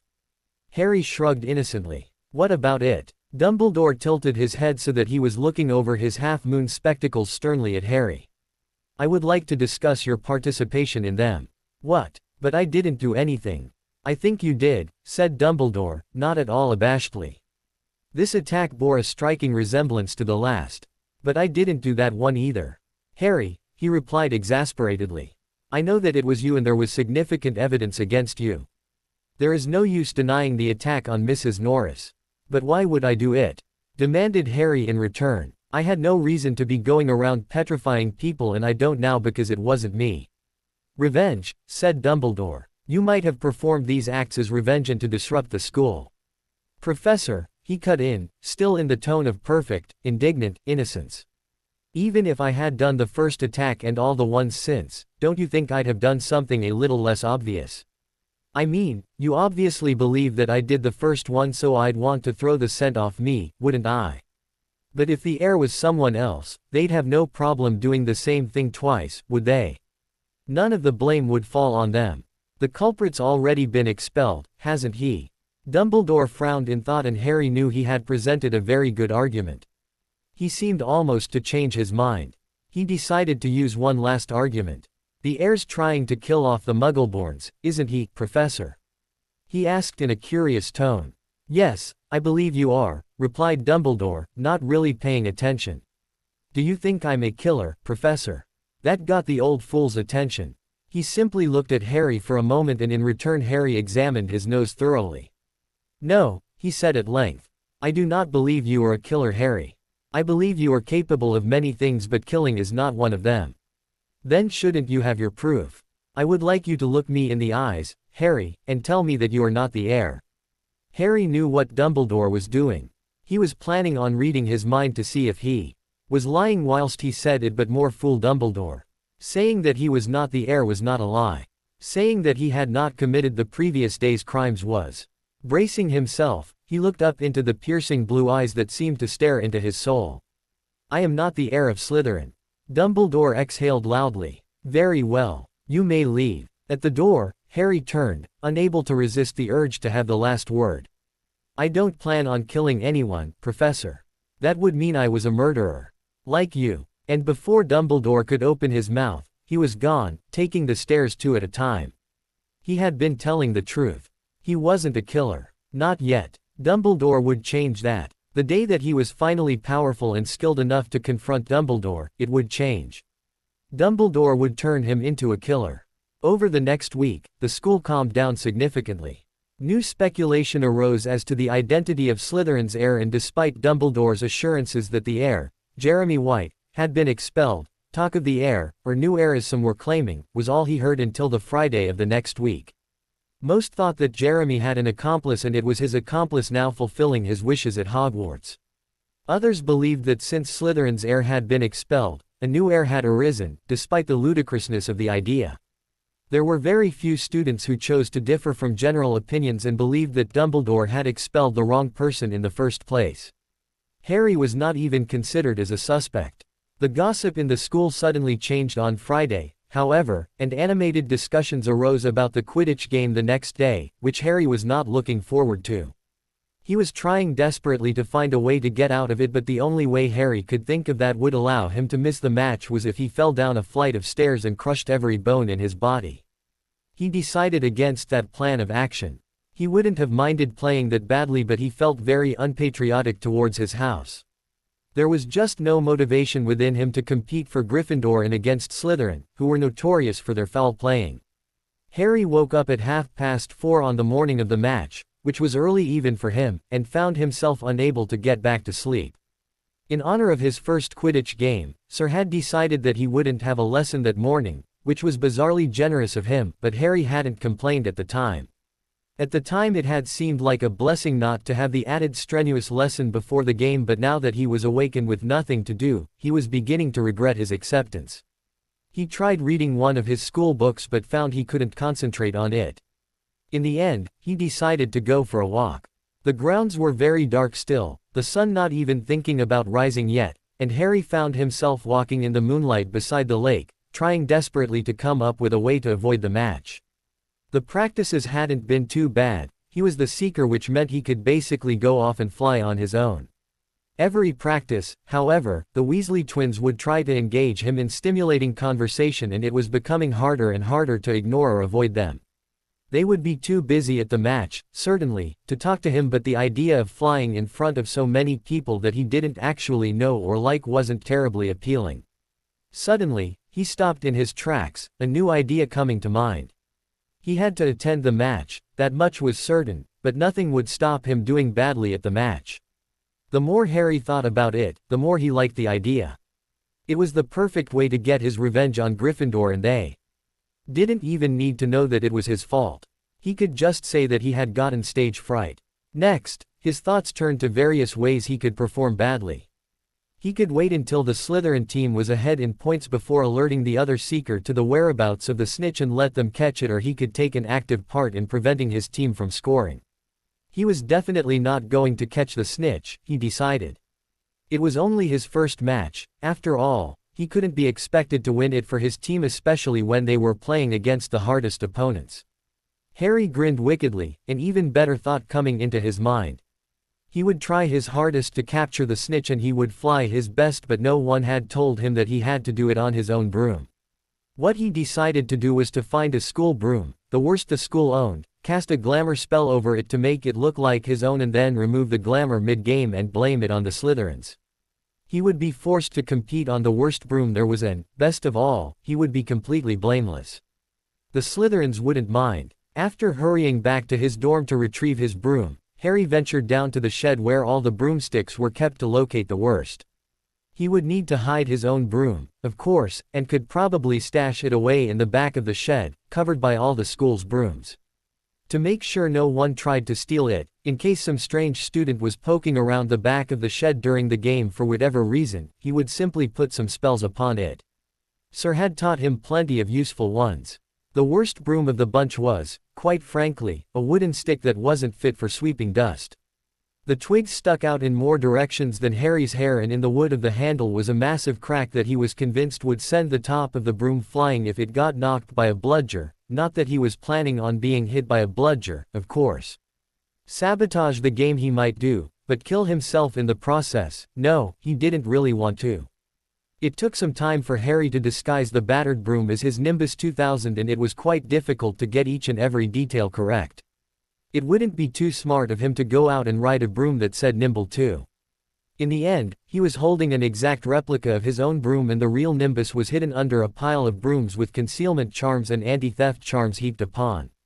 He was very proud of his handiwork but had little time to admire it. Breakfast would be starting soon, and it would be perhaps more than a little suspicious if he was neither in his dormitory or the Great Hall.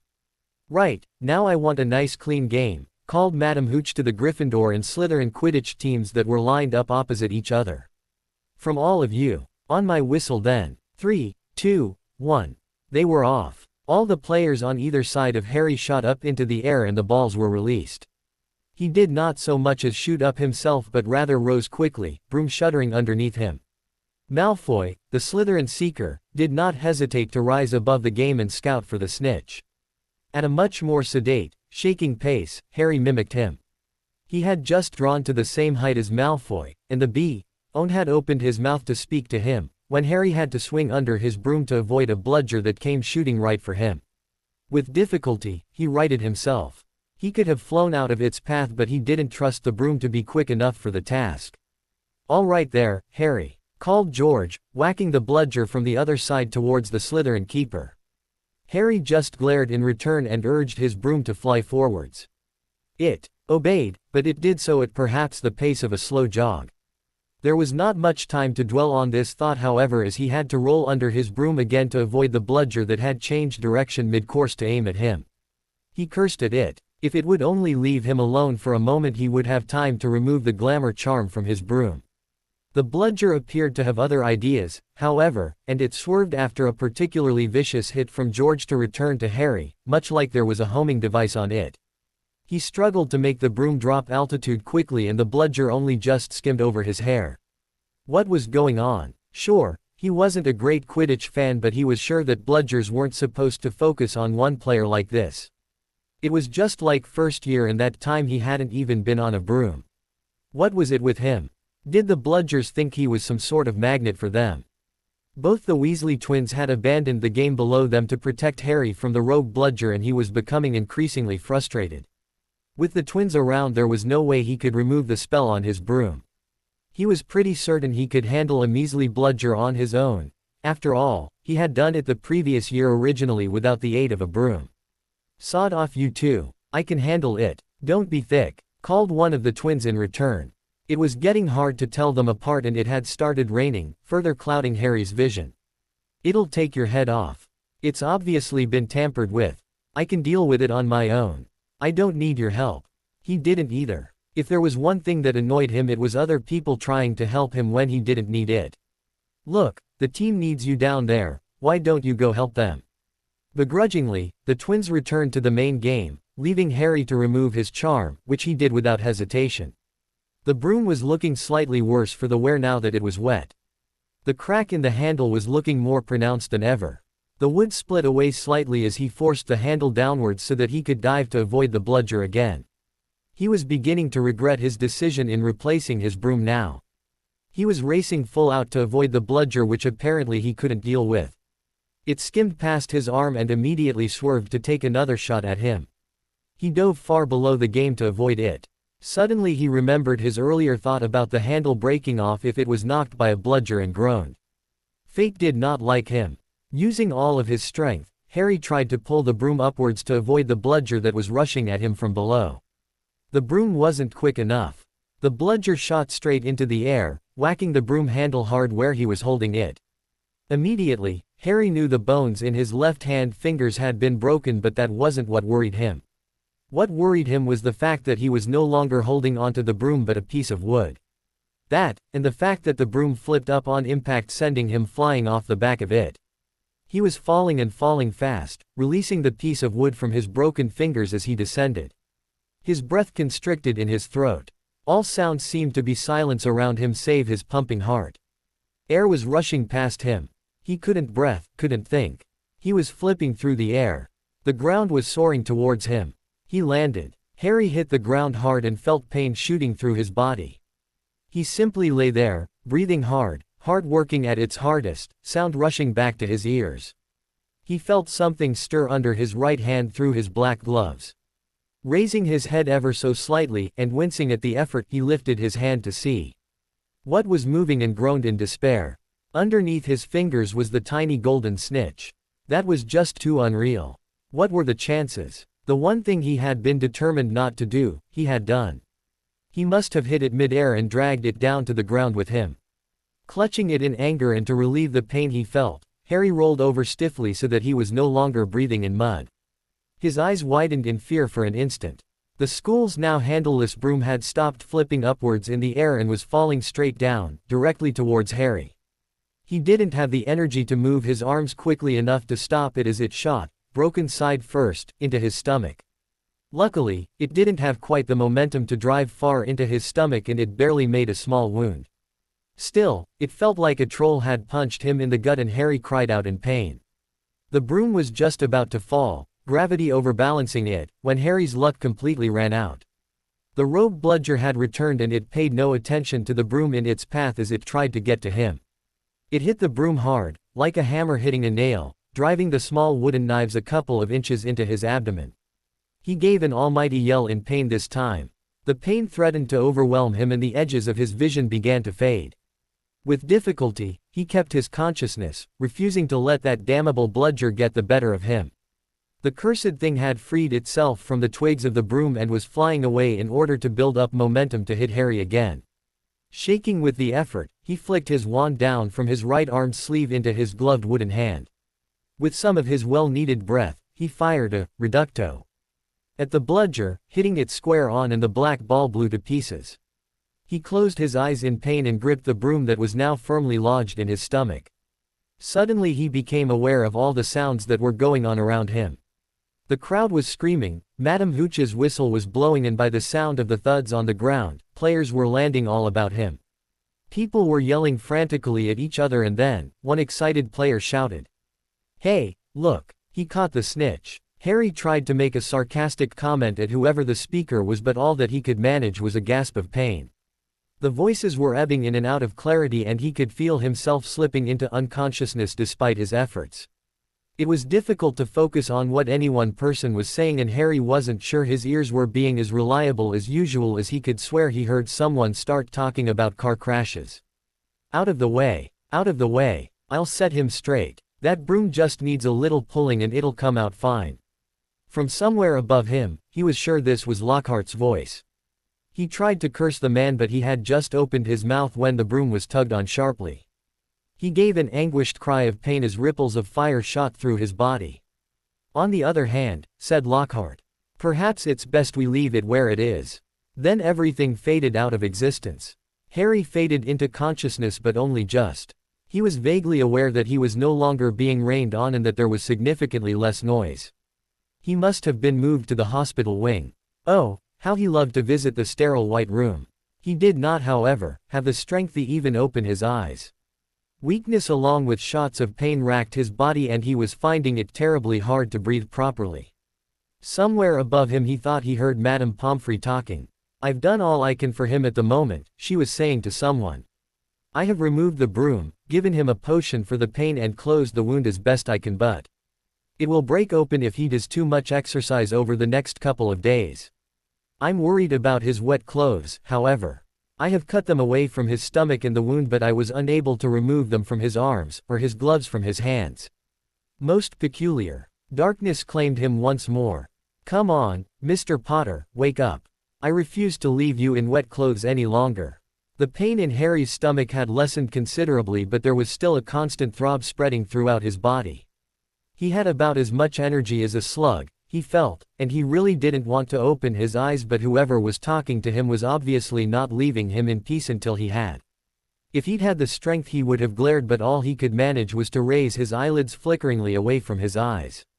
Madame Pomfrey was there staring down at him. "Mr. Potter, I am convinced you have broken 3 fingers in your left hand but I cannot treat them until you have removed your gloves. I would also like for you to change into this." She was holding up some item of clothing or other but Harry found it too hard to concentrate on the article. He made a noise of assent and dragged himself up to change after she had drawn the curtains round his bed. It was difficult with his broken fingers to remove his Quidditch robe and change into the clothes Madame Pomfrey had given him, not to mention the fact that even breathing too deeply caused pain to flare outwards from his stomach. He didn't bother to look at it, too afraid at what he might see. The gown that he had put on did not cover his wooden arm, and blearily he wondered what he was going to do for a second when the black glove that remained on his hand extended itself and grew in length to cover the entirety of the wood. He carefully peeled off his left-hand glove, then lay back on the bed, consciousness already deserting him. "Thanks, sir," he mumbled before succumbing to the darkness again. When Harry woke this time, he was feeling much better rested and the pain from his stomach was almost non-existent. He knew it should rightfully be agony, but Madame Pomfrey had most likely given him something for the pain. His head was clearer too, and he was no longer completely incapable of recognizing what was going on around him. Taking a deep breath, which was a far sight easier now than it had been, Harry opened his eyes and saw, to his surprise, that it was night. "Hello, Mr. Harry Potter, sir." He jumped in alarm as a tiny house elf's head suddenly rose before him to look over the bedside. It was most unlike the house elves he had met at Hogwarts. Instead of the usual tea cozy, this elf was wearing an old pillowcase with rips for arm and leg holes. It seemed to have a kind of excited energy about it too that the other elves most certainly did not possess. "What are you doing here?" he demanded at once. If he was right in assuming that this elf was not a Hogwarts house elf, then it must have been sent to him by some old wizarding family. And if that was the case, there was no telling if the family meant him harm or not. "Dobby has come to warn Mr. Harry Potter, sir. Dobby has heard that Mr. Harry Potter has come to Hogwarts and Dobby must tell him that he must leave." "What are you talking about? Who ordered you to do this?" This had to be some plot or other to make Harry leave Hogwarts and go where he was most vulnerable, surely. "No one has ordered Dobby to come, sir. Dobby has come of his own choice, and Dobby's masters will be very angry if they is finding out Dobby is here." "But Dobby had to come, sir. Dobby must warn Harry Potter. There is a plot, Mr. Harry Potter, sir. A plot to make most terrible things happen at Hogwarts School of Witchcraft and Wizardry this year." Dobby was leaning in close now and speaking in a fearful whisper. Harry wasn't convinced the elf wasn't lying. "Yeah," he said disbelievingly. "Like what?" "Dobby can't say, sir. Dobby has already been telling Harry Potter too much. Dobby is being have to shut his ears in the oven door." As if to demonstrate the fact that he was going to punish himself, the house elf started banging his head on the wall. "Look, stop that, will you? You'll wake everyone up." "Harry Potter, sir," cried Dobby, ceasing his head banging. "You must go home. You must not stay at Hogwarts." "What home, Dobby? I haven't got a home. Besides, I need to stay here, I need to learn magic." "No, Mr. Harry Potter.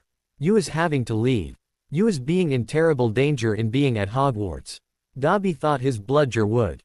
"Your bludger?" Harry growled, furious. This house elf was responsible for him winning the Quidditch game and being pierced by a broomstick. "You made that bludger try and kill me." "Not kill you, sir, never kill you," squeaked Dobby in shock. "Dobby wants to save your life. Better sent home, grievously injured, than remain here, sir." Dobby only wanted Harry Potter hurt enough to be sent home. "But I haven't got a home to be sent to, Dobby.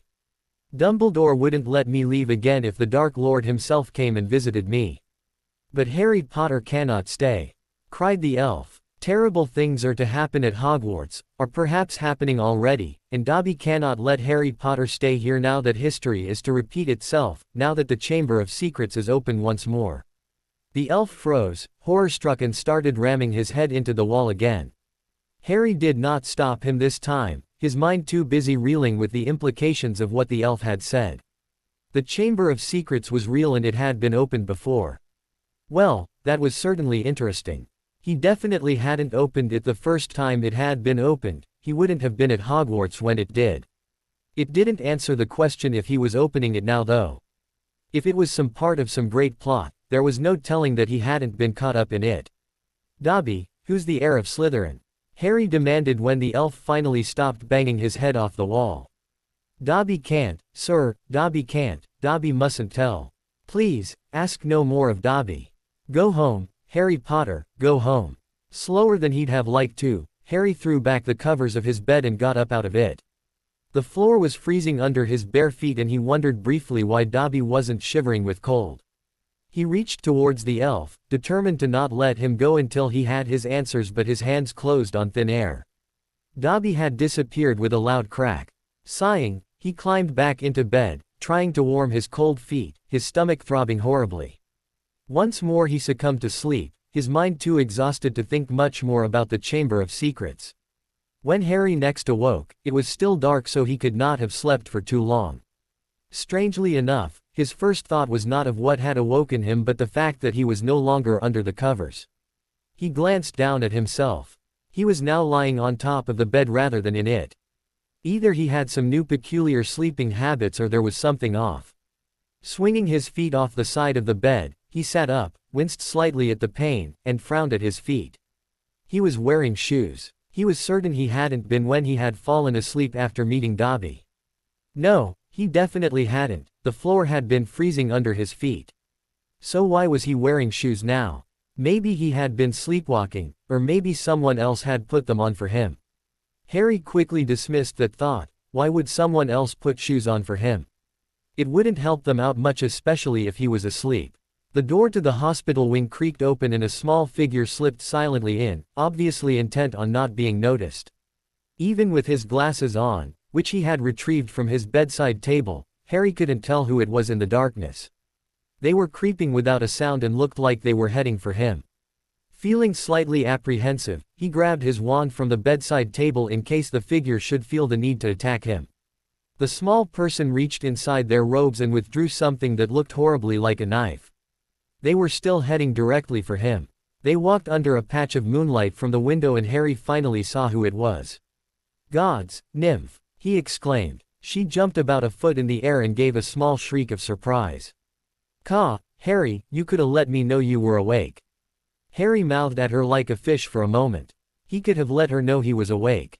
She could have let him know she wasn't a mad axe murderer. "You could have not advanced on me in the dark with a knife." "What?" she asked confusedly once she had reached his bed. Her dark hair was falling over her face which, Harry supposed, had not lessened the threatening look about her as she moved towards him in the dark. She held up the knife.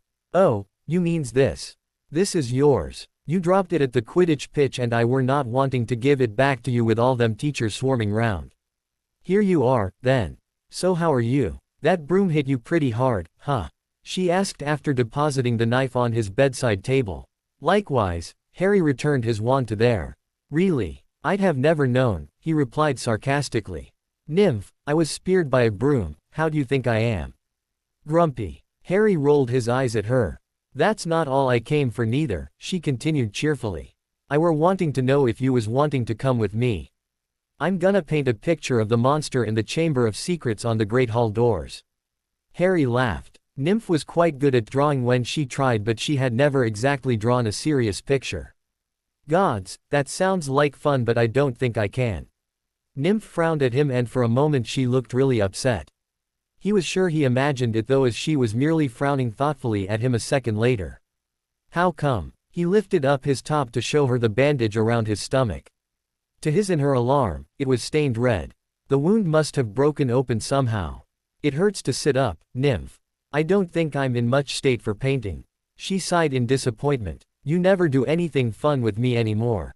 You're always around with those Gryffindors." Frowning at her for a moment, Harry debated with himself whether he should tell her his latest scheme. In the end, his loyalty to Nymph won out and he explained to her about his efforts at making Dumbledore and the teachers think he had changed in order to escape being a suspect when he did anything untoward, like the attack by the heir of Slytherin. He also explained that it was him that had organized the whole affair. "Gods, Harry, why didn't you tell me before? I'd have helped. Anyway, looks, I gotta go paint a pretty picture. I'll be seeing you around, yeah." He nodded and she slipped away in the darkness towards the exit again. Just when she had reached the door, however, when footsteps could be heard walking down the passageway outside. Harry dove back into his bed with a hiss of pain as Nymph very originally hid behind the door. If there had been time, he would have yelled at her stupidity. A second later, Dumbledore was backing into the hospital wing wearing a long woolly dressing gown and a nightcap. Harry cursed the man mentally. It would be him that caught Nymph. The headmaster was carrying one end of what looked like a statue and Professor McGonagall appeared a second later carrying its feet. They walked right past Nymph, not bothering to look behind the door where she was hiding. As soon as they had passed, Nymph darted out of the door, pausing long enough to wave McGonagall's handkerchief which she must have stolen from her pocket. Then, she disappeared and the two professors deposited the statue on a bed none the wiser. "Get Madame Pomfrey," whispered Dumbledore, and McGonagall hurried past the end of Harry's bed and out of sight. Harry lay still, pretending to be asleep, his mind whirring. What was going on? He heard urgent voices and then McGonagall hurried back into view, followed closely by Madame Pomfrey, pulling a cardigan over her nightdress. He heard a sharp intake of breath. What happened? Madame Pomfrey whispered to Dumbledore, bending over the statue. "Another attack," answered Dumbledore. "Minerva found him on the stairs. There was a bunch of grapes next to him," added McGonagall. "We think he was trying to sneak up here to visit Potter." Harry blinked in surprise. He raised himself carefully and slowly to get a look at the statue. A ray of moonlight lay across its staring face. He did not immediately recognize the boy, but eventually he associated him with a first-year Gryffindor that was always taking pictures of him with his camera. The boy's hands were still stuck up in front of him holding his camera. The teachers' voices faded from Harry's thoughts as they discussed the boy. He was stunned. He felt no real pity for the boy, he barely knew him. What he was more scared about was the fact that Nymph 2 had snuck up to visit him. It could have very easily been her lying there, but she would have had no camera to protect herself from the basilisk's glare. She would have been lying there dead. For a brief instant, he felt relief. There was no way he could have set the basilisk on the boy, he had been in the hospital wing the entire time. Then the horrible thought of his shoes, still on his feet, struck him. He had woken on top of his covers wearing his shoes, but who was to say that he had been asleep? He never remembered it when he was in a deep sleep, but he never remembered where he was whenever someone had been petrified either. Maybe he hadn't been in the hospital wing, he could have been outside it and would have never known. He was brought out of his thoughts when there was a hiss from the boy's bed. Dumbledore had prized the camera out of his hands and opened it. The smell of burnt plastic reached Harry's nostrils and he knew the basilisk must have melted the film in the boy's camera. "Melted?" said Madame Pomfrey wonderingly. "All melted. What does this mean, Albus?" asked McGonagall urgently. "It means," said Dumbledore, "that the Chamber of Secrets has definitely been reopened." Madame Pomfrey clapped a hand to her mouth. McGonagall stared at Dumbledore. Harry wondered vaguely how they could have supposed it not to be opened again with all that had been going on. "Yes," continued Dumbledore, "this is the 4th victim so far, not including the 17 individuals who recovered from the other day. Mrs. Norris, Justin Finch Fletchley, Sir Nicholas and now Colin Creevey. 2 students, a cat and a ghost. But Albus, surely, who?" Harry heard, rather than saw, them turn simultaneously in his direction. His eyes had closed in thought. "Albus, you don't think, was it him?" He could swear Dumbledore had frowned in thought, though how he knew this Harry did not know. "I am unsure," said the headmaster at last. "I originally believed it to be him, but now I am not so sure." "Poppy, has he left the hospital wing this evening?" "To my knowledge, headmaster," replied Madame Pomfrey. "He has not left his bed." But he had left his bed. He was wearing shoes. Through his top and bandage, Harry felt a hot liquid seep through. His wound had opened and was bleeding. Madame Pomfrey had said that would only happen if he moved around too much. If he had not left his bed, how had it broken open and why was he wearing shoes? For the first time since the day his aunt died, Harry was truly terrified. He was not scared of the basilisk. He was not scared of the Dark Lord. He was not scared of Dumbledore. He was scared of himself. It was almost a week before Harry was released from the clutches of Madame Pomfrey, much to his dismay. The entire time he spent under her care she was fussing over him and was constantly pestering him to inspect his still gloved hand and now arm. Above all else, he was extremely bored sitting in the hospital wing, forbidden from leaving his bed. He couldn't even talk to Sir lest Madame Pomfrey thought he was going crazy talking to himself. The most exciting thing that had happened had been a visit from Professor McGonagall. Well, perhaps it hadn't been that exciting, but it was unexpected. "I am here, Potter," she had said, "to congratulate you on your spectacular capture of the snitch." Of course, Harry's immediate reaction had been suspicion. Why would McGonagall want to congratulate him on his amazing plowing into the ground? Pushing his suspicion aside, he had replied, "Well, I'm glad you liked it. I had a spiffing time doing it too, but unfortunately I don't think I'll be playing much more Quidditch. What do you mean? She asked in confusion. You are aware, Mr. Potter, that you are still required to play for the Gryffindor Quidditch team. Are you kidding me? Every time I get on a broom a bloody bludger decides I'm the only one still flying. McGonagall looked at him sternly. Mr. Potter, you will continue as you have been or there will be severe repercussions. Do not think you are completely free from suspicion. The headmaster may have changed his mind about you, but I do not forgive so easily. She had leaned in closer so that she could speak in lower tones. I have questioned the Slytherin team and all genuinely seem to know nothing about the rogue bludger or the switching of your broom. I don't know what you were trying to pull out there, but it won't happen again. Am I clear? If you think I'm really that suicidal, you're even more foolish than I thought. Potter, she had growled warningly. No more, you hear? I will be monitoring your behavior very closely in future, and if you are conveniently missing and another pupil is attacked, I will personally make sure you are really punished. She had then stormed out of the hospital wing, in a much worse mood than she had entered in. All in all, Harry was not a cheerful person when he was at last discharged. It did not help matters either that the moment he was released Sir demanded the go to the room so that he could teach Harry a valuable lesson. After much grumbling and complaining, the first place he headed was, in fact, the room as Sir instructed. Generally, the disembodied voice had good ideas and reasoning. Today, said Sir, in his whispering voice, I intend to teach you the beginnings of occlumency. Harry said nothing. He supposed he ought to have heard of this occlumency thing, but really Sir expected too much of him. There was no plausible way that he was capable of hearing of every single thing the voice came up with before he said it. No, usually he found it best just to remain silent and wait for him to launch into the explanation that was obviously coming. Either that or Sir would just launch right into teaching him without explaining what it was he was teaching. Occlumency, sighed Sir, is the art of blocking your mind against legilimency, which to you is mind reading. Really, don't you ever pick up a book of your own free will and not under instruction? It couldn't hurt, you know. And exactly how many books would you have me pick up while I'm unconscious in the hospital wing? There is no need for that tone. You have plenty of opportunities to read. Reading is only the beginning of understanding. Understanding is the beginning of power. Yes, Sir, Harry sighed. He was too tired to argue. He'd have thought that after several days in the hospital wing in bed that he would have been teeming with energy, but no, all it seemed to have accomplished was to make him tired and irritable. So what's involved in the mind-reading blocking thing? He could almost see the disdainful look that Sir would have given him if it were possible. First of all, the mind is not to be read like some common book. It is not nearly so simple. The mind is a complex thing, and in your case I am sure that it is a muddle of thoughts and feelings with no semblance of order. I would know, I have to endure your strange trains of thought every day. Because of that, it is very easy to tell what you are thinking merely by the look on your face. No matter how hard you try to block them out, some will slip by unnoticed purely because of your lack of organization. Harry, feeling more than a little annoyed by this rather long-winded way to tell him that he ought to be more organized, glared at the bare wall in front of him.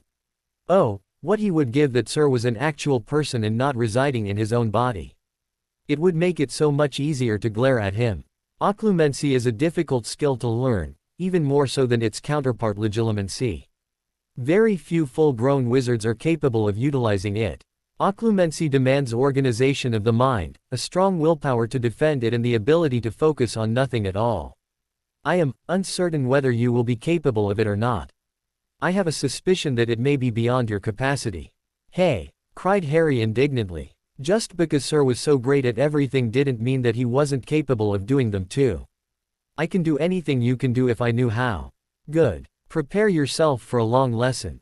It did, indeed, prove to be a most long and arduous lesson. Sir started by spending a further 10 minutes explaining precisely why he didn't expect Harry to succeed in even the basics of occlumency. Apparently, he thought many things without realizing that he was even thinking about them. So, theoretically, he was to realize when he was thinking about something and stop. His first task was therefore to stop any unwanted thoughts from surfacing and to be completely aware of all those that did. According to Sir, this would build the foundation for creating shields around his mind. It would be impossible to protect something that he didn't know was there, and if his thoughts continued to surface without his knowledge, they would simply slip around his shield anyway. It also turned out that simply recognizing thoughts and stopping having them subconsciously was easier said than done. For perhaps one of the most aggravating hours of his life, Harry was forced to sit in the room thinking. He was not allowed to do anything else. He just sat there, thinking. "I think that shall be all for today," said Sir at last, much to Harry's relief. "I want you to practice clearing your mind every opportunity you can, whether it is within a class, during Quidditch practice, or right before you are asleep. Without frequent practice, you will never achieve anything in this aspect. I will be watching." With some considerable effort, Harry refrained from pointing out that it was impossible for Sir not to be watching. How much was there that could occupy your attention when you were stuck in someone else's body? He was too glad to be freed from his perpetual boredom, however, to argue. If he had disputed the terms, Sir might never have released him and he would be stuck, staring into space, for all eternity. Unfortunately, he was not freed quite from his boredom.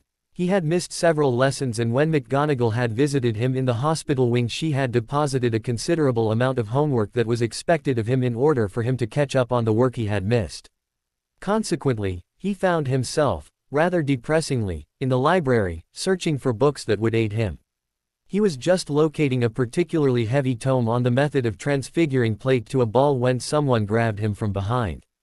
On instinct, Harry took hold of the arms that had attempted to grip his neck and propelled his attacker forwards, ducking and tripping them up as he did so. It was not until his assailant had flown well and truly into a bookcase that he had a good look at their face. "Gods, Nymph! You could warn me before you decide to attack me." Nymph, black hair strewn over her face and legs sprawled out in front of her, coughed. "Hey, you're the one who reacts to everything with violence." "I only reacted with violence," retorted Harry good-naturedly. "Because you attacked me rather violently." "I did not." "Yes, you did." "No, I didn't." "Right, you too." Madame Pants had made herself present on the scene of the crime, looking quite fearsome as she spotted several of her precious books that had been knocked onto the floor. "You have disturbed this library long enough. Out with you. Both of you," she added when it looked like they were about to protest. "And I don't want to see you in here again until after Christmas." After marching them out of the library, Madame Pants stalked off back inside to replace any fallen books on their shelves, muttering angrily about young hooligans. Nymph pulled a rather childish face at her retreating back before turning back to Harry. "Where were we?" "Oh yeah, no, I didn't." "What the hell do you think grabbing someone from behind is if it's not attacking them?" asked Harry, not missing a beat. "I weren't attacking you," Nymph replied brightly. "I were giving you a hug, of course." Harry took one look at the earnestness of her face before they both burst out laughing and began walking away from the library. The idea that Nymph would randomly give him a hug from behind was actually laughable. "Attack, sure, hug, never." "See," said Nymph teasingly once they had calmed down somewhat. "If you wasn't so stuck in them books all the time, then you could be having so much more fun with me. I means, anyone would think you was hiding something being cooped up so much." "Well, you know," said Harry, in a similarly conversational tone. "It's 'cause I'm the heir of Slytherin. After all, that's what I was expelled for, wasn't it?" "Ah, don't worry, Harry," Nymph said comfortingly, her voice suddenly serious. "I believes you that you aren't." Harry was filled with an unexpected warmth. For some reason, Nymph's unprecedented belief in him really made him feel a little less tired and worn. "Besides," continued Nymph, her mischievous spark back in her eyes, "you couldn't be the heir of Slytherin." "That's me." "Nymph," groaned Harry. She really knew how to kill a mood. She grinned. "Just kidding, but really, you did miss one hell of a picture that I drawed." Dumbledore charmed it off the doors though. It was awesome, 6 different heads, 22 eyes and 1 leg. You'd never see anything like it. You don't know who is the heir, do you? Harry could not resist asking. She might know, she was, after all, a Slytherin. He was really quite curious to know who it was that was attacking the students so ruthlessly. Assuming it wasn't him, of course. "Nah, not a clue," she said dispiritedly. "I got's a feeling Draco knows, though, but he won't tell me anything." Vaguely Harry wondered how long she had referred to the bee on as Draco, but he did not voice his question. She might get offended for some reason or other.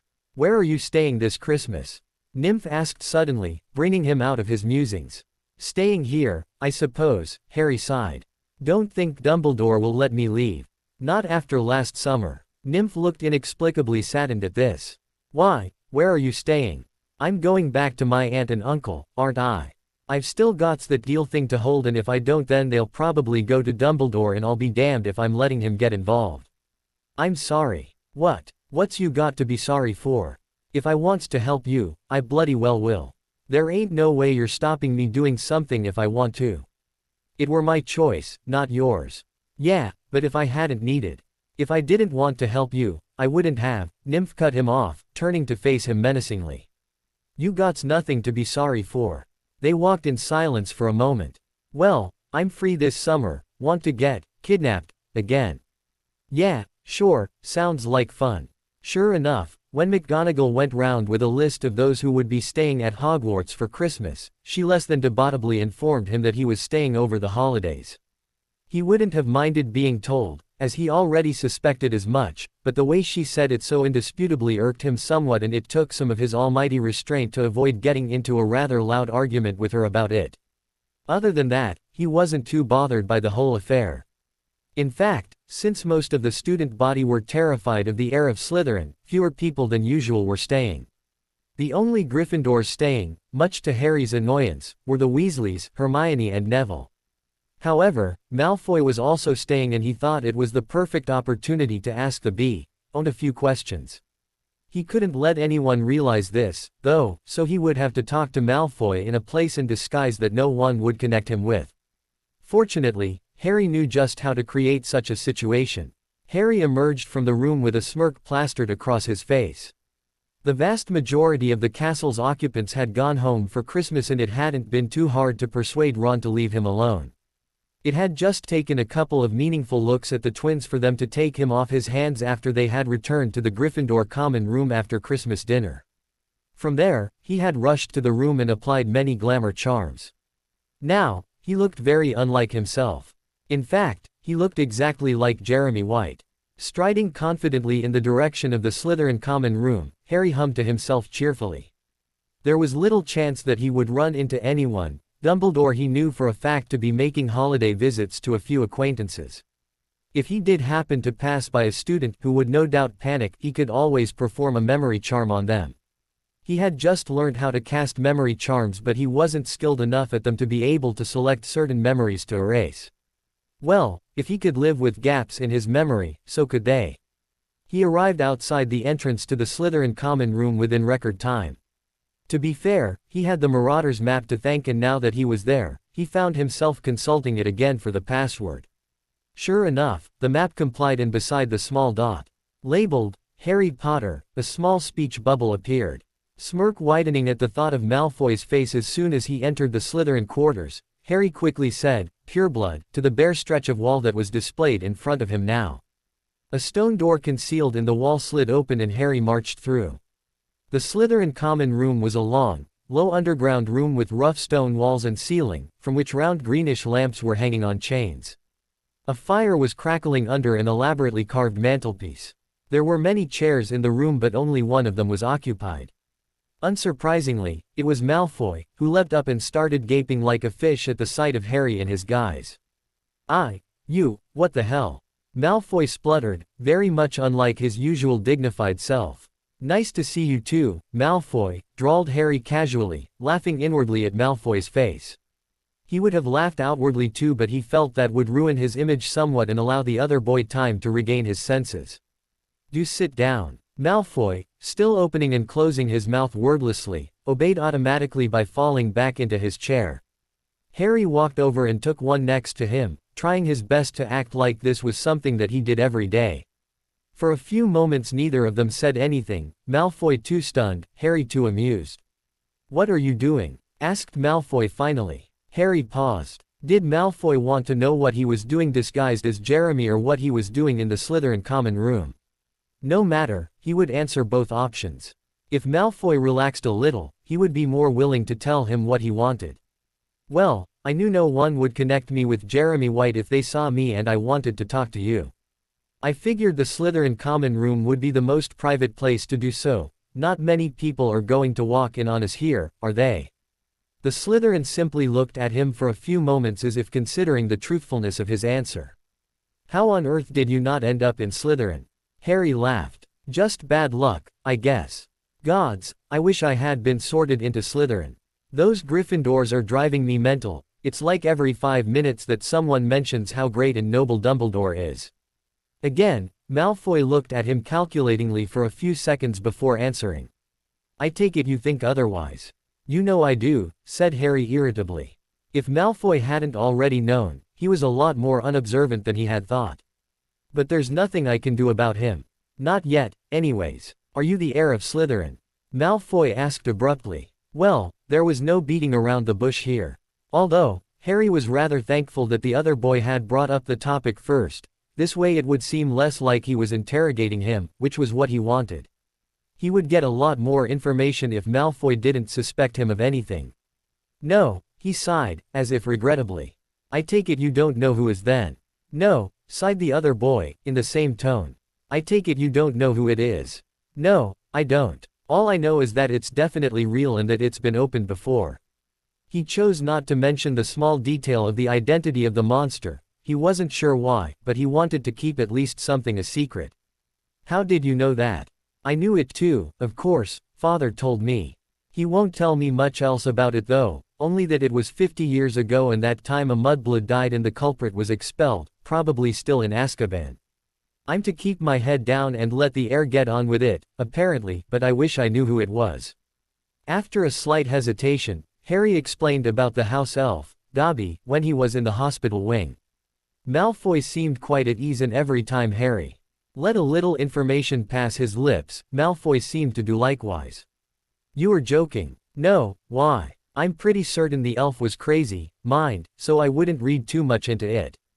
Dobby is my house elf. Just wait till I tell Father. Your house elf? Yeah, I wonder how it knew about the chamber being opened this year. Harry's mind was whirring. Malfoy's father, Lucius Malfoy, seemed to know an awful lot about the Chamber of Secrets, both its opening this time and the last. Dobby must have heard about the chamber from in Malfoy's house, but what exactly had he heard? It might have been that Lucius might have had word from his son that the chamber was open and then discussed it at home. Or he might have known it was going to open prior to Halloween. In that case, he was bound to know who the culprit was, which would make it highly unlikely that it was him. Then again, it could just be that Lucius had wanted to discuss it with his wife after hearing about it from Draco. It was really quite impossible to tell. Just then, a loud thud outside the common room brought both the boys out of their thoughts. Malfoy blinked in surprise and rose from his seat to look outside. Crabbe and Goyle stumbled in, muttering about forgetting the password, before stopping in surprise at the sight of Harry sitting quite comfortably in their common room. Do sit down, he said sweetly, relishing in the fact that they too were stunned enough to obey without question. You don't mind? Malfoy asked Harry, resuming his seat. Nah, it's fine. Crabbe and Goyle were thick enough that even should he accidentally let slip that he was Harry Potter and not just Jeremy, they would probably forget about it. Even if that was not the case, he trusted Malfoy enough to keep them quiet. He didn't trust Malfoy much more than that, but that was the only important thing at present. Have you two been pigging out in the Great Hall all this time? Malfoy asked the two lugs, with a hint of disgust in his voice. They nodded dumbly, still staring at Harry. What are you doing here? Grunted Crabbe, quite tactlessly. Just popped in for a social visit, he replied mildly. By the way, Malfoy, you know that incident recently with all the snakes, the suits of armor, the temporary petrification and the new message? Yes. Harry grinned. That was all me. Really? Impressive. I didn't know you had it in you. Well, I was expelled for opening the chamber, remember? Ah, true. I'll be sure to write to Father about that other incident we discussed earlier, but I won't say anything about that particular escapade. I'm not quite sure how I would go about informing him, anyway. Let me know if he says anything about the chamber, yeah. And what happens to your elf? Sure. Father says that the school needs ridding of all the mudblood filth, but not to get mixed up in it, but I'm not sure where exactly you would come into that equation. Of course, he's got a lot on his plate at the moment. You know the Ministry of Magic raided our manor last week. Really? What did they do that for? Yeah, Luckily, they didn't find much. Father's got some very valuable dark arts stuff. But luckily, we've got our own secret chamber under the drawing room floor. Ho! Cried Crabbe, cutting off Malfoy. Both he and Harry turned to stare at him. Crabbe blushed and it seemed to spread right up into his hair. Before anyone could say anything else, both Crabbe and Goyle had leapt to their feet. Sore stomach, grunted Crabbe, and without further ado both the large apes had dashed out of the common room. Well, that was odd, commented Harry lightly once the door had closed behind them. Yes, it was rather, wasn't it? Agreed Malfoy. I assure you, they're normally not nearly so strange. Must be all those Christmas cakes they've been stuffing their faces with. I imagine they can't have gone down well. Yeah, Harry cut off as the door to the common room opened once more. It was Snape. Harry swore and leapt to his feet, drawing both his wand and a knife as he did so. It took a few seconds for Snape to register what he was seeing, but once he was no slower at drawing his own wand and leveling it at Harry, whilst giving him one of his famous glares that he reserved for him alone. I do believe, said Snape silkily, that you were expelled, White. Well, I do believe that you are in great need of a shower, but you don't hear me using that as a form of greeting, do you? Harry retorted instinctively. He was already in a spot of bother. There was no reason he couldn't at least get his own back at Snape whilst he was in it. I would deduct points, but it would seem that you don't belong to a house, do you, White? Snape glanced at Malfoy, who was also standing but was the only one not to have drawn his wand. Mr. Malfoy, why on earth have you been meeting with White? I wasn't, said the bee, owned quickly. I just came in the common room and he was here. If he hadn't been so focused on watching Snape's reaction, Harry would have been slightly annoyed that Malfoy was so quick to defend himself. Then again, Harry, was already condemned, so there was no reason why the Slytherin should be likewise. I find it peculiar, snarled Snape, appearing to lose his restraint on himself, that you would be in a common room of a school which you no longer attend, White. Furthermore, you are not even in the house which you were a member of. I am going to ask you now to get out. Well, said Harry reasonably. Since I am no longer a member of this school and was never a member of Slytherin House, as you so very astutely pointed out, you actually have no authority over me, so I think I shall do as I please. Malfoy, snarled Snape. Leave. I shall deal with you later. Obviously Snape wanted Malfoy gone so he could murder Harry without witness. The bee, owned obediently skittered up the stairs to the dormitories, but Harry was convinced that he was still listening. What's this really about, Snivellus? Asked Harry condescendingly. Do not call me that. Snape was turning slightly red, which did not compliment his sallow skin at all. He advanced threateningly. Dumbledore may have changed his mind about you, but rest assured, I know you for what you really are, an arrogant, violent, insolent Gryffindor. Well, there's no friend to save you this time, Potter. That's right, Harry growled back, circling Snape. There's no small boy for you to murder this time, Snape. You even had to send Malfoy out of the room. Scared he was going to interfere. I mean, I know you've never been great at anything other than your precious potions, but you really are a coward when you know a couple of second years can easily defeat you. Don't call me coward. That's more than a little hypocritical, don't you think? After all, you were the one who ran and left your friend at my mercy. You were the one who abandoned him. Harry said nothing, merely glared, planning how he was going to escape this situation without serious repercussions. Your days are numbered, Potter. Do you know how easily it would be to accidentally slip a truth potion into your food during mealtimes? You would spill all of your little secrets and then Dumbledore would realize what you were truly like. Or, I could simply inform him of our situation here. It would only take a spell to do it, you know. Then, finally, the great Harry Potter, savior of the wizarding world, would be gone from Hogwarts forever. Dumbledore wouldn't expel me, Harry pointed out, though it was rather obvious. Then he blinked, the true meaning behind those words suddenly occurring to him. Slowly, surprised himself, he said, Dumbledore wouldn't expel me if I blew up the astronomy tower. He wouldn't expel me for anything. I can do whatever I want and he won't be able to do a damn thing about it for fear of losing his precious Harry Potter. Besides, who do you think he will believe? Me, the reformed criminal, playing Quidditch and doing well in all his classes, or you, the prejudiced potions professor, renowned for hating the boy who lived? By the time I am down with you, snapped Snape. It will be only my word. I intend to leave you in no condition to argue. Tarantalagra. Instinctively, Harry ducked and dived forwards, trying to get closer to Snape. He wasn't positive of Snape's dueling skills, but there was a good chance that the professor would be able to beat him in a duel. If he didn't have his wand, however, and they were forced into Muggle fighting, Harry was sure to win. Expelliarmus! Cried Harry, and then he sent another 2 of the spell at Snape, vocally followed by another 3 silently. At the first sign of a spell, Snape had conjured a shield and the first 2 spells had bounced off it harmlessly. The third caused it to waver and falter. The fourth, an unspoken one, took Snape by surprise and passed through his shield, but he merely sidestepped it. The next one, however, caused Snape to backtrack and fall into his original position, where the last one hit and caused his wand to fly from his hands.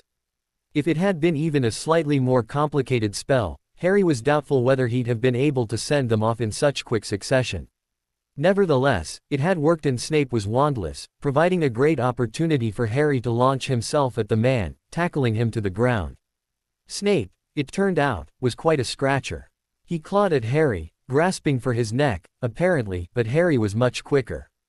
He dodged the talons and landed a punch first to Snape's stomach, then to his head. The man's greasy hair bashed off the ground, along with the rest of Snape's abnormally pointy head, quickly rendering him unconscious. Harry leapt up from the man, trying to wipe the feeling of the grease off his hands. He hadn't sustained much damage, only a few scratches, but Snape was looking slightly worse for the wear. He had a red mark on his face where Harry had hit him, and it was surely to bruise.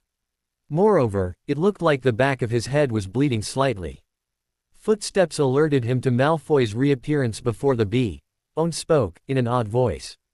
Was that really necessary? I mean, this is going to be slightly hard for you to cover up. Really? Asked Harry sarcastically. I would never have thought of that. He continued in a more casual tone, it won't be that hard, actually. All that's really needed is a few spells to patch him up and a good memory charm. And you can do that. Near enough. My memory charms aren't very specific, so he'll probably find a chunk of his memory gone, but other than that it should be fine. As if to prove his point, he cast a few basic healing charms and then a couple of cleaning charms on the floor in Snape's person for good measure. He even tried to clean the grease off his hair, it was such an eyesore, but it was no good. It was almost as if Snape went out of his way to keep his hair that greasy. Finally, after a doubtable memory charm, all that remained was to wake him up. You know, said Harry, glancing at Malfoy. I'd really appreciate it if you didn't tell anyone about this. He could do without the suspicion, at least until this chamber business was cleared up. Sure, Malfoy agreed. But how are we going to wake him up? He's still going to be pretty annoyed if the first thing he sees is Jeremy White's face. I think he'll wake up on his own, eventually, Harry said thoughtfully. So if we knew a place to leave him, he could wake up thinking he just fell asleep due to a little too much Christmas dinner. I know where his office is, said Malfoy a little doubtfully. Harry shrugged. That'll do. Lead the way. The two of them successfully managed to levitate Snape's unconscious body into his office, where they deposited him rather ungracefully in his chair. Well, he was bound to be a little confused, but there was nothing they could do about that. After leaving the office, they bade their farewells and went their separate ways, but not until after Harry had removed his glamour charms. It would have been more than a little unfortunate if he had forgotten to remove them and had run into someone. Especially since he was unable to say his own damnable name. A few corridors away from the entrance to Gryffindor, however, Harry froze at the sound of raised voices. There weren't many people left in the castle who could be shouting, which didn't comfort him at all. Slowly, carefully, he stuck his head round the corner ever so slightly. Within a fraction of a second, he had retracted it again in surprise. Round the corner, speaking very loudly, was Ron Weasley to Dumbledore. I swear, Professor, Ron exclaimed. It was him, Jeremy White. He's back, here at Hogwarts, I mean, and he's the one that's been opening the Chamber of Secrets. I heard him say so himself. How on earth had Ron found out about his conversation with Malfoy? Obviously, the Weasley had misinterpreted a few of the comments, but he shouldn't have known that Jeremy was at Hogwarts at all. Unless, Harry frowned. Crabbe and Goyle had been acting rather oddly, but he had assumed that they were in general very odd characters. Perhaps they weren't. Perhaps that hadn't been Crabbe and Goyle. When Crabbe had blushed, he had thought that the blush was merely creeping up past his hairline, but what if it had just been the effects of a spell or potion wearing off? No, that didn't seem too likely. They would have had no way to get into the Slytherin common room, and he doubted Weasley, and whoever his accomplice was, would have had the intelligence to distract the two Slytherin goons, let alone impersonate them. It was far more likely that Crabbe and Goyle were just generally strange. That still left the question of how Ron could have found out about his meeting in the Slytherin common room. Maybe he had seen him walking through the corridors and followed. Harry didn't know what spells or protections there were on the Slytherin common room to prevent eavesdroppers, but there was a chance they weren't sufficient. He would have to inform Malfoy later about the possible lapse in privacy in Slytherin House. On the other hand, it was possible that he had just been careless and Ron had seen him and Malfoy in the corridor and put two and two together, even if he had done so incorrectly. Harry was distracted from his thoughts as Ron's wild accusations were cut off and Dumbledore spoke. "I assure you, Mr. Weasley," he said seriously, "that Jeremy White is gone from this school and is incapable of returning. Whatever you have seen or overheard has been done so in error. There must be some misunderstanding somewhere along the line." "But Professor," cried Ron aghast, "I know it was him. Him and Malfoy. They're in it together, to get rid of all the Muggleborns in the school. Besides, if it isn't White, who's been attacking the students since he's gone? He was the heir of Slytherin and you saw the latest message. He won't be gone, not till he's finished what he set out to do. He, quote. Dumbledore held up a hand and somehow this effectively silenced Ron. "It is simply not possible. Jeremy White cannot harm anyone within this school. He was simply a confused boy, unsure of who to believe, but he is gone now. You would be surprised how much he has changed since his expulsion." Nevertheless, Dumbledore raised his voice slightly as Ron opened his mouth to protest. "I will speak to Mr. Malfoy and hear his version of events. Now, I believe your brothers will be missing you in Gryffindor Tower." Ron left after a quick, "Yes, sir," and headed off in the direction of Gryffindor Tower. Harry considered following him for a moment but decided that it was time already for another visit to Malfoy in the Slytherin common room. If Malfoy was unprepared for the oncoming interrogation, there was a good chance that he would be unable to lie convincingly. However, Harry knew that he had a good chance of talking to him before Dumbledore.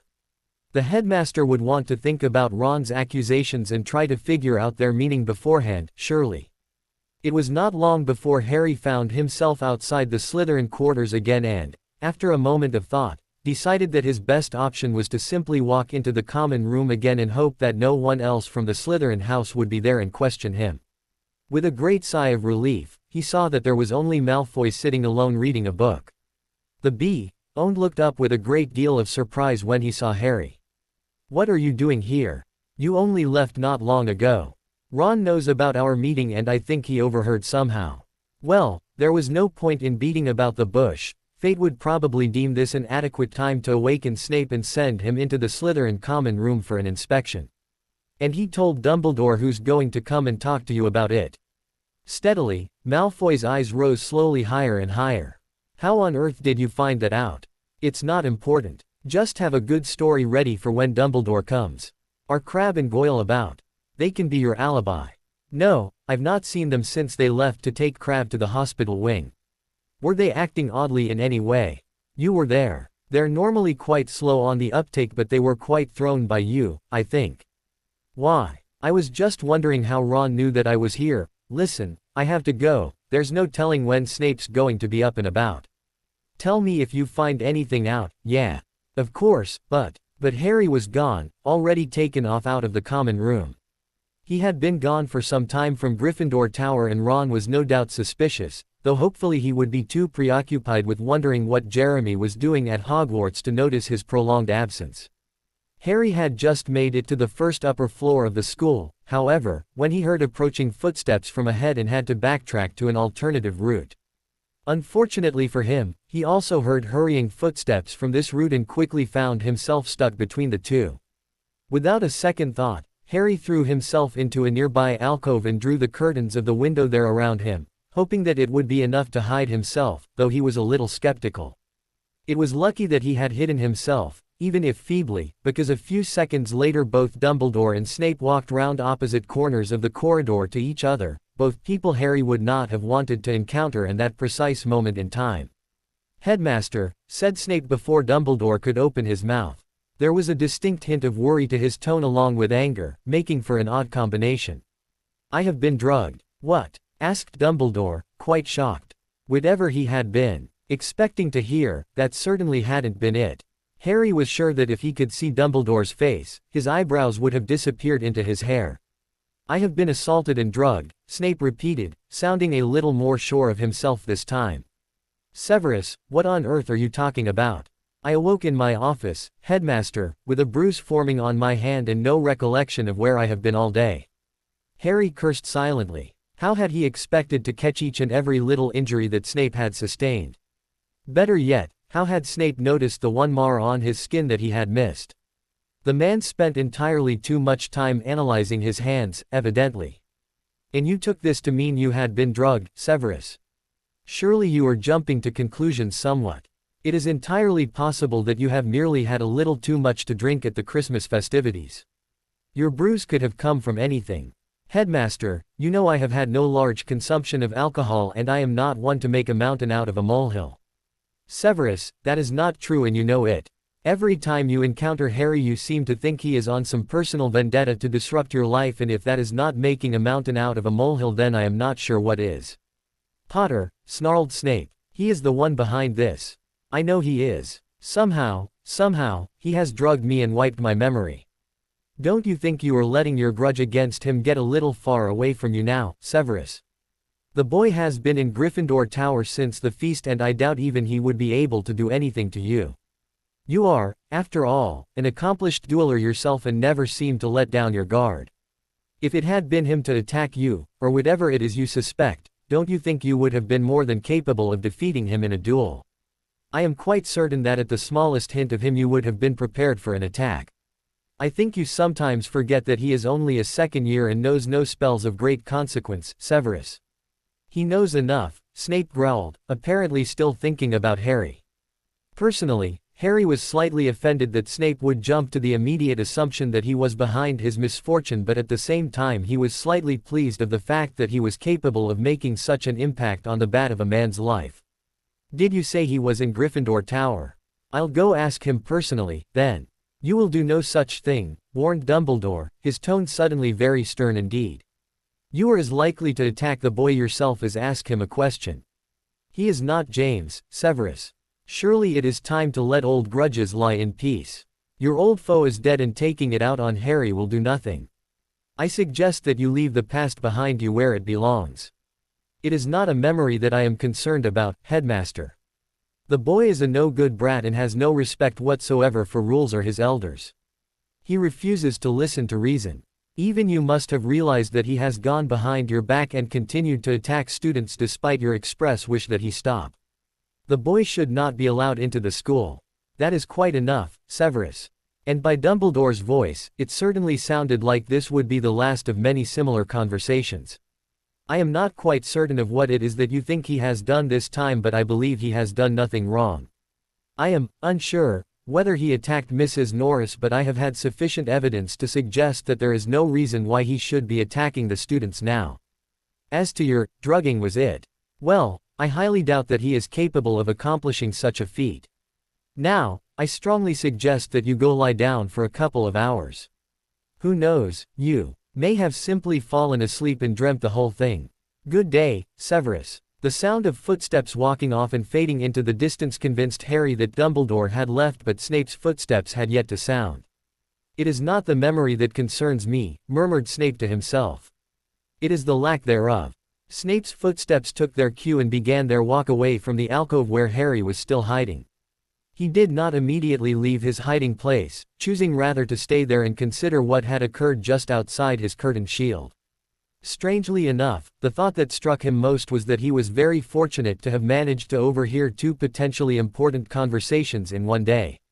He might not have received many presents, but Harry felt that it had been quite a good Christmas after all. When he did eventually make it back to the Gryffindor common room without incident, Harry was immediately confronted by Ron, the only occupant of the room. The boy was in quite a state. Harry listened with feigned patience as he ranted to him about all that he had told Dumbledore and the fact that the headmaster had not listened.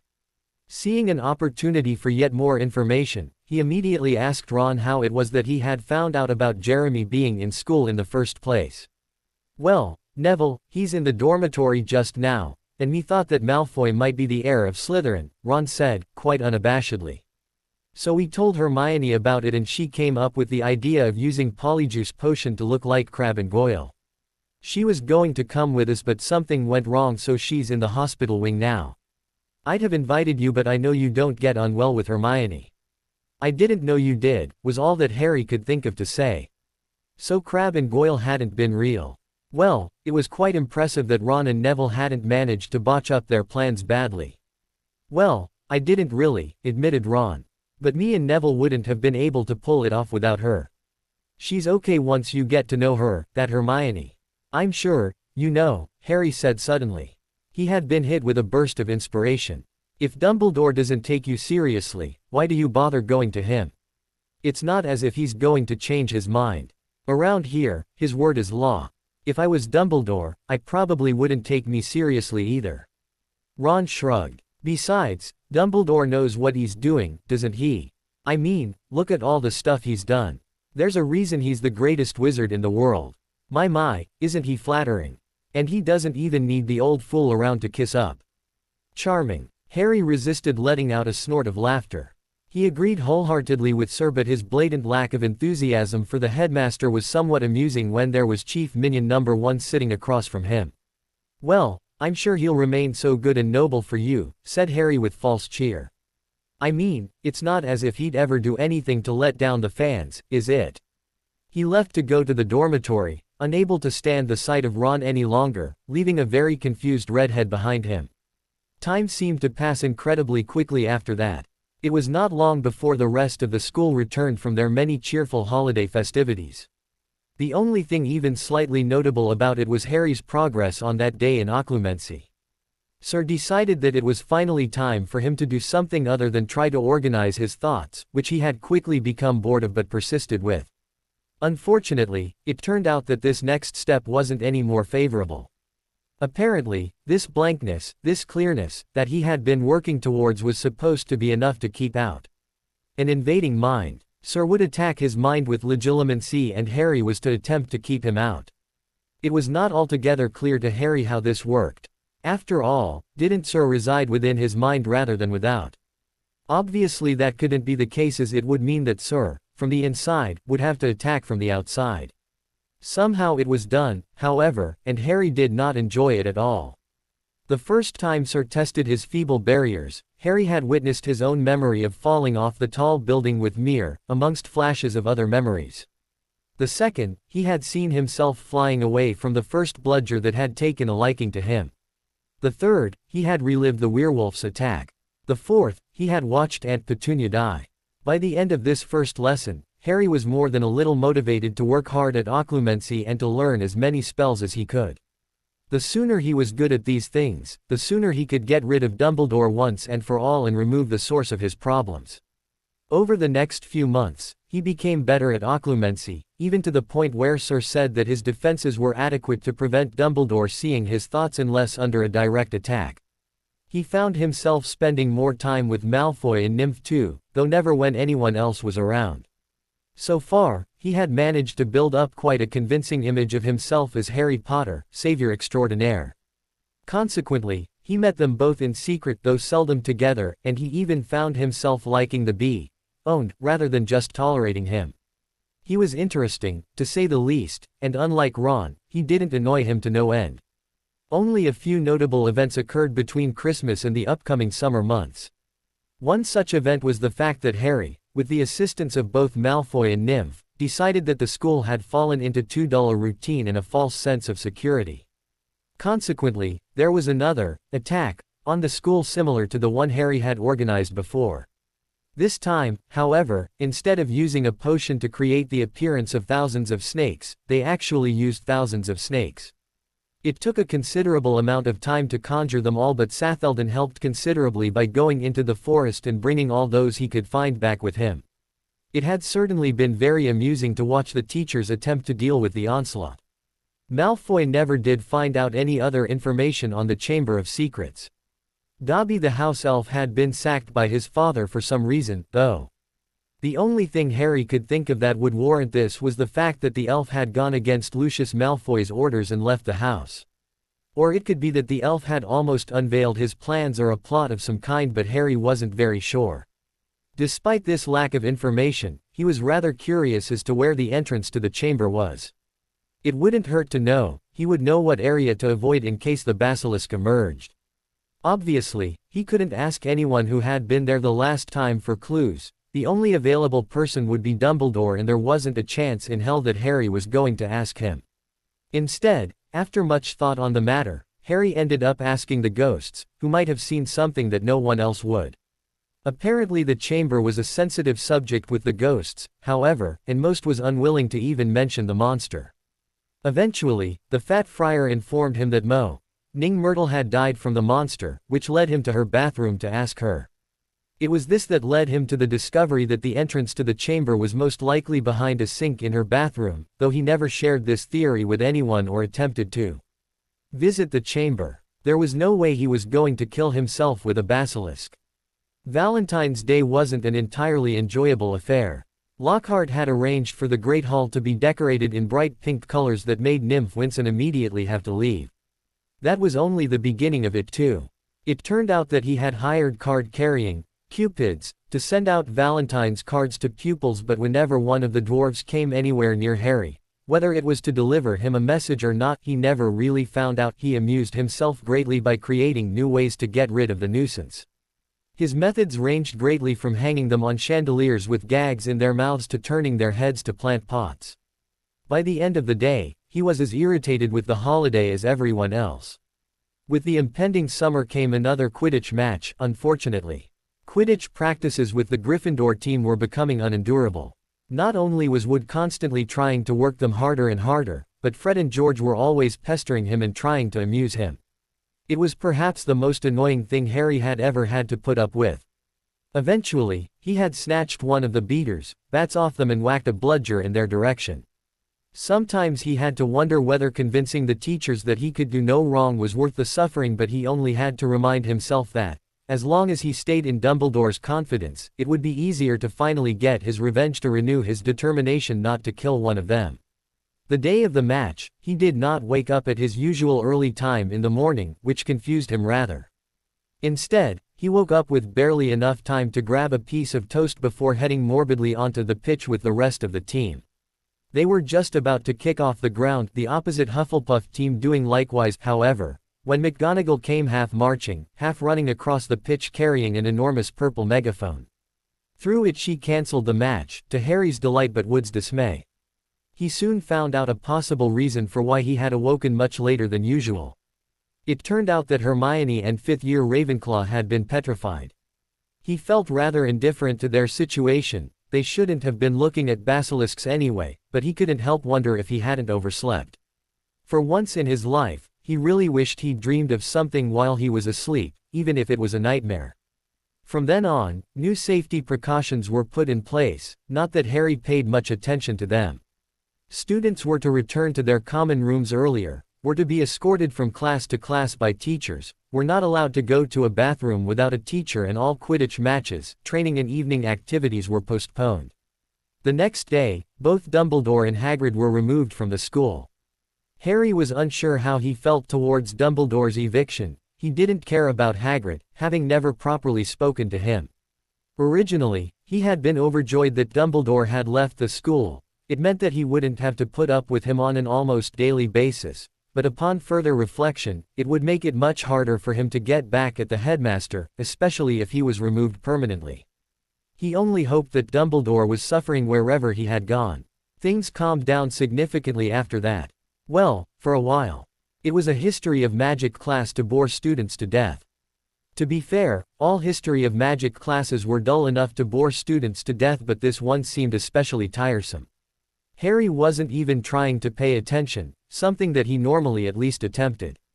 He was getting frustrated with the new safety precautions, and it was affecting his temperament for doing schoolwork. He wasn't the only one either. In the chair directly in front of him, he could see Ron stabbing irritably on his parchment with his quill, which soon broke from the pressure, causing Ron to fling it across the classroom. Unfortunately for Harry, things soon got a lot more interesting, but not in the way he had been hoping. All students are to return to their house dormitories at once. All teachers return to the staff room. Immediately, please. McGonagall's voice magically magnified itself so it was heard throughout the school. Instantly, the whole room leapt up into a frenzy. Pupils hurriedly stashed away books, parchment and quills and raced out the door. Apparently, most naturally assumed that the monster from the Chamber of Secrets had gotten loose and was roaming about the school. Similarly, Harry believed that the chamber had to be somehow involved, but he was too deep in thought to panic. At a much slower pace, he made his way up to the Gryffindor common room. If the students were being shepherded towards their houses because of some disaster involving the Chamber of Secrets, then Harry couldn't help but think that he definitely wasn't the one responsible for its opening in the first place. He had no blackout recently and he was sure of where he had been all day. It felt like some great weight had been lifted from his mind. This meant that he wasn't losing his sanity and he wasn't attacking pupils without realizing it. Well, he wasn't losing his memory, at least. His sanity, what with the various voices and figures he had seen that no one else could, was another matter. The common room was buzzing with murmurs and speculative chatter when at last Harry entered. Ron waved him over and, rolling his eyes, Harry obliged. If nothing else, Ron could entertain him whilst they were waiting for news. He didn't have to wait long, however.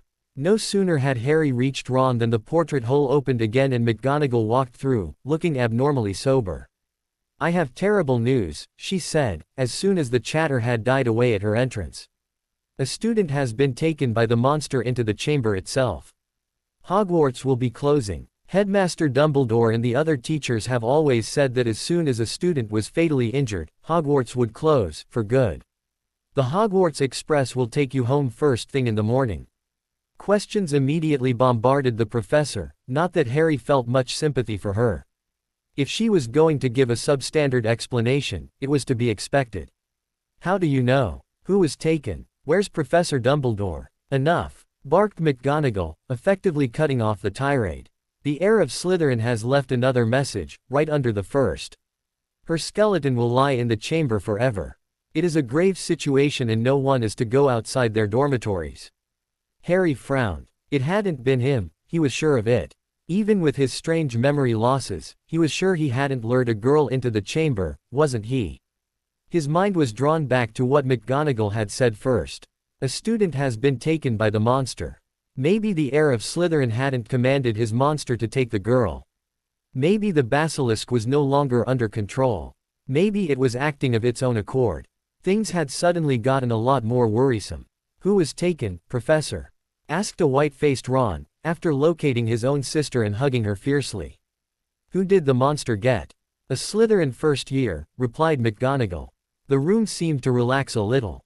How caring of the Gryffindors, Harry thought disdainfully. As soon as they knew it wasn't one of their own and only a lowly Slytherin, they didn't care. "By the name of Denebola Lestrange. Now, I suggest you all pack your trunks." McGonagall left the room but Harry barely noticed. He hadn't even heard her after Nymph's name. Nymph had been taken. Nymph's skeleton would lie in the chamber forever. Nymph was in the grips of a basilisk that he, Harry, might or might not have released upon the school. He'd be damned if he was going to let her. Before the thought had even registered in his mind, Harry had picked himself up off the floor where he had collapsed in shock. Ron was staring at him and continued to stare at him as he strode purposefully towards the portrait hole. "Where are you going?" demanded Ron, catching up with him at the exit. Harry stopped to look at him incredulously. Where did he think he was going? To save Nymph. Now it was Ron's turn to look at him incredulously. "Why? You can't do anything, Dumbledore couldn't even do anything. Besides, why do you care so much? She's just some Slytherin girl." Glaring, Harry spat, "Dumbledore is a senile old buffoon and that Slytherin girl is my friend." Ron blinked. "No she's not. Lestrange wasn't friends with anyone. Only Malfoy and Jeremy White, but he was gone before you came." Harry laughed maniacally, still standing in the entranceway, oblivious to the fact that nearly the whole common room was listening to them. You fool, he barely managed to snarl through his anger. His fists clenched, Harry barely restrained himself from hitting Ron. There wasn't time to get into a fight. Nymph needed him. The air seemed to crackle with his suppressed rage and it felt like some unseen restraint was lifted from him. I am Jeremy White. Harry wasted not a second more and turned and ran in the direction of Ning Myrtle's bathroom, leaving a silent common room behind him. He didn't even pause to think about how Dumbledore's spell preventing him from mentioning his previous name.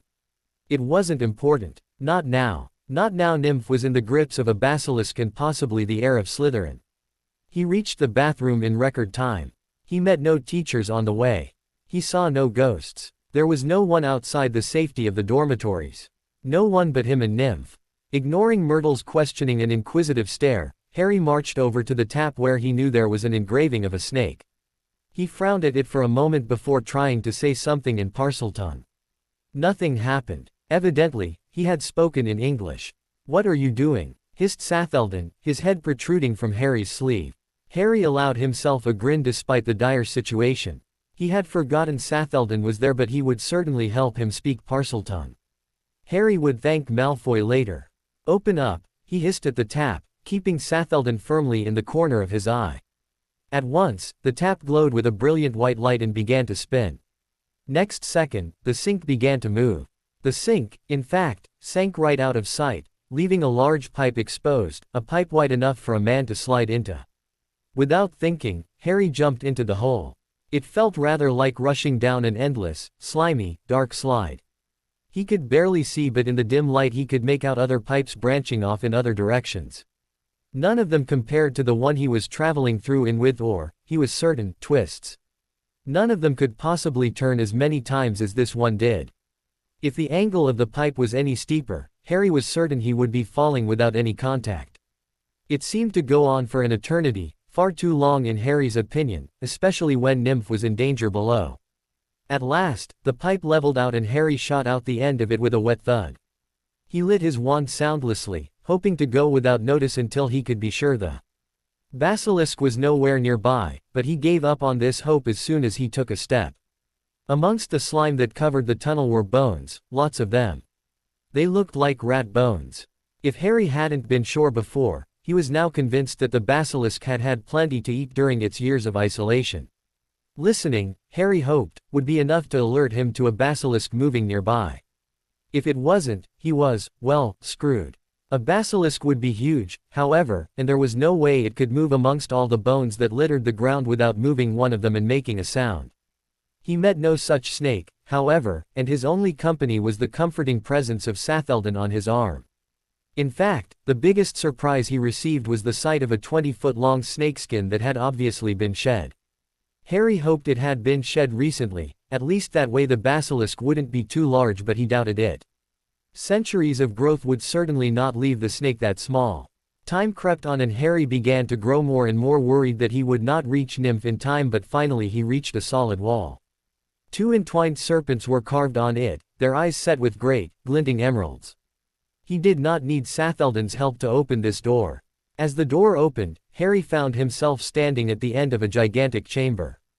He paid no attention to the towering stone pillars entwined with yet more carved serpents nor the high statue of an ancient wizard. What did Slytherin's pointless decorations matter now? Nymph had to be somewhere nearby. Carefully, wand casting a glow around him, Harry moved in between the pillars until, at last, he saw her. Nymph was lying, quite still, in between the giant statue's feet. She was hardly breathing. Running over to her, Harry collapsed beside her, dropped his wand to free his hand and proceeded to shake her frantically. Nymph! Nymph! Wake up! Come on, Nymph! Get your ass in gear and let's go. I've been waiting for you, Harry Potter. Harry whipped around but did not move away from Nymph. A tall, black-haired boy was leaning against the nearest pillar, watching him. Strangely enough, he didn't seem quite there. He was blurred around the edges as if he was a drawing that a small child had tried to rub out. Can I help you? Harry asked the boy sarcastically. What was this fool wasting his time for? He had to get Nymph to wake up. Yes, you can, the boy replied, obviously not picking up on Harry's hostility. I want to know, how is it that a baby with no extraordinary magical talent managed to defeat the greatest wizard of all time? He let out a derisive snort. Who are you? No, wait, I don't care. Now, you can go to hell while I get my friend out of here. He turned back to Nymph. She won't wake. Oh, because you're so knowledgeable. How would you know? He asked rhetorically. Nymph was cold to the touch. How long had she been down here? Well, you see, Harry Potter, the boy began, obviously intending on making a story out of it. He only half listened to him. Nymph was by far more important. Your little friend here has been confiding in me all year, pouring her soul out to me, if you will. And it just so happens, her soul was exactly what I wanted. Slowly, Harry turned round to face him. What are you blabbering about? My diary, said the boy carefully, as if Harry would not understand him otherwise. He pointed at a small, black book. I am a memory, preserved for 50 years in a diary. If you were to write in it, like Nymph here, then I can write back. Ingenious, is it not? No, Harry interrupted before he could go on. Why the hell would you want to be stuck in a diary of a 12-year-old girl? Yes, it did get rather tiresome, he agreed. But as Nymph continued to write to me, pouring her heart and soul into me, I began to pour a bit of my soul back into her. You, Harry said pointedly, are a weirdo. Suddenly he noticed that the other boy had his wand, but he said nothing. He was perfectly capable of defending himself against a memory. Haven't you figured it out yet? Burst the boy impatiently. I am the heir of Slytherin. I made Nymph open the Chamber of Secrets. I made her strangle school roosters and daub threatening messages on the walls. I made her set the Serpent of Slytherin on Mudbloods and the Squib's cat. Thank God, Harry could not help but breath. The boy looked at him oddly, and for some reason Harry felt the need to explain. I was getting kind of worried that I was the one doing it. Why would you be the heir of Slytherin? No reason, Harry replied evasively. You know, I have been waiting to meet you for some time. Nymph has told me all about your fascinating little history, and I must say, you're not at all what I expected. What do you mean? Harry asked sharply. He was hoping the boy would reveal a way to destroy him and give Nymph back her strength. I imagined you to be much more self-righteous. I never pictured you to be friends with the likes of little Nymph over there. Why not? He demanded. Everyone seemed to be saying that, and for the life of him he couldn't understand why. No reason, the boy mimicked his earlier comment. There are many similarities between us. Both half-bloods, orphans, raised by muggles. Probably the only two Parselmouths to come to Hogwarts since Salazar Slytherin himself. We even look something alike. That's nice, Harry said condescendingly. This boy really was an odd one. Harry's mind was working in overdrive. So this boy, this memory, had made Nymph set the basilisk on the students. That meant he was a Parselmouth too.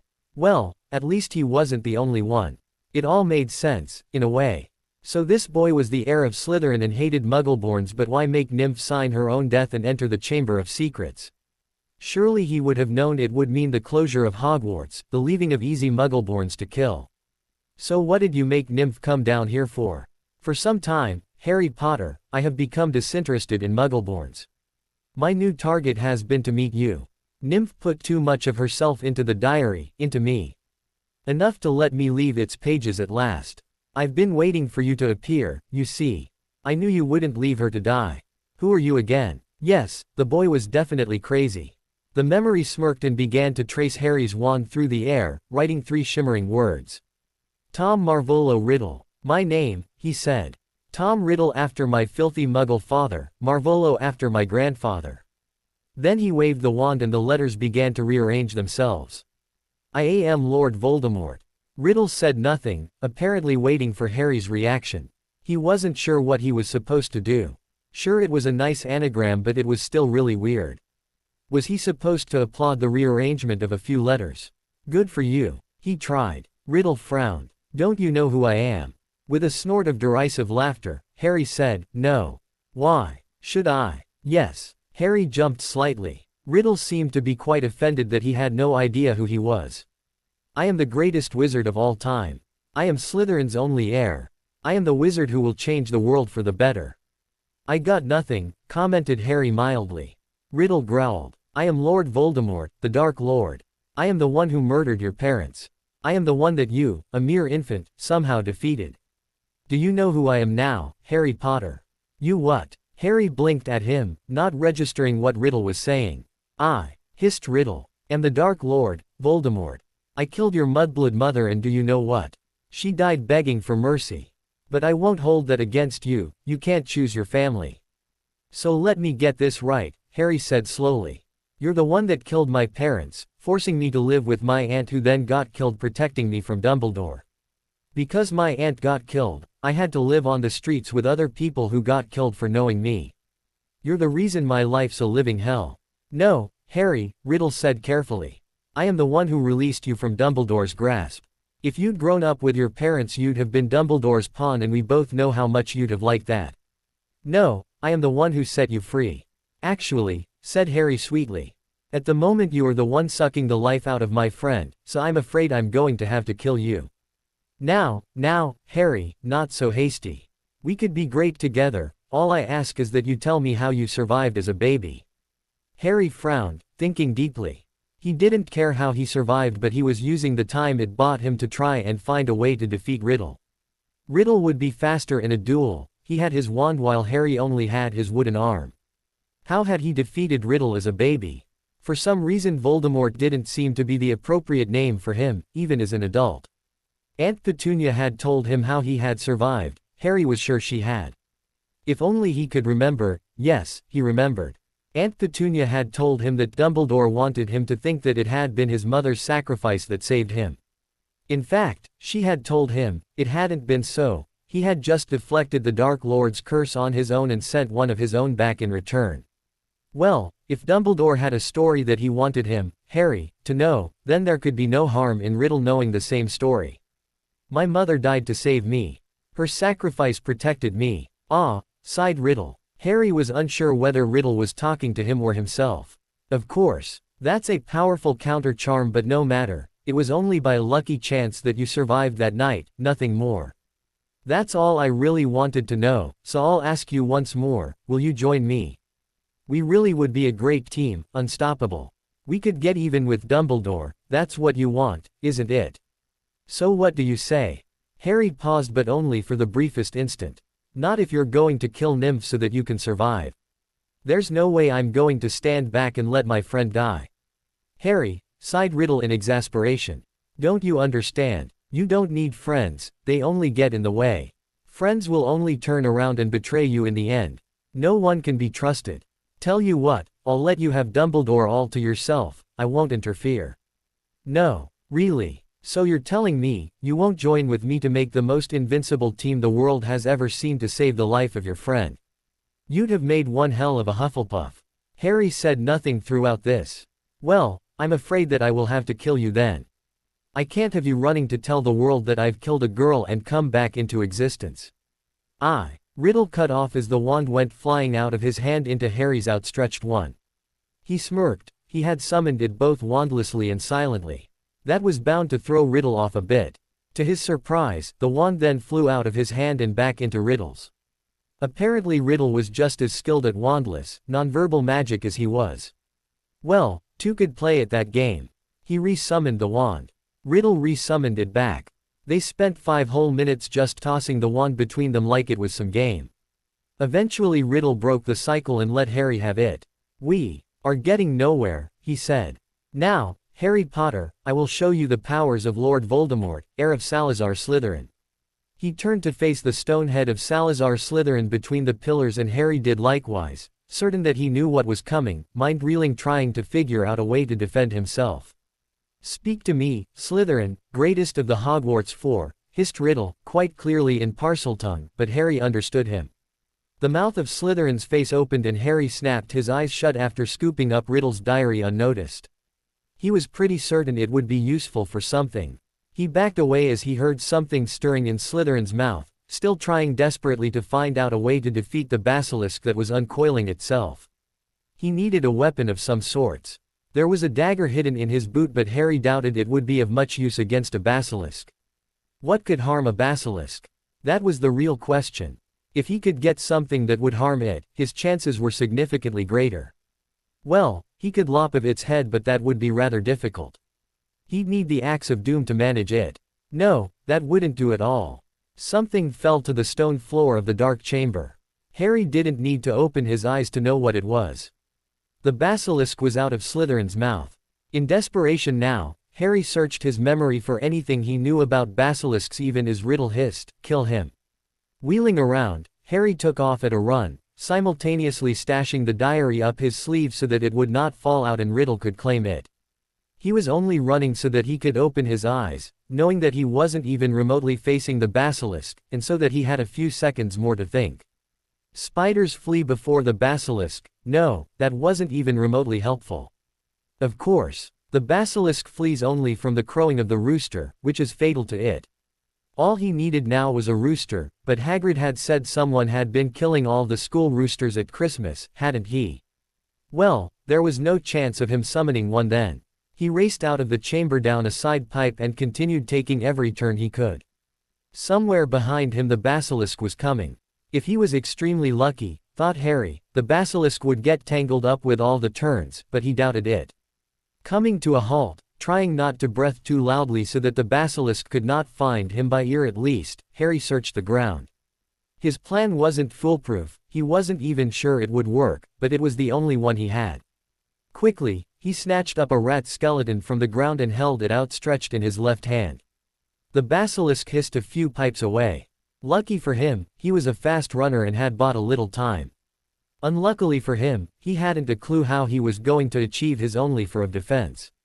Mind blank, Harry settled for pointing his wand at the skeleton, channeling some magic and willing it to do what he wanted.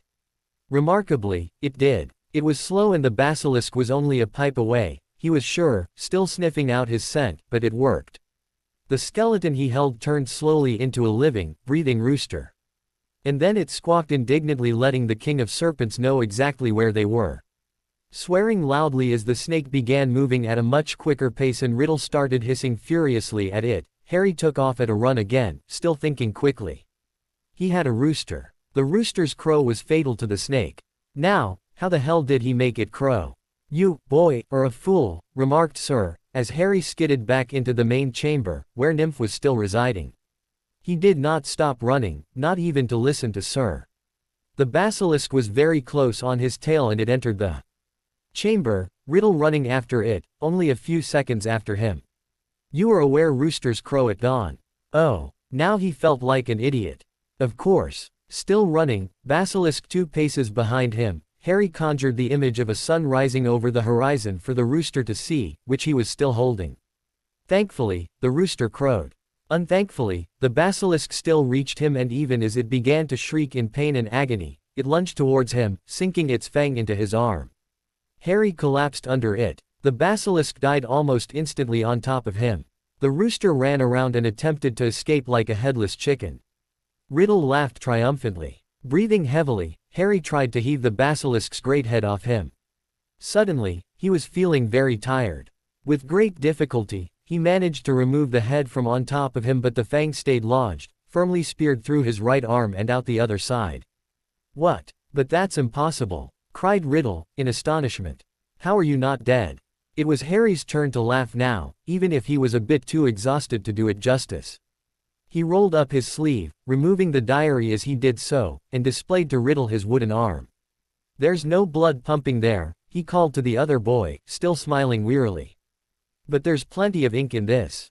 He held up the diary, finally having sussed out how to defeat the young, Dark Lord. "No!" Riddle cried, even as Harry took the diary in his left hand and speared it through the fang protruding from his right arm. Ink flooded out of the diary and Riddle twisted and writhed in pain. Harry watched him emotionlessly. All he cared about was that Nymph would be all right. Suddenly, Riddle was gone. Harry pocketed his wand and removed the diary from the fang, where it was speared rather like a kebab. He then tried to remove the fang from his arm, but it was stuck firmly in place. Just as he was about to try using his wand in his left hand, there was a faint moan, and from the end of the chamber, bringing Harry's attention sharply away from his arm and over to Nymph, who was sitting up. He was there in an instant, helping her up, fang forgotten and still holding the diary. What happened?" she asked in confusion. "It's okay," said Harry, smiling in relief that she appeared unharmed. "Riddle's gone, and the basilisk's dead." "Huh, I came down here," he explained, gesturing towards the rest of the chamber, where the basilisk still lay, now covered in ink. The rooster was still running around, making quite a ruckus. Riddle was going to kill you, and like hell was I gonna sit back in Gryffindor Tower and let you die. Nymph still looked confused for a moment, but then she smiled at him. Thanks, Harry. I didn't know you was so sweet. Come on, he said. We've got to get out of here. Not knowing what else to do, he pocketed the diary too and began to lead Nymph out and over the dead basilisk, which really was some length, when she screamed. Harry, there's a fang in your arm. He laughed. You forget things too easily. He showed her the wood in his arm and they continued out of the chamber, wading through the bones and slime, without further incident until they reached the pipe Harry had slid down. There they stopped, Harry frowning up it, Nymph leaning tiredly on his shoulder, perfectly happy to let him figure out a solution to their newest problem. Unfortunately, he was quite out of ideas, being quite exhausted himself. The only solution that came to mind was to climb out, but he wasn't sure how effective that would be. Suddenly it hit him that pipes normally transported water, so, theoretically, he could blast him and Nymph out with a strong enough jet. Well, it was worth a try. It turned out that it worked. Well, near enough. They both got very wet during the process and more than a little bruised when they were sent sailing out of the sink at the other end. Come to think of it, the bathroom wasn't looking all too good afterwards either. Perhaps there had been a better way to get out of the Chamber of Secrets, but Harry was too tired to care or to attempt to think of it. Ningmyrtle wasn't too pleased with his return either, but he suspected that was because he wasn't dead and prepared to spend eternity with her. So, what we going to do now? Asked Nymph once they had left the bathroom. We go to McGonagall. What? Why? Because as long as she thinks you're dead, the school's going to close. Is that really such a bad thing? I mean, it's not like you was thrilled with the place before. Nymph, Harry stopped walking and turned to look at her seriously. She would treat whatever he said as a joke otherwise. If Hogwarts closes, Dumbledore will want to train me himself and I'll be stuck with him forever. At least here I don't have to see him that often. Besides, he turned to continue walking. The library is very useful and hopefully it won't be too long before Dumbledore leaves for good. What did you mean by that? Harry did not answer. They had reached McGonagall's door now and he didn't really think it was an appropriate conversation to be having when they saw her. Steeling himself, he knocked and pushed open the door. What are you doing here? Harry blurted out in surprise once the door had swung open. Inside, McGonagall was not alone. Dumbledore was sitting next to her, looking very grave until he caught sight of Harry and Nymph, which reignited that irksome twinkle in his eyes. Hastily, Harry fortified his occlumency shields. I was contacted by the governors today, said Dumbledore mildly. It was like being caught in a hailstorm of owls, to tell the truth. They'd heard that Miss Lestrange had been killed and wanted me back here at once. They seemed to think that I was the best man for the job after all. But what Professor McGonagall and myself are curious about would seem far more important. How is it that Miss Lestrange and yourself are not dead? Harry was barely restraining himself from glaring. It wouldn't have looked too good for his reformed attitude, and seriously considered not answering at all, but Nymph gave him a nudge and seemed to shrink behind him slightly, which was rather odd considering her normally outgoing personality. Obviously, she wanted him to tell Dumbledore. Well, started Harry, fumbling for words.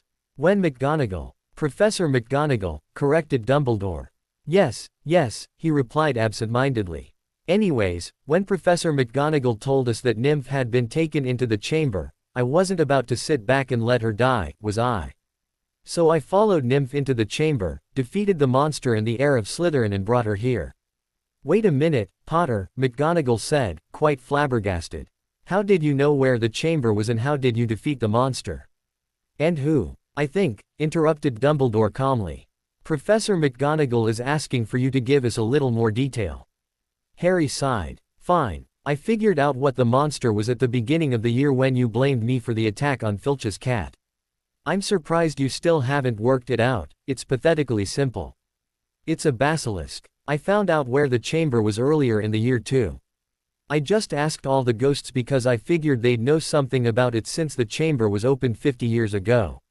When I asked Ningmyrtle, she said that she died from a pair of eyes near the sink, so I checked there and there was a snake carved into the tap. From there it was only the case of telling it to open in Parseltongue. So anyways, I followed Nymph into the chamber and there was Tom Riddle, standing over Nymph. She was lying unconscious on the floor. I'm sure you remember him, Professor Dumbledore, Harry said sweetly. Riddle was there? Asked Dumbledore sharply. Oh yes, continued Harry calmly, enjoying the panicked expression on Dumbledore's face. He was a 16-year-old memory and we had a nice little chat together. He told me lots of interesting things. Of course, nothing of the sort had happened, but it was worth telling this little lie to see the look of dread on Dumbledore's face. Obviously the old man thought that he had been further corrupted by a memory. It turns out we share a lot of the same opinions. Harry, said Dumbledore quickly before he could go on, I assure you that whatever Riddle told you, it was most likely lies to convince you to join him. He nodded expressionlessly in reply to this. Well, I wasn't going to let Nymph die, so Riddle called the basilisk on me.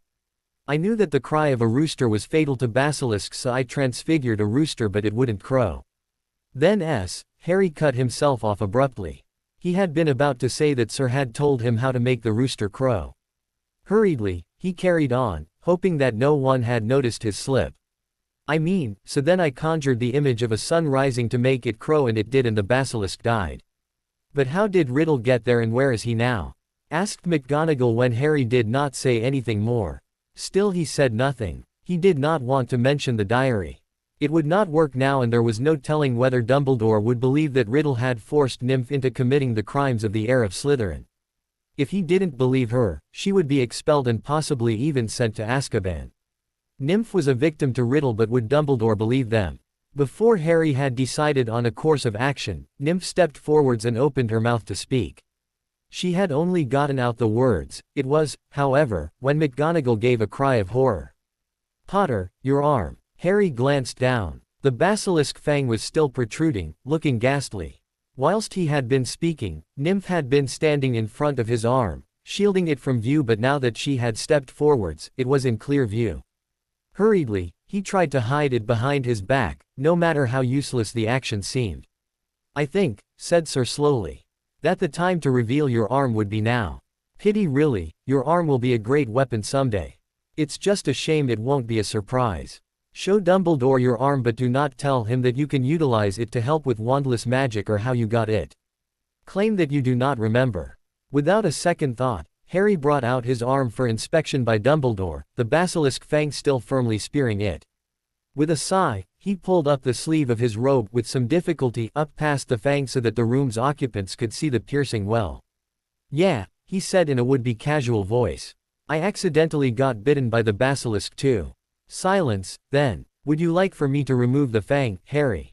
Asked Dumbledore suddenly. Harry blinked. Of all the things he had been expecting to be said, that was not one of them. Surprising even himself, he shook his head. For some reason, he knew that taking the fang out was something he should do himself.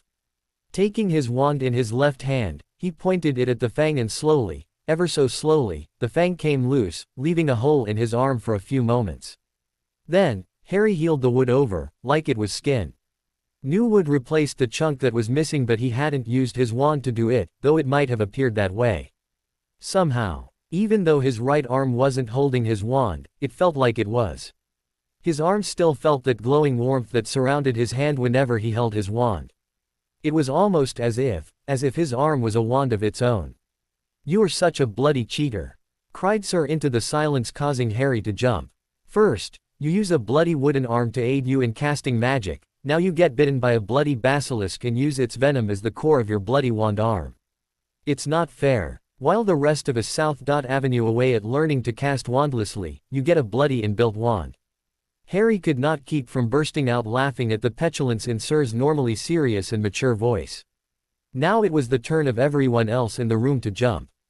Thinking quickly to justify this unexpected laughter, Harry said, your faces, they're just too funny. Harry, said Dumbledore slowly, coming out of his shock at the wood instead of flesh in his arm. How did you get a wooden arm? No idea, said Harry cheerfully. I can't remember. Surely you remember losing your arm, Potter, said McGonagall sharply. Nope. Why have you refused to reveal it before now? Asked Dumbledore. Harry frowned, feeling the conversation turn into a sort of interrogation, but answered nonetheless. I figured that not remembering something this important couldn't be a good sign, and I thought you'd want to have me committed to a hospital. Okay, so maybe it wasn't the most believable excuse, but it seemed to work well enough. Harry, you know I would never force you to do anything you did not want to unless it was absolutely necessary. He didn't bother to keep the look of disbelief off his face. What about heaping spells upon him to keep him from mentioning his previous name or to keep him from leaving Hogwarts? What about refusing to let him leave for summer? Would you allow me to inspect your arm?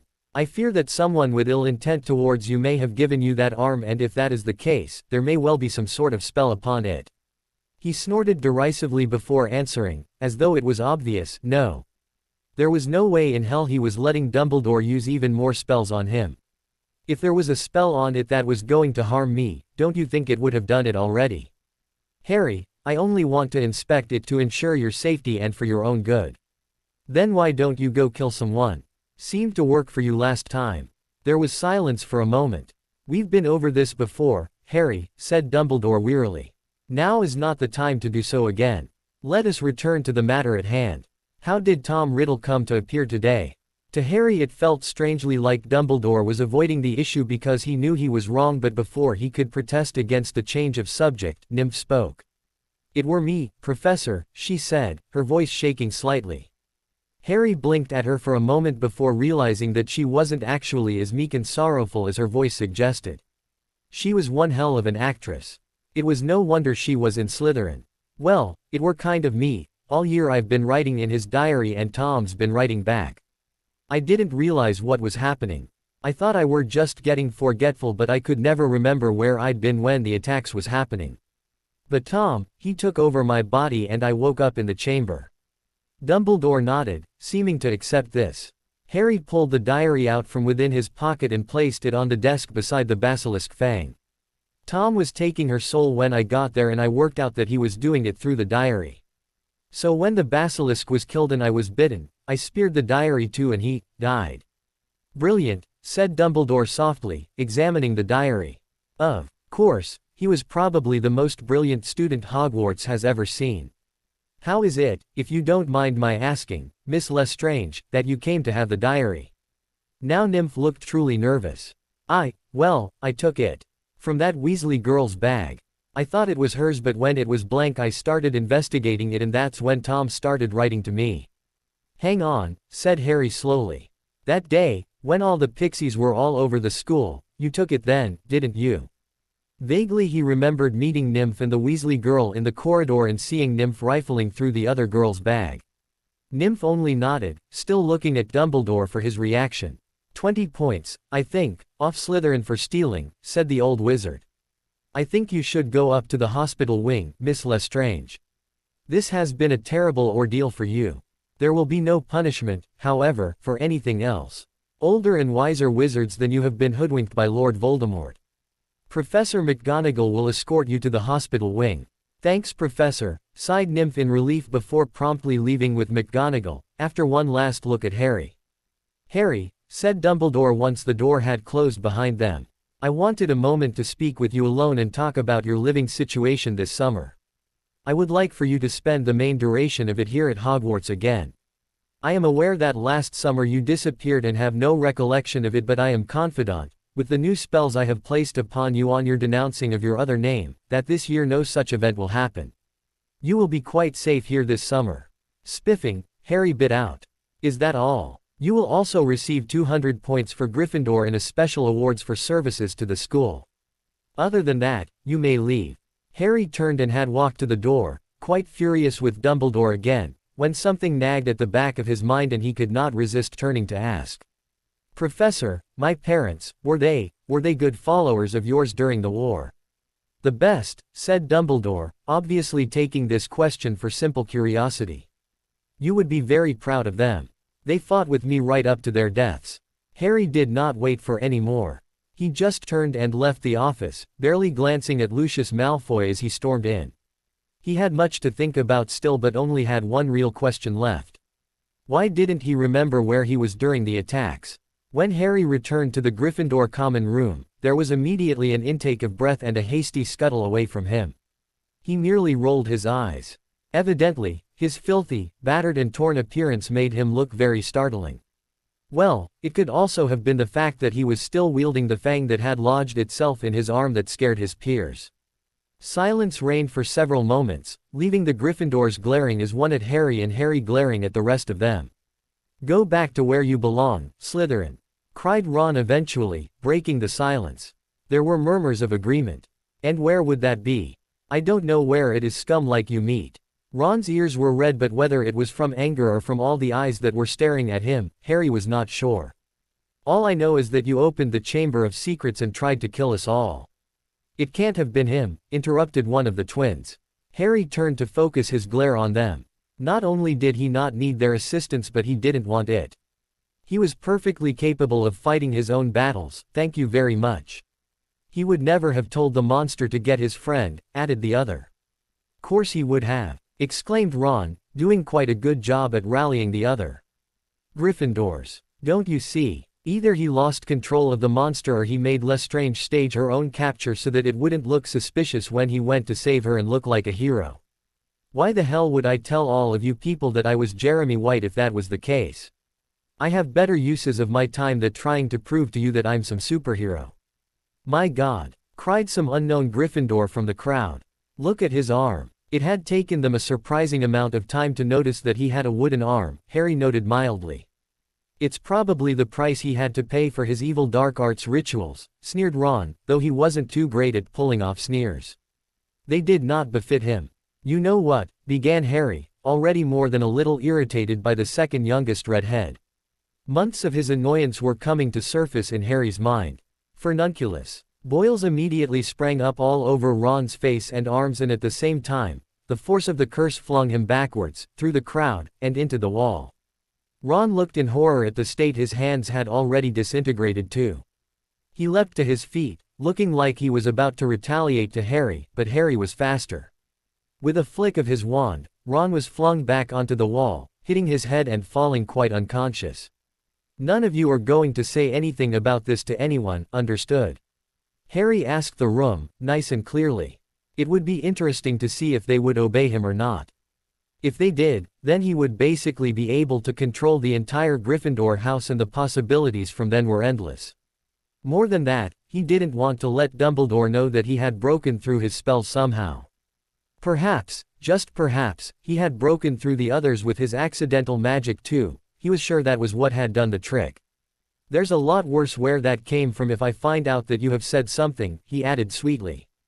People were nodding their heads fervently around the room. Well, that took care of that problem. Now, how was he going to leave Hogwarts for the summer? The rest of the summer term passed in a flash for Harry. Hogwarts was back to normal with a few exceptions. Most of the Gryffindor house was terrified of Harry, but many of them did not refrain from glaring at him. True to their nodding, no one told any of the teachers about his revelation of his other identity. However, somehow the rest of the pupils at Hogwarts knew by the end of the day, and those who had been petrified found out too. The only important person, Dumbledore, did not find out though, much to Harry's relief. He did not truly believe that he was capable of just walking out of Hogwarts again, even if he had managed to mysteriously remove Dumbledore's spells. The headmaster would be keeping a very close eye on him this time, he was sure, but it was Nymph who came up with the pathetically simple solution to the problem that might just work. She was going to shrink her items in her trunk, and Harry was going to hide within it for the entire duration of the journey back to London. He wasn't really looking forwards to it that much, but if that was what it took, it was what he was going to do. This being the case, it was on a bright, sunny day that Harry found himself squashed into a trunk, with a few air holes and just enough room to turn over onto his other side. The house elves took the trunk along with the other Slytherins. He had snuck into their common room again without checking the contents.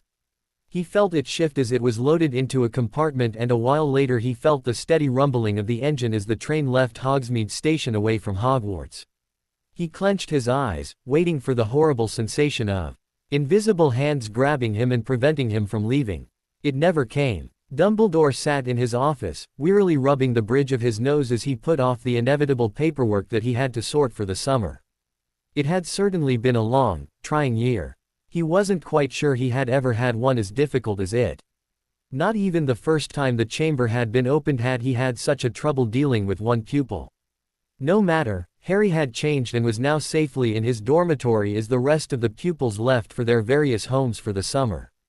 He regretted having to keep him at Hogwarts, especially since he seemed so against the idea, but it was necessary. It was simply not safe for him anywhere else. Walking over to one of his cabinets, Dumbledore checked the trinket that would tell him where Harry was. Yes, there was the familiar dot labeling him still in Gryffindor Common Room. Ever since Harry had rescued Miss Lestrange from the Chamber of Secrets, he seemed to be spending all of his time in the Common Room. He was certainly always there whenever he checked. It had been a very noble thing for Harry to have gone to her rescue, and Dumbledore was proud of him for it. It really showed that he had, at last, changed his rebellious ways and had finally seen that he would get nowhere by fighting alone. The rest of the school seemed to admire him for it too. Nearly every pupil was caught staring at him or whispering about him at mealtimes now. Yes, Dumbledore was proud of Harry. He had finally become the boy he should have grown up to be. If only he would put the lies his aunt had told him behind. Dumbledore frowned as the dot showing Harry's position flickered and then disappeared. He waited for a moment. The spell must have been affected by something. It would return in a few seconds. It didn't. Hastily, he cast a spell that should tell him Harry's whereabouts. It came up blank. Harry Potter had left Hogwarts. Again, the train ride away from Hogwarts was particularly long and painful for Harry. Nymph, like most paranoid Slytherins, had locked her trunk, preventing Harry from leaving unless she wanted him to. It was probably a good thing that he spent the hours of train ride in the trunk, however. There would have been a high possibility of someone seeing him, and it was somehow known throughout the school that he wasn't supposed to leave Hogwarts for the summer. Of course, Harry had absolutely no idea how Ravenclaw's sixth years found out, but he had a feeling that Dumbledore had been spreading the news around. If someone had seen him, though, he had no doubt that someone would have reported him to Dumbledore and there would have been a mass search for him at platform 9 3/4. He didn't come out of the trunk, however. Instead, Harry spent hours crammed in with all of Nymph's school supplies and a couple of air holes. Needless to say, by the time he finally felt the trunk being lifted off the train, he was more than a little sore and cramped. His entrapment did not end with the train tracks, however. It took what he thought to be an hour more. It was hard to tell when he was locked in a trunk, of the trunk rolling on its wheels and tipping Harry's head downwards for the lid to finally be opened and he could breathe something other than stale air.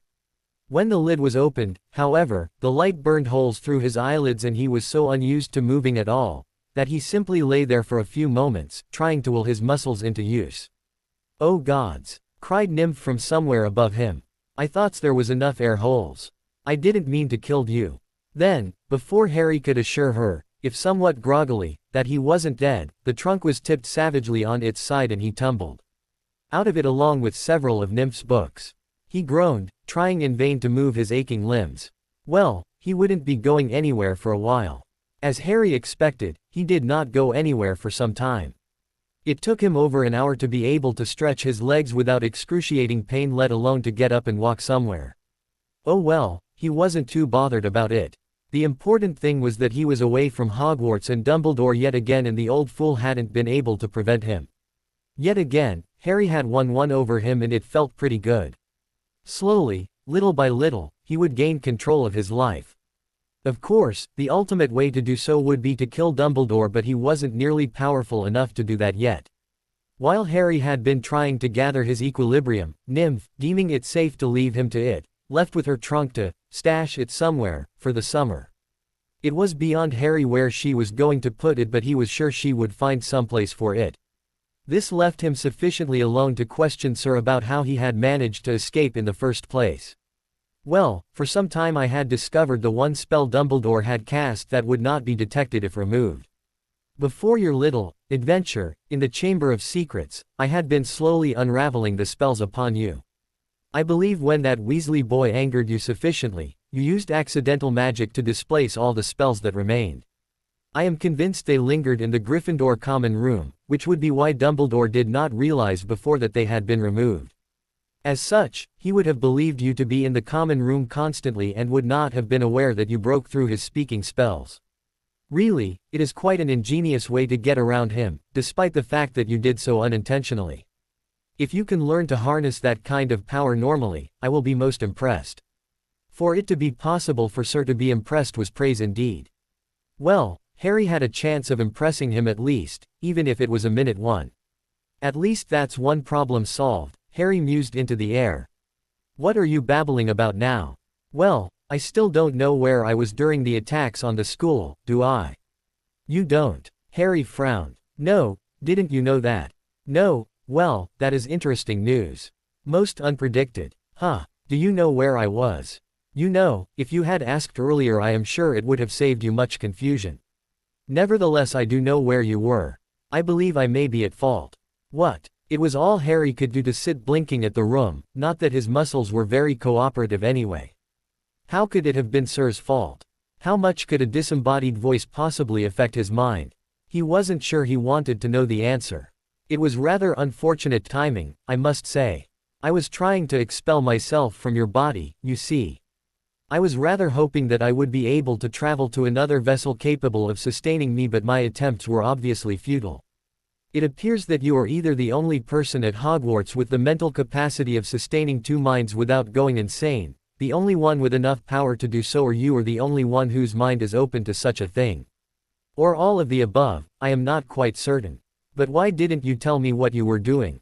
I could have helped. At least then I would have known I wasn't going crazy and attacking students without realizing it. I was quite unaware that you were suffering from memory lapses. If you had told me sooner, I would have informed you of my endeavor, I assure you. However, I wished it to be a surprise. Well, that was the oddest surprise he would ever have received, Harry could not help but think. The whole thing seemed a little strange to him.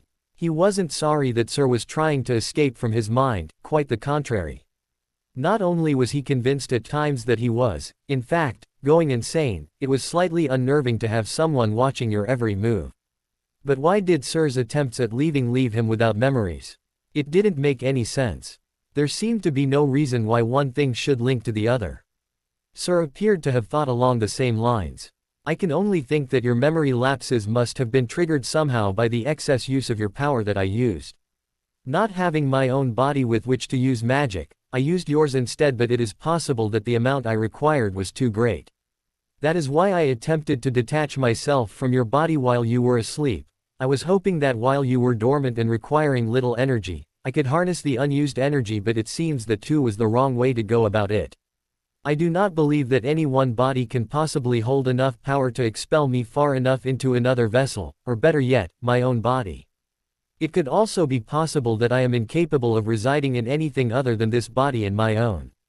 I might have only ended up in your body because I was freed from my last residence and the need to survive was great enough to send me to the nearest, and possibly only, dwelling. Harry was convinced that Sir had forgotten completely about him and was simply musing to himself. He seemed distant and would probably answer anything Harry asked without thinking about it. Suddenly, Harry was struck by an idea. What was your name before you lost your body? He asked with bated breath. I was known as, wait. Dare you try and trick me, boy? Harry could not help but feel that he had crossed a line filled with spikes.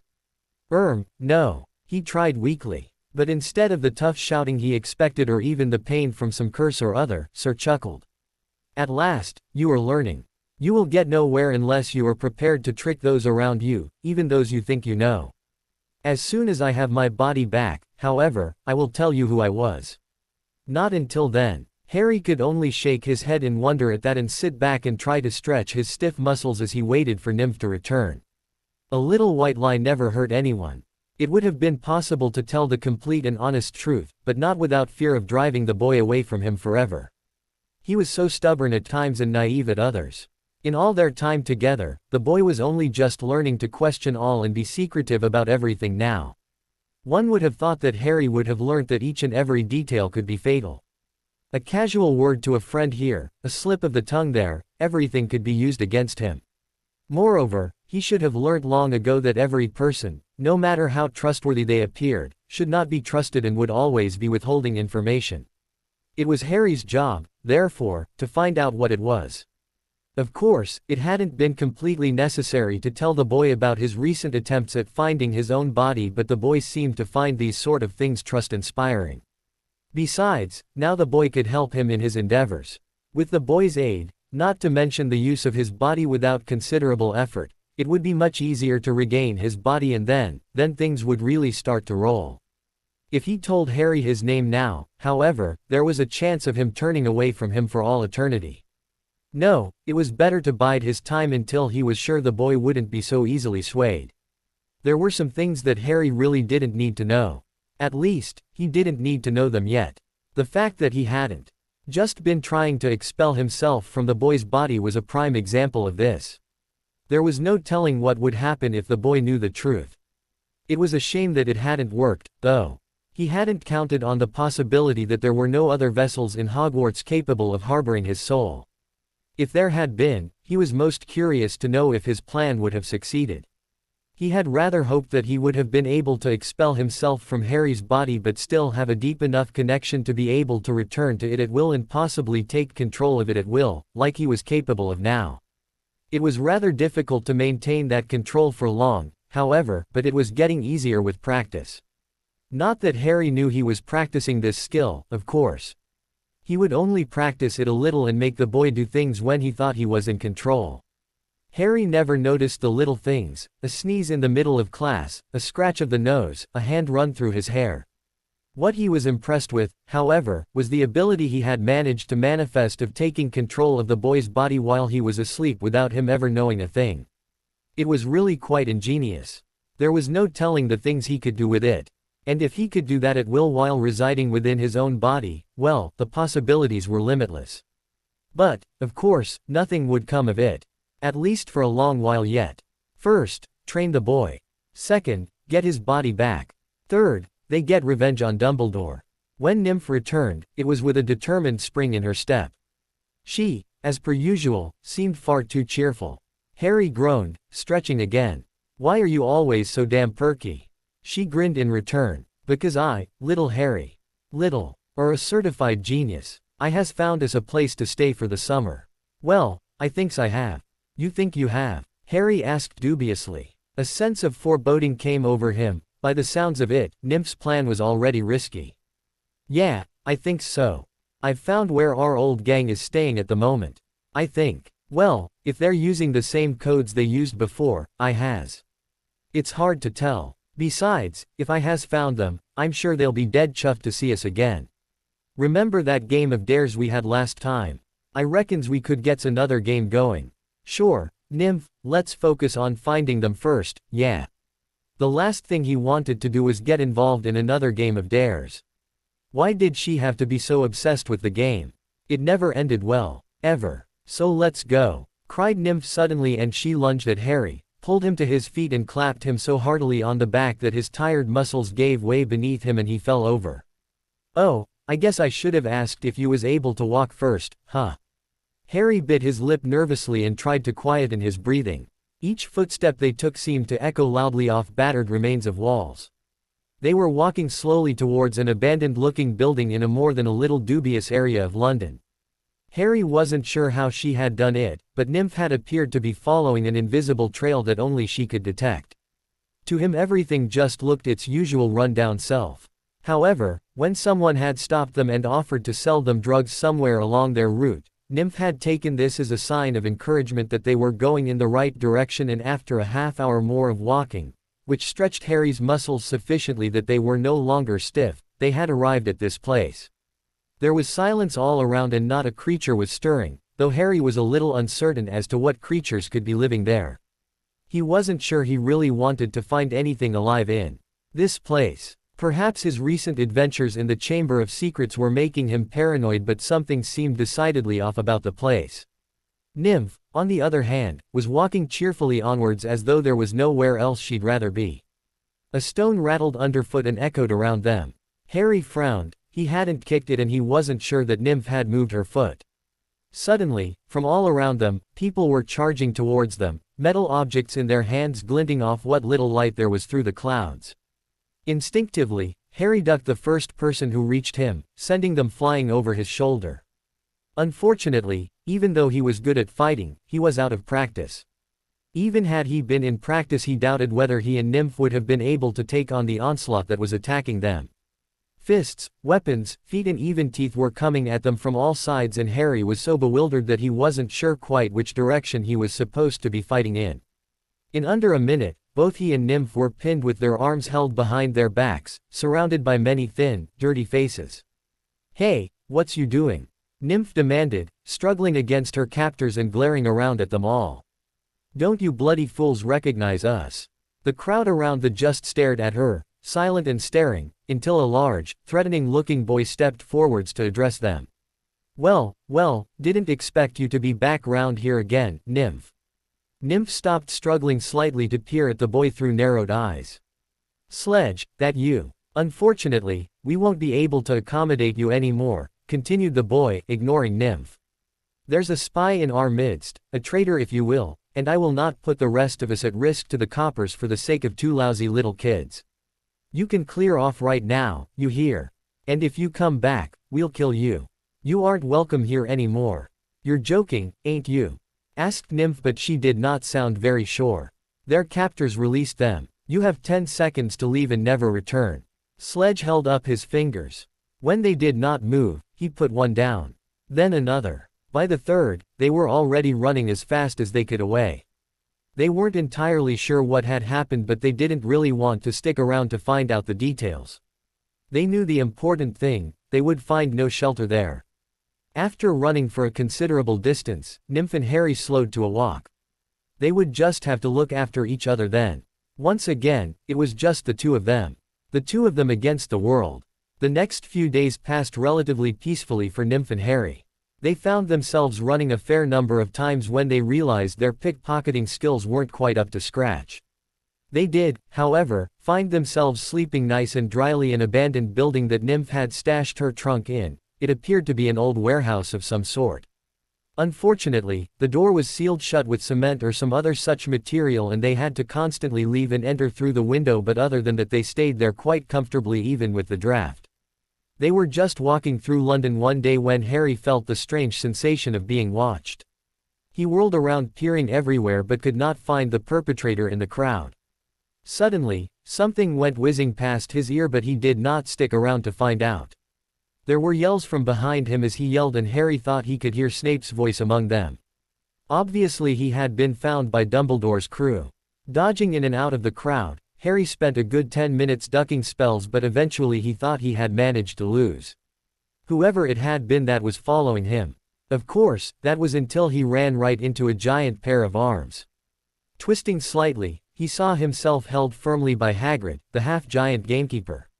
Fortunately for Harry, he sneezed at the exact moment that 4 spells came from several different directions, aimed straight for him.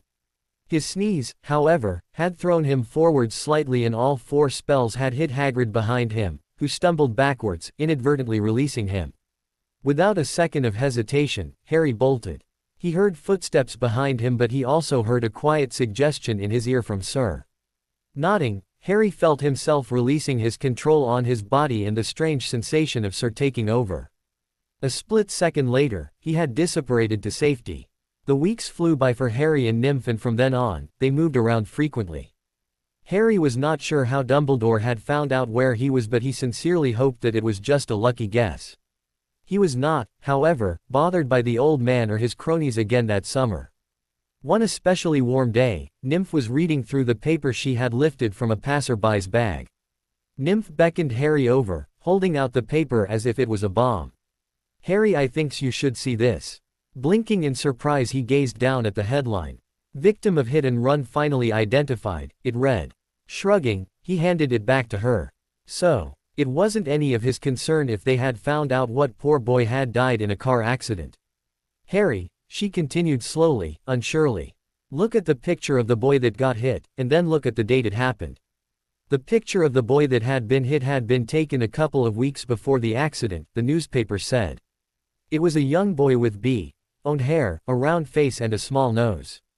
As Nymph had instructed him, Harry then glanced at the date of the accident. June 1990. Shrugging again, he looked at her. Nymph was biting her lip now, as if nervous about telling him something. "Harry, this were the accident we all thought Smear was in." Mere. Harry hadn't thought about him in a long while. He vaguely remembered his pale taut face, his scared eyes. A pang of guilt racked through Harry. It was because of him that Mir was dead. Mir had died trying to find him. But what was Nymph getting at? The boy in the picture was obviously not Mir. Wait, did she mean? No, it was impossible. Mir's alive, Harry. Together, Nymph and Harry spent the remainder of their summer searching for clues as to Mir's whereabouts, if he was, in fact, alive. There was no telling what had happened to him. If Mir had been alive, surely he would have contacted Harry somehow. But what if he had been in some other accident? What if he had died some other way and he had never known? He dismissed the thought. His imagination was running away from him. Mir was alive. He had to be. But surely, Mir would have gone to Hogwarts. Again Harry felt a pang of guilt throb in his chest. He had promised to help find Mir's sister but he had completely forgotten.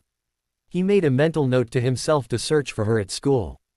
Their searches for Mir were fruitless but Harry resolved to try and use magic to find him as soon as he was back at Hogwarts. If he used magic now, he would be immediately found by Dumbledore, which he most definitely did not want. All too soon, the summer was over but Mir had yet to give any hint that he was alive. Once Harry had arrived on the station, he had gone separately from Nymph in order to look more inconspicuous. He was immediately accosted by McGonagall, pale-faced and her lip a thin line. She informed him that Dumbledore wanted to speak to him after the feast. Apparently they had been searching for him more fervently than ever. Scared that he had been kidnapped by Sirius Black, who, to Harry's amazement, had escaped Azkaban. But why had he escaped? Could he have finally come to his senses and realized Dumbledore's treachery? If that was the case, Sirius must have remembered Harry's promise to help prove his innocence. On the train, Harry found to his amusement that along with Nymph and Malfoy, he was sharing a compartment with Remus Lupin, who he vaguely remembered being tackled by Nymph when he caught him. Nymph and Malfoy spent the majority of the time discussing Sirius Black but Harry wisely kept his opinions to himself. He needed to find out why he had escaped first. However, Nymph did take a break to stun Lupin so that he would not wake whilst she was drawing on his face with permanent black ink. Harry looked up in surprise as the train jolted to a halt. They couldn't possibly be at Hogwarts yet, could they? It was dark outside the window and he couldn't see anything. Without warning, a deep cold seemed to infiltrate his very bones and his breath rose as mist before him. The lights flickered out. "What's going on?" came Nymph's voice from beside him. Harry said nothing but quickly lit his wand, casting an eerie glow over the pale faces of Malfoy and Nymph and the still stunned Lupin. Screams came from compartments further down the train. "Think we ought to wake him?" Harry asked, gesturing vaguely to Lupin. The other two nodded and Harry was just turning so that he could get a good aim to cast the spell, when the door slid open and the cold seemed to intensify. Standing in the doorway was a Dementor. Harry recognized it as one at once. He saw a gray scabbed hand flex at its sleeve's end. Then he saw no more. He was falling, spinning. He had no control. It was just endless falling. Then he heard them, the voices. "Mir's dead, Harry. He died looking for you. A fire burned the night Harry Potter died. They're all gone. Dead." Growling. The sound of a werewolf snarling. "Lily, take Harry and go. It's him. Go. Run. I'll hold him off." The sounds of someone stumbling from a room, a door bursting open, a cackle of high laughter. He was falling, drowning in mist, spinning out of control. "Not Harry, not Harry, please not Harry. Stand aside, you silly girl, stand aside, now. Not Harry. Please no, take me, kill me instead. Not Harry. Please, have mercy, have mercy." A shrill voice was laughing, the woman was screaming, and Harry knew no more. It turned out that Harry had passed out from a severe reaction to the Dementors. Malfoy and Nymph didn't look so cheerful either. Malfoy had eventually managed to reawaken Lupin and Lupin had sent the Dementor away, though it was rather odd to see the wizard standing, looking very serious, when he had a black mustache, beard, mono brow, glasses and vampire doodled onto his face. Lupin looked at them all, frowning at Malfoy, blinking in surprise and Nymph and rested his eyes a bit longer on Harry, before giving them some chocolate and leaving to talk to the driver. When he returned, Nymph greeted him cheerfully and it was obvious that Lupin recognized her. When he entered the Great Hall, Dumbledore was looking down at him with relief clearly written on his face. The rest of the hall was looking at him with no such emotion. On their faces was contempt, hatred and, surprisingly, mockery. It appeared that news of him losing consciousness at the Dementors had spread fast. After the feast, Harry obediently went to Dumbledore's office. He was beginning to think that he spent more time there than in his own common room. The gargoyle jumped out the way obediently for him without waiting for the password. Perhaps it could recognize him, and Dumbledore greeted him solemnly inside. Dumbledore discussed his usual fears of him having been kidnapped, feared for his safety, etc., but Harry did not pay much attention. He also mentioned how it did not make him a lesser man for having a bad reaction to the Dementors. After that, the headmaster went on to question him as to how he removed the spells that were on him, to which Harry just shrugged, using the occlumency that he had been practicing over the summer. Finally, he was allowed to return to his dormitory. Once in the common room, Harry found that the entirety of the Gryffindor house, other than the first years, who had obediently gone to bed, seemed to be discussing him. There appeared to be some sort of argument going on. The newest theory was that he was in league with Sirius Black, which was partly true. Harry was certainly not against him, at least. The rest of the house, who did not believe this rumor, were just expressing their dislike of him and their belief that he should not be in the noble house of Gryffindor.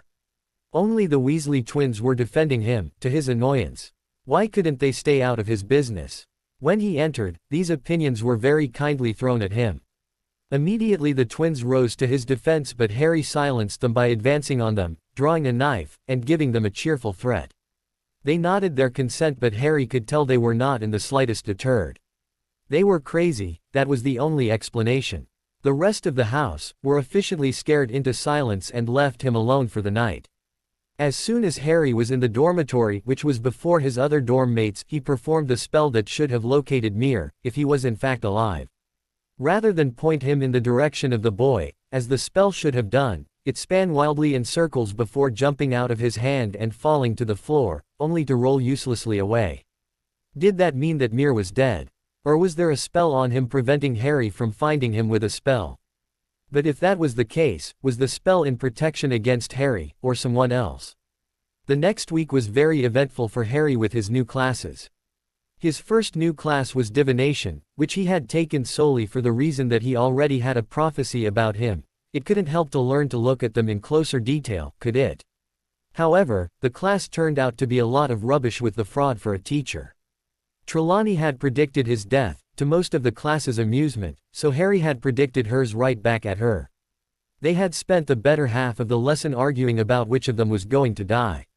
His other new class had been care of magical creatures, which had been no more enjoyable. Hagrid, the great oaf, had picked on him to demonstrate, which amused Malfoy to no end. Not only had Harry had to pet the monstrosity that was a hippogriff, he had had to ride the thing, which had petrified him to no end. He had hated it. Not only was he flying at great heights, he had no control whatsoever over the thing. So in retaliation to Hagrid, Harry had tricked Ron into insulting the hippogriff, causing the beast to lash out at him, efficiently wounding him. But his worst class of the week had been defense by far.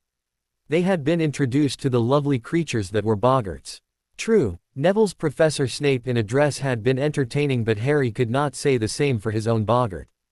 It had started out as just a sensation, that horrible falling sensation with no control. But then it had become an image. A body. A dead body. Nymphs. But the boggart wasn't finished. Then it had transformed into another body. Murs. But that still was the end. The boggart then changed into a third body, Aunt Petunia's. Aunt Petunia rose from her dead position on the floor, and raised an arm to point at Harry. He could almost hear the joints in her out-of-use body creaking. "It's your fault," Aunt Petunia had said. "If it weren't for you, I'd still be alive." Then, at last, almost thankfully, the boggart had transformed into a Dementor, and Harry had blacked out, hearing the voices of his dying parents just before doing so. Rumors had circulated the school in floods. Most of the school seemed to believe that he had killed the people the boggart had become, despite the fact that Nymph was still very much alive and roaming the school. Worst of all, however, was how his peers appeared to take this as a sign that he was weak and they could take advantage of him. Something needed to be done. Sir very helpfully told Harry so. They would never achieve anything if their enemies thought he had a weakness or that they had the upper hand. A perfect chance came one night when he was in the common room and Hermione's cat attacked Ron's rat, which disrupted and annoyed the entire common room, Harry included. Without much hesitation, Harry snatched the snarling cat as it ran past and drew his knife. The common room gasped in shock as he drew it across the cat's skin. A pang of guilt went through Harry, but he was not bothered again by his fellow students. The weeks passed quickly after that, and soon it was the day of Halloween and the first Hogsmeade trip for third years. Harry, not having a real guardian, attempted to sign his form himself and hand it in to McGonagall, but she wasn't having any of it. He tried to argue his case, but she was adamant, no doubt because of her fears of Sirius Black. This theory was proven true when she attempted to warn him that Sirius was out to kill him, which he promptly dismissed. Of all the reasons for Sirius to escape, killing him was not one of them. Without anything else to do, Harry decided that it would be a good opportunity, with no one around, to visit Lupin and see where he stood on the issue of Sirius. Lupin, it transpired, had no doubt that Sirius was guilty, though there was a flicker of doubt that crossed his face when Harry explained what had really happened. Nevertheless, Lupin did not concede to the truth. Snape interrupted them at that moment, bringing in a steaming goblet of some concoction for Lupin. Needless to say, Lupin was thoroughly warned of Harry by the time Snape left, and Lupin was more than a little suspicious of him and his friends, which now, Harry realized, included Malfoy. He was not entirely sure when they had crossed that border. That night, while everyone was at the feast, Sirius slashed the portrait of the fat lady, who guarded the entrance to Gryffindor Tower. The school was once again abuzz with rumors, and the castle was being scoured for the murderer. Sirius was not fool enough to stay in the castle, at least Harry assumed he wasn't, but he could not have gone far. This being the case, Harry snuck out of the herd of students as they made their way to the Great Hall to stay for the night and slipped out into the cool night air outside. Where could Sirius be? The forest was the most logical place to hide, so Harry made his way over there, sticking as much to the shadows as he could. He had just passed the Whomping Willow, however, when he was tackled from behind by a massive beast. The beast turned out to be Sirius, and together they hid just below the Whomping Willow, which, it transpired, had a passage underneath. Sirius had not come to his senses after all. He was still of the belief that Dumbledore was good and noble.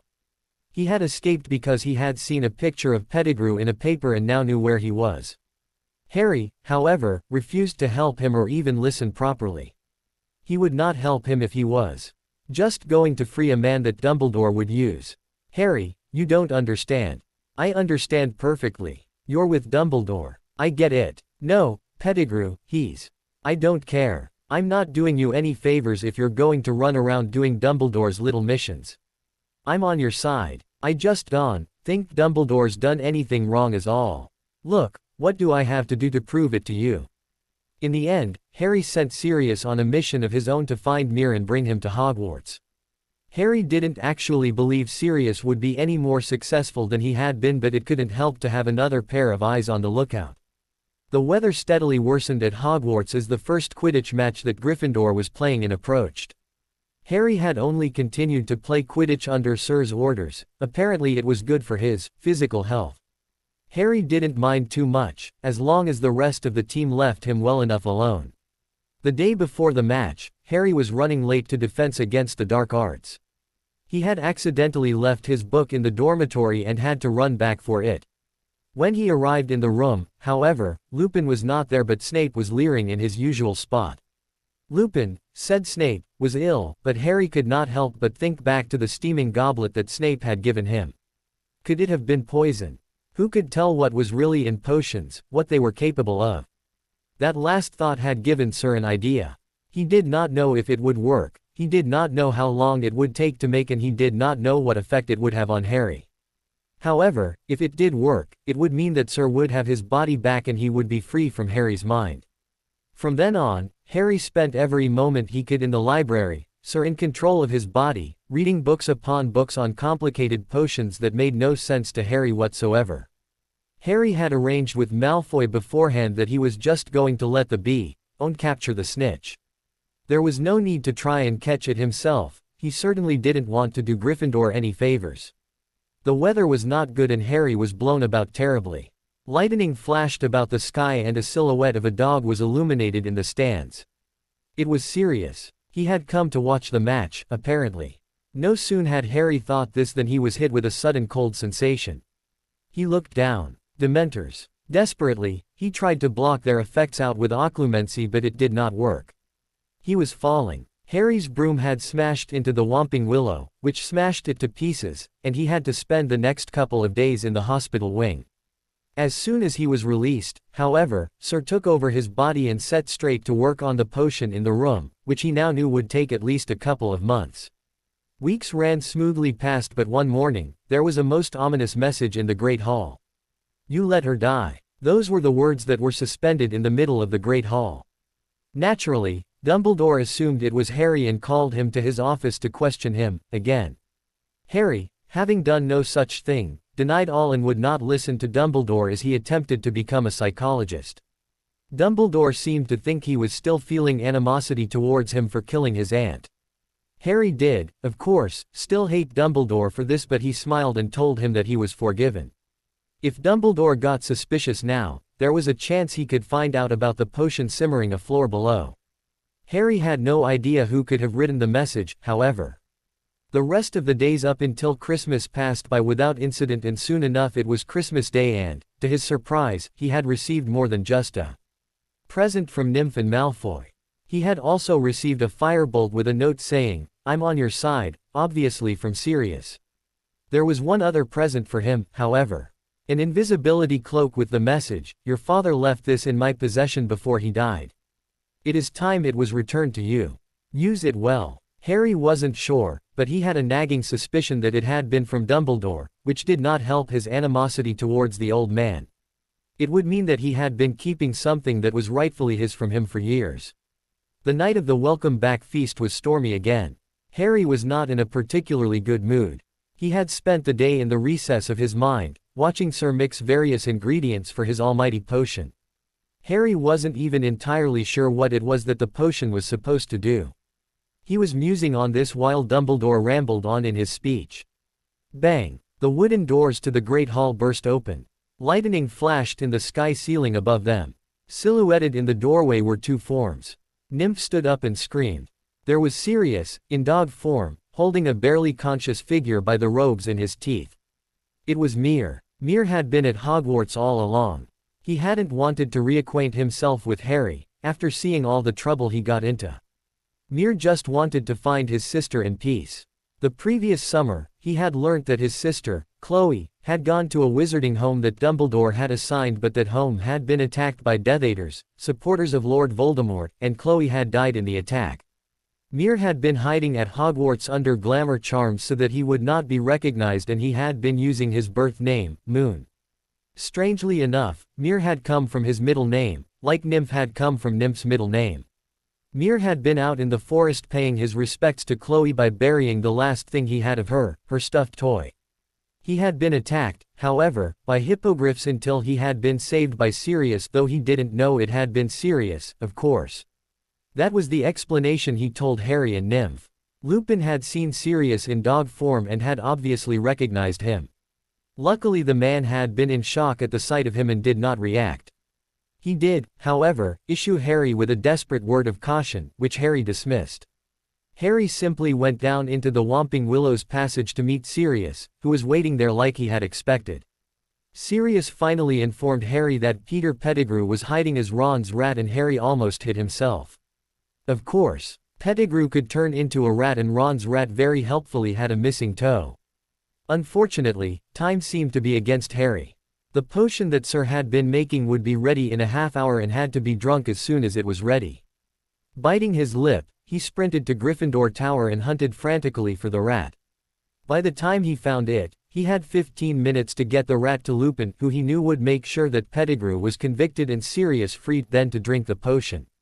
Could he make it? Sir instructed him to wait to drink the potion first, then to go to Lupin. Obediently, after being told that the potion wouldn't take effect immediately, Harry obeyed and waited for the potion to finish.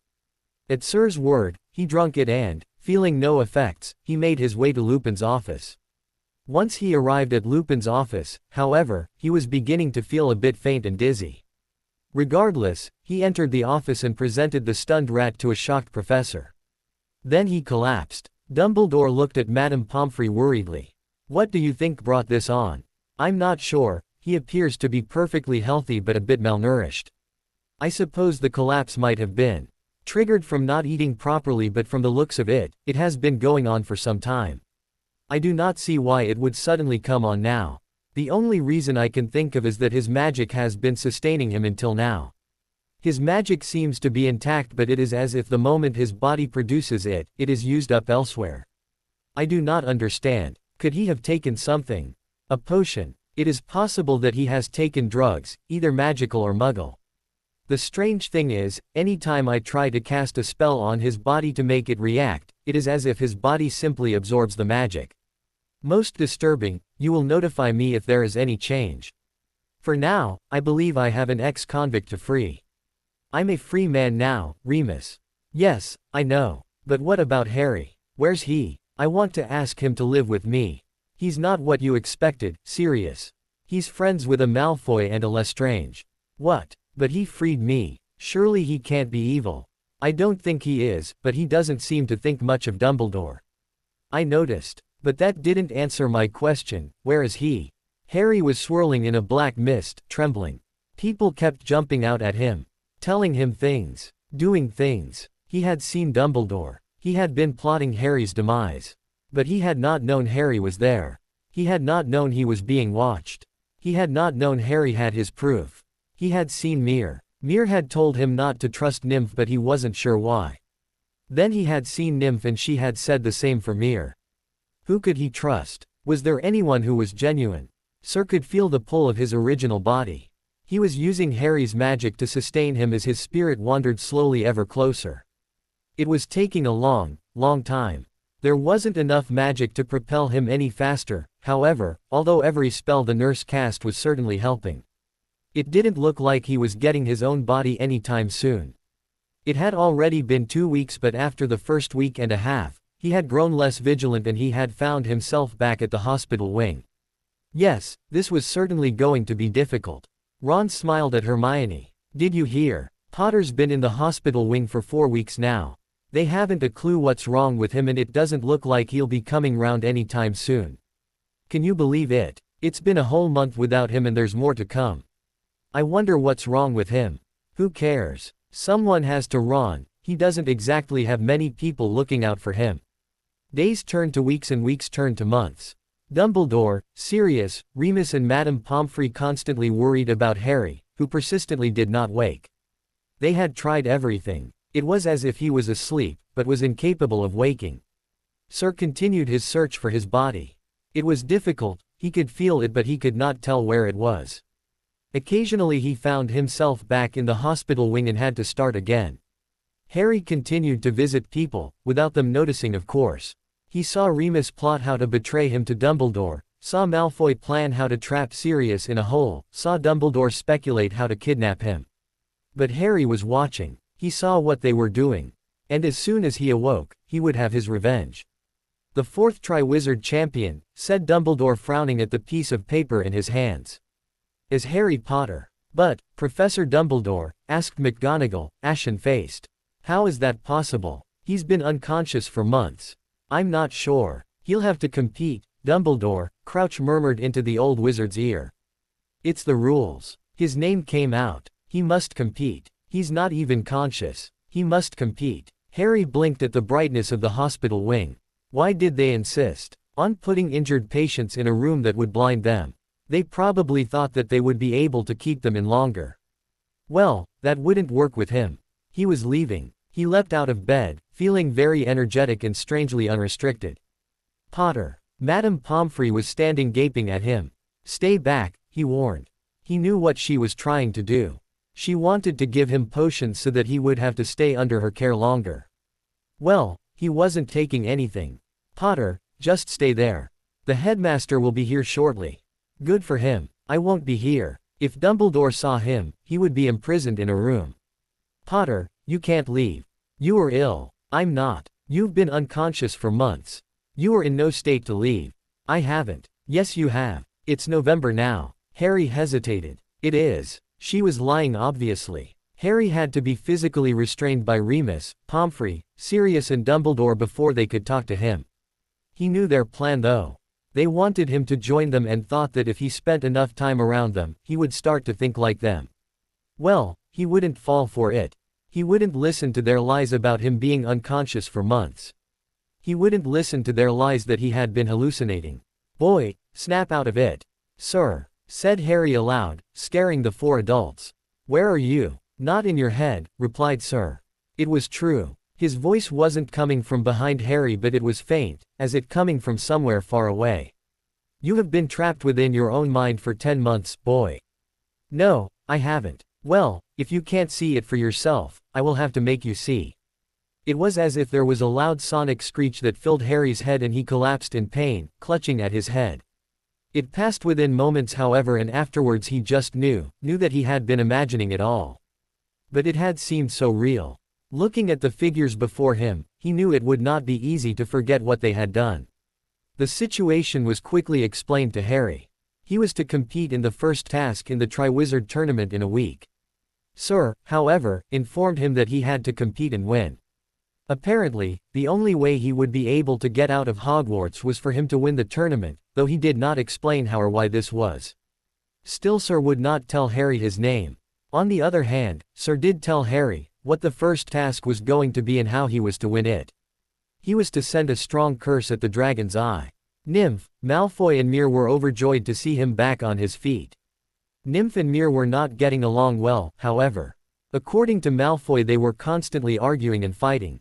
They had even, on occasion, started physically fighting without the use of wands. The first task in the Triwizard Tournament rolled around faster than Harry had expected, though he had hardly had time to prepare. Still, he performed remarkably and came in first place. After the task, he saw the defense professor for the first time, Mad-Eye Moody. He was filled with rage. This was the man who had cast the curse that killed his aunt. Harry did not hesitate in attacking him. Dumbledore quickly put an end to their fighting, unfortunately, and Sir told him that he had to remain low-key for the year so that they would think he was merely a victim at the end of the year, whatever that meant. Sirius and Remus visited him after the task as well. Harry simply shrugged them off. He didn't know them. Sure, they had known his parents, but were his parents really people he wanted to be associated with? Tom Riddle had said that if he had grown up with them he would have had to be a follower of Dumbledore, and that was something he definitely didn't want. Christmas rolled right up around the corner, and with it the Yule Ball. As a champion, Harry was expected to begin the dancing with a partner. Well, that was easy enough. He simply asked Nymph to go as friends and they went together and made a mockery of the whole dance. The egg that Harry was expected to solve proved redundant. Sir told him directly after Christmas what the second task was and how he was to accomplish it. He was going to use the Bubblehead charm to reach the Merpeople and free his captive. This task proved as simple as the first, and once again, Harry came in first place. Sirius kept sending Harry letters about people who were apparently out to kill him, but Harry burnt all these letters. He was more than capable of handling himself in the tournament, and he already knew the plot to kidnap him at the end of it. He trusted Sir, which was more than he could say for any other adult. After Harry and the other champions were informed what the third task was going to be, he went for a stroll in the forest, where he came across Crouch. Sir ordered him to stun him and leave him there, so Harry complied without question. He would get his answers soon enough. The third task was simple enough. Of course, Harry knew every turn to take, how to react to every obstacle and not to do anything stupid, like wander off to help the other champions. At long last, he reached the cup and was standing in its eerie glow. Let me take over. Harry nodded his consent, not that Sir really needed it. This was it. This was finally it. He was going to find out who Sir was. And after that, he was going to get his revenge on Dumbledore. Sir made Harry's body walk forwards and levitated the cup. If he could have, Harry would have frowned in confusion. Why wasn't Sir taking it? Suddenly, Sir blasted a hole through the hedges, leaving a very clear path to the outside stadium. He walked out. With a wave of Harry's wand, his voice was magnified for all to hear.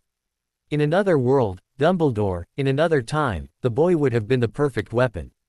He would have been your little loyal follower. But this is not that world. In this world, Dumbledore, the boy is mine.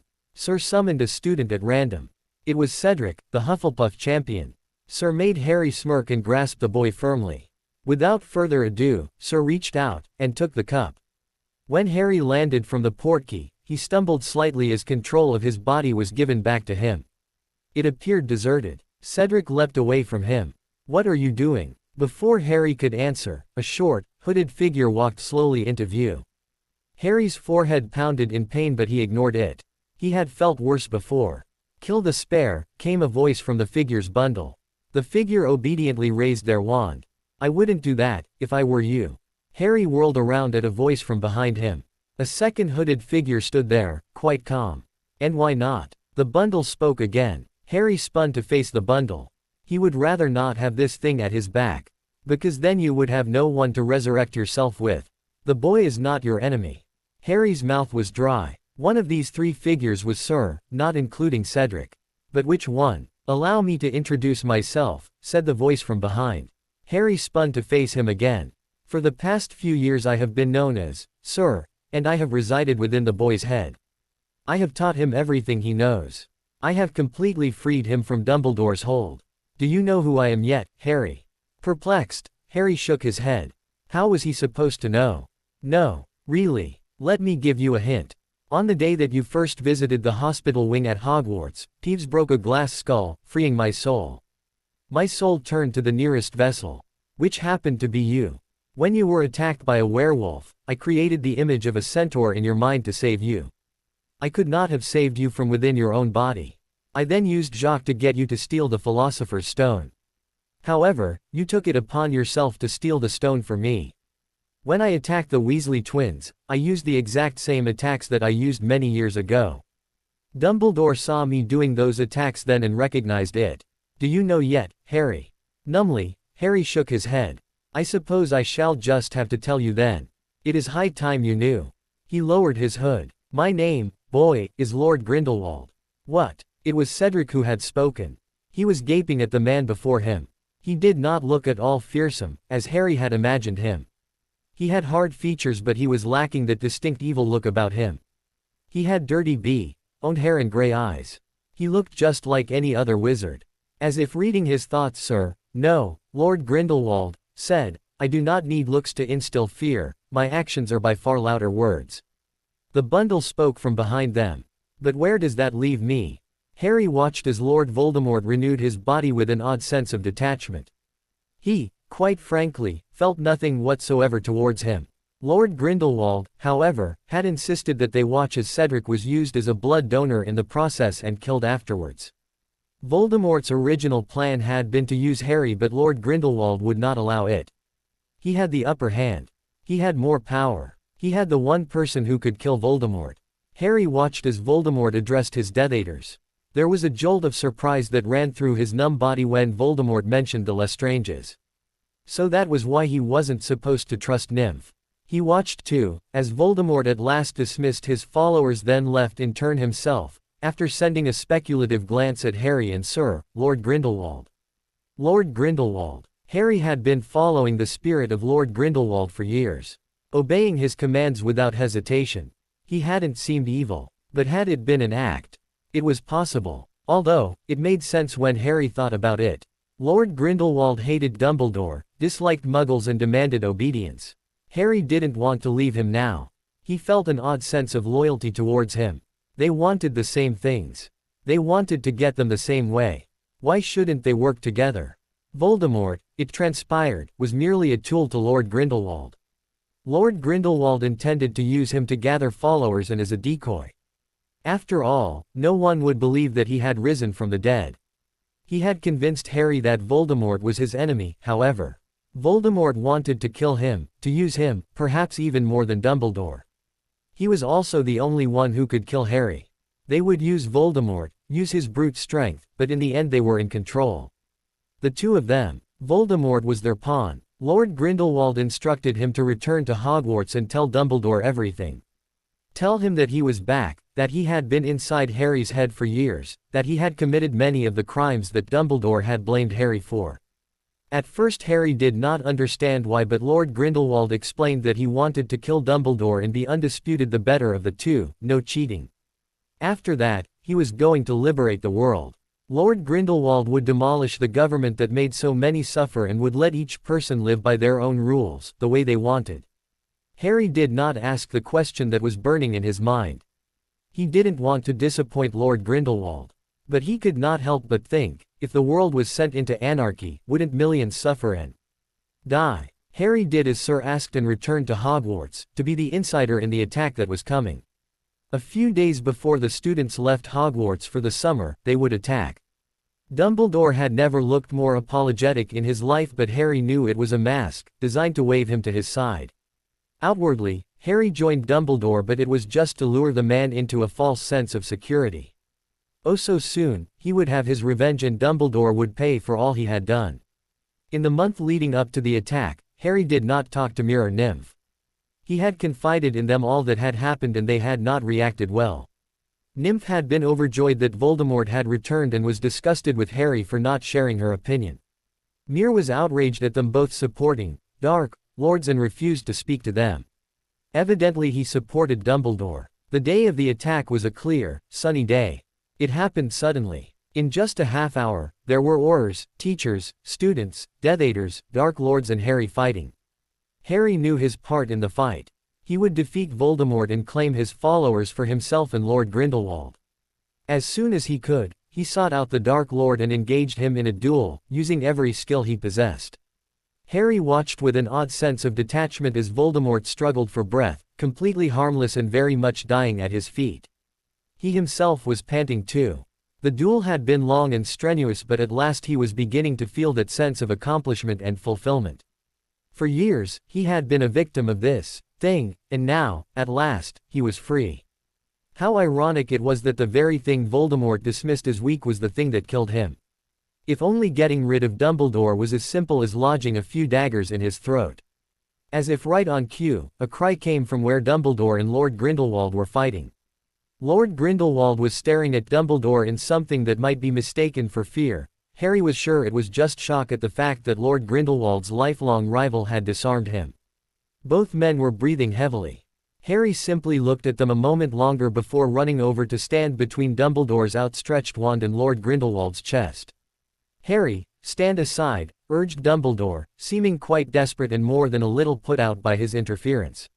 "This man has been controlling you for years. He has been using you, Harry, manipulating you. Because of him, you have never had the chance to live a normal life, the life that you deserve." Harry snorted derisively in reply. "Funny," he said in a voice that he had intended to be cool but held a small hint of hurt in it. "I was going to say the same thing about you, the great Albus Dumbledore." It was really very rich of Dumbledore to accuse Lord Grindelwald of his own crimes. "No, Harry." He had never heard Dumbledore's voice so close to pleading. Evidently the headmaster was aware of what was going on around him. The pupils fighting Death Eaters, the bodies lying on the ground, injured, Voldemort's still twitching body, the mayhem and destruction that had befallen the Quidditch pitch. "If there was ever one thing I wanted for you, it was that you could grow up away from all the trouble that I knew would haunt you. Look around you, all the suffering, all the pain, it is because of him, Harry, not me. I have only wanted what was best for you and for the school. I only want peace, Harry." "Well then," he said. He could hear the shaking in his own voice, feel the trembling in his hands, even as he reached behind his back and pulled out the gun that was concealed there to point it at Dumbledore's heart. "You've failed, haven't you? How does that make you feel, to hear it said out loud? You've failed, Dumbledore. In a few short hours the world as we know it will have dissolved into anarchy." "Harry," began Dumbledore after lowering his wand, but he cut off as he whirled around, gun now pointing straight at Lord Grindelwald's chest. "What are you doing?" gasped Lord Grindelwald. "I don't want anarchy." There were tears running down Harry's face, but he paid them no heed. Both hands shaking around the gun, he steeled himself for what he had to do. Killing Voldemort was easy, the wizard was crazy and deserved to die. If he had been left to live, the whole world would have been exterminated. More than that, Harry felt no attachment towards him whatsoever. He only felt the slightest bit of hatred towards the now dying man, and that was for killing his parents and taking one of his only real friends away from him. But Sir, Lord Grindelwald, Harry wasn't sure he could kill him. Lord Grindelwald had helped him in his time of need. He had trained him, helped him understand things he hadn't the hope of understanding on his own. Lord Grindelwald had given him the one thing he wanted most of all, revenge against Dumbledore. And here he was, turning the gun on him, throwing away the thing he had dreamt of for years. In many ways, he was killing the only father figure he had ever had. But he had to do it. Why? Harry could only shake his head, the tears running down his face threatening to overwhelm him. I helped you, Harry. I gave you everything you ever needed, ever wanted. I gave you power to do what you wanted most, to kill Dumbledore. I trained you as one of my own. I gave you everything you ever asked for. He was not the only one looking upset. Lord Grindelwald looked more betrayed than Harry could have ever imagined, making it only harder to finally do it. To pull that trigger. But he couldn't kill him yet, not until he knew why. He would give him that much. I know. He let out a choked sob. But I have to. I have to. If you live, the world, it will be chaos. All I ever wanted was peace. All I really wanted was for no one to be there, making my decisions for me. I don't want the attention. All those people, think of all the people, how many there will be suffering if you succeed. I can't live with that. With the guilt. Knowing I could have stopped it. All I ever wanted was freedom. He could hardly breathe through his silent sobs. All the innocent out there, Lord Grindelwald gestured to the mayhem and fighting that was still continuing throughout the Quidditch pitch, ignorant of their situation. Look at them. They do not think twice about who they fight. The innocent are just those who have yet to commit their crimes. They're not, Harry bit out. He wasn't going to argue any more with him. Not now. Thank you, for everything. He choked back another sob. I'm sorry. Harry closed his eyes and pulled back the trigger. Time seemed to slow down. His eyes flew open. He saw the bullet leave the gun. Saw it fly through the air. Saw it hit Lord Grindelwald in the chest. Saw the man fall. Harry fell to the ground too, gun still clutched in his hands. Shaking, tears openly falling down his face, he crawled over to Sir. He was still alive, but only just. He had perhaps a few moments more in his life. I'm sorry, Harry choked again. I'm sorry. Harry, Sir gasped, fighting for each breath. I have something to tell you. Your aunt, I know who she was when she died. Harry's strangled sobs caught in his throat in shock. I was curious. I looked into it. I didn't want to tell you, in case you turned away from me. Even within moments of his death, Sir tried to crack a smile. There were some parts that were true. Black was innocent. And your mother did tell her the prophecy, but Dumbledore was innocent, Harry. It was a Death Eater, cast a Confundus charm. Dumbledore never knew Black was innocent. He didn't know your parents would die, Dumbledore never knew, Harry. Harry felt his world crashing down around him all over again. His sobs intensified for a moment but he fended them off somewhat. The one thing he had always known, his one constant in his life, was gone. He was lost in an ocean of reality. Who was it? Do you know? It was Bellatrix Lestrange. Goodbye, Harry. At last, with one last shuddering breath, Sir's, Lord Grindelwald's, eyes closed and his suffering ended. I'm sorry, whispered Harry one last time. The only father he had ever known, was dead. He had killed him. Harry buried his face in his hands, still holding the gun.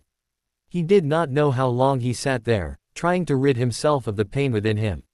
He did not care. Somewhere, in the dark recess of his mind, Harry decided what he was going to do next. His mind was completely numb with pain but still he managed to work out his next move.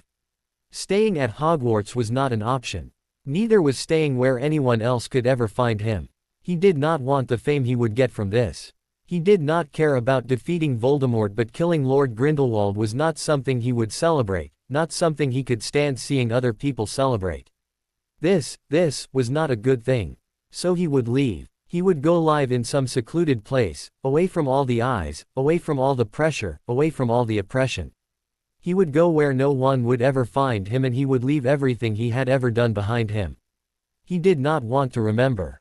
Suddenly, he snapped to his sense when a hand fell on his shoulder. Still shaking with his tears, Harry raised his head and glanced at the offender. It was Dumbledore. It is all right, Harry, said Dumbledore quietly. It is over now, there is no more expected of you. You have done many good things today. Lord Grindelwald was a murderer, a madman. He deserved much worse than death. More tears sprung to Harry's eyes, but they were not tears of sorrow. They were tears of rage. You would condemn a dead man who just redeemed you. He shouted in fury and disbelief. You may not have been guilty of sentencing my parents to death, but you were responsible for so much more than that. Sir may have believed you to be a better man, but he was wrong. Even in his death you befoul him. You are worse than him and Voldemort in every way. Harry, I have tried all along to convince you that I did not know of Sirius's innocence. You did not believe me. Then you should have tried harder. So much could have been prevented if Dumbledore had only tried. But he hadn't. Dumbledore hadn't cared. He had never cared. Without a second thought, Harry raised the gun still in his hand and now pointed it at Dumbledore, whose wand was still lowered. You won't do it, Harry, said Dumbledore calmly. You are not a killer. I wasn't, snarled Harry, tears still wet on his cheeks. You made me one. But unlike Lord Grindelwald, he did not feel any remorse for what he was about to do. He would be doing the world a great service. The one thing he felt was the one thing he would condemned for. Goodbye, Dumbledore. Harry had the small hint of satisfaction as he watched Dumbledore's eyes widen in shock before he pulled the trigger. The bullet hit the old man in the head, killing him instantly. Dumbledore did not get the honor of having any last words. He did not deserve it. Harry pushed back the grief that threatened to overwhelm him again. There would be time for that later. As he did so, however, a strange thought occurred to him. In one day he had killed 2 Dark Lords and the leader of the Light. He had more than done his service to the world. After Dumbledore's old body had hit the ground at last, one pair of duelists stuck out above all others. They had been standing just behind Dumbledore, so that when he fell, Harry immediately saw them. But they were not fighting. Their wands were raised, but they were just staring at each other. Mir and Nymph did not seem to find it within themselves to kill each other. As if feeling his tear-stained gaze upon them, the pair turned as one, wands still raised, to look at Harry. Similarly, his gun was still raised. The gun that Nymph had given him as a present at the beginning of first year. No one said anything. No one cast a spell. No one moved. The 3 of them simply stared at each other amidst the fighting that was still raging around them. When had it come to this? Friend against friend against friend. There they were, friends from a common background, with no animosity for each other but with much in common, yet they were each fighting for a different side. Mir for the Dumbledore, Nymph for Voldemort and Harry for Sir. When had the world gone so wrong? But they would not fight. Not them. Not 3 friends. Even with all their differences, they would not cast a spell against each other. It hurt to look at them. It hurt to look at Nymph because she had betrayed him and joined his enemy. In her face too, was the resemblance of her mother, the woman who had truly sentenced Harry's life to hell. But he would not go after Bellatrix Lestrange. If she ever found and attacked him, he would feel no remorse in killing her. But he would not go after her. He could not be the one to inflict unto Nymph the pain it would bring her. It hurt to look at Mir because he had betrayed him and joined his enemy. As Harry stared at him, he could not help but think of how he had failed him. He had let him be captured and tortured without ever realizing that he was still alive. He had not managed to locate his sister for him either. But with as much as it hurt to look at them, it felt good too. Harry knew that this would be the last time he ever saw them. It was the last time they would ever stand together. Their differences did not matter. Not one of them would ever intentionally injure the others. They were friends until the end. It's over, was all Harry said, and somehow, they understood. This was it, the end. The end of the fighting, the end of the war, the end of the suffering, the end of their company. And then Harry turned and he walked away. He walked away from the Quidditch pitch. He walked away from Hogwarts. He walked away from all the suffering and all the pain. But he knew the wizarding world was on the brink of healing itself. He would never have to worry about endangering anyone again. Everyone would be okay now. So he walked away and he didn't look back, not once. Harry just walked away from the life that he had hated so much. And he walked towards a new life, a life of peace and happiness, of solitude. Harry walked towards a life alone. The end. I hope you enjoyed this story. Also remember to subscribe and like this video. See you in the next video.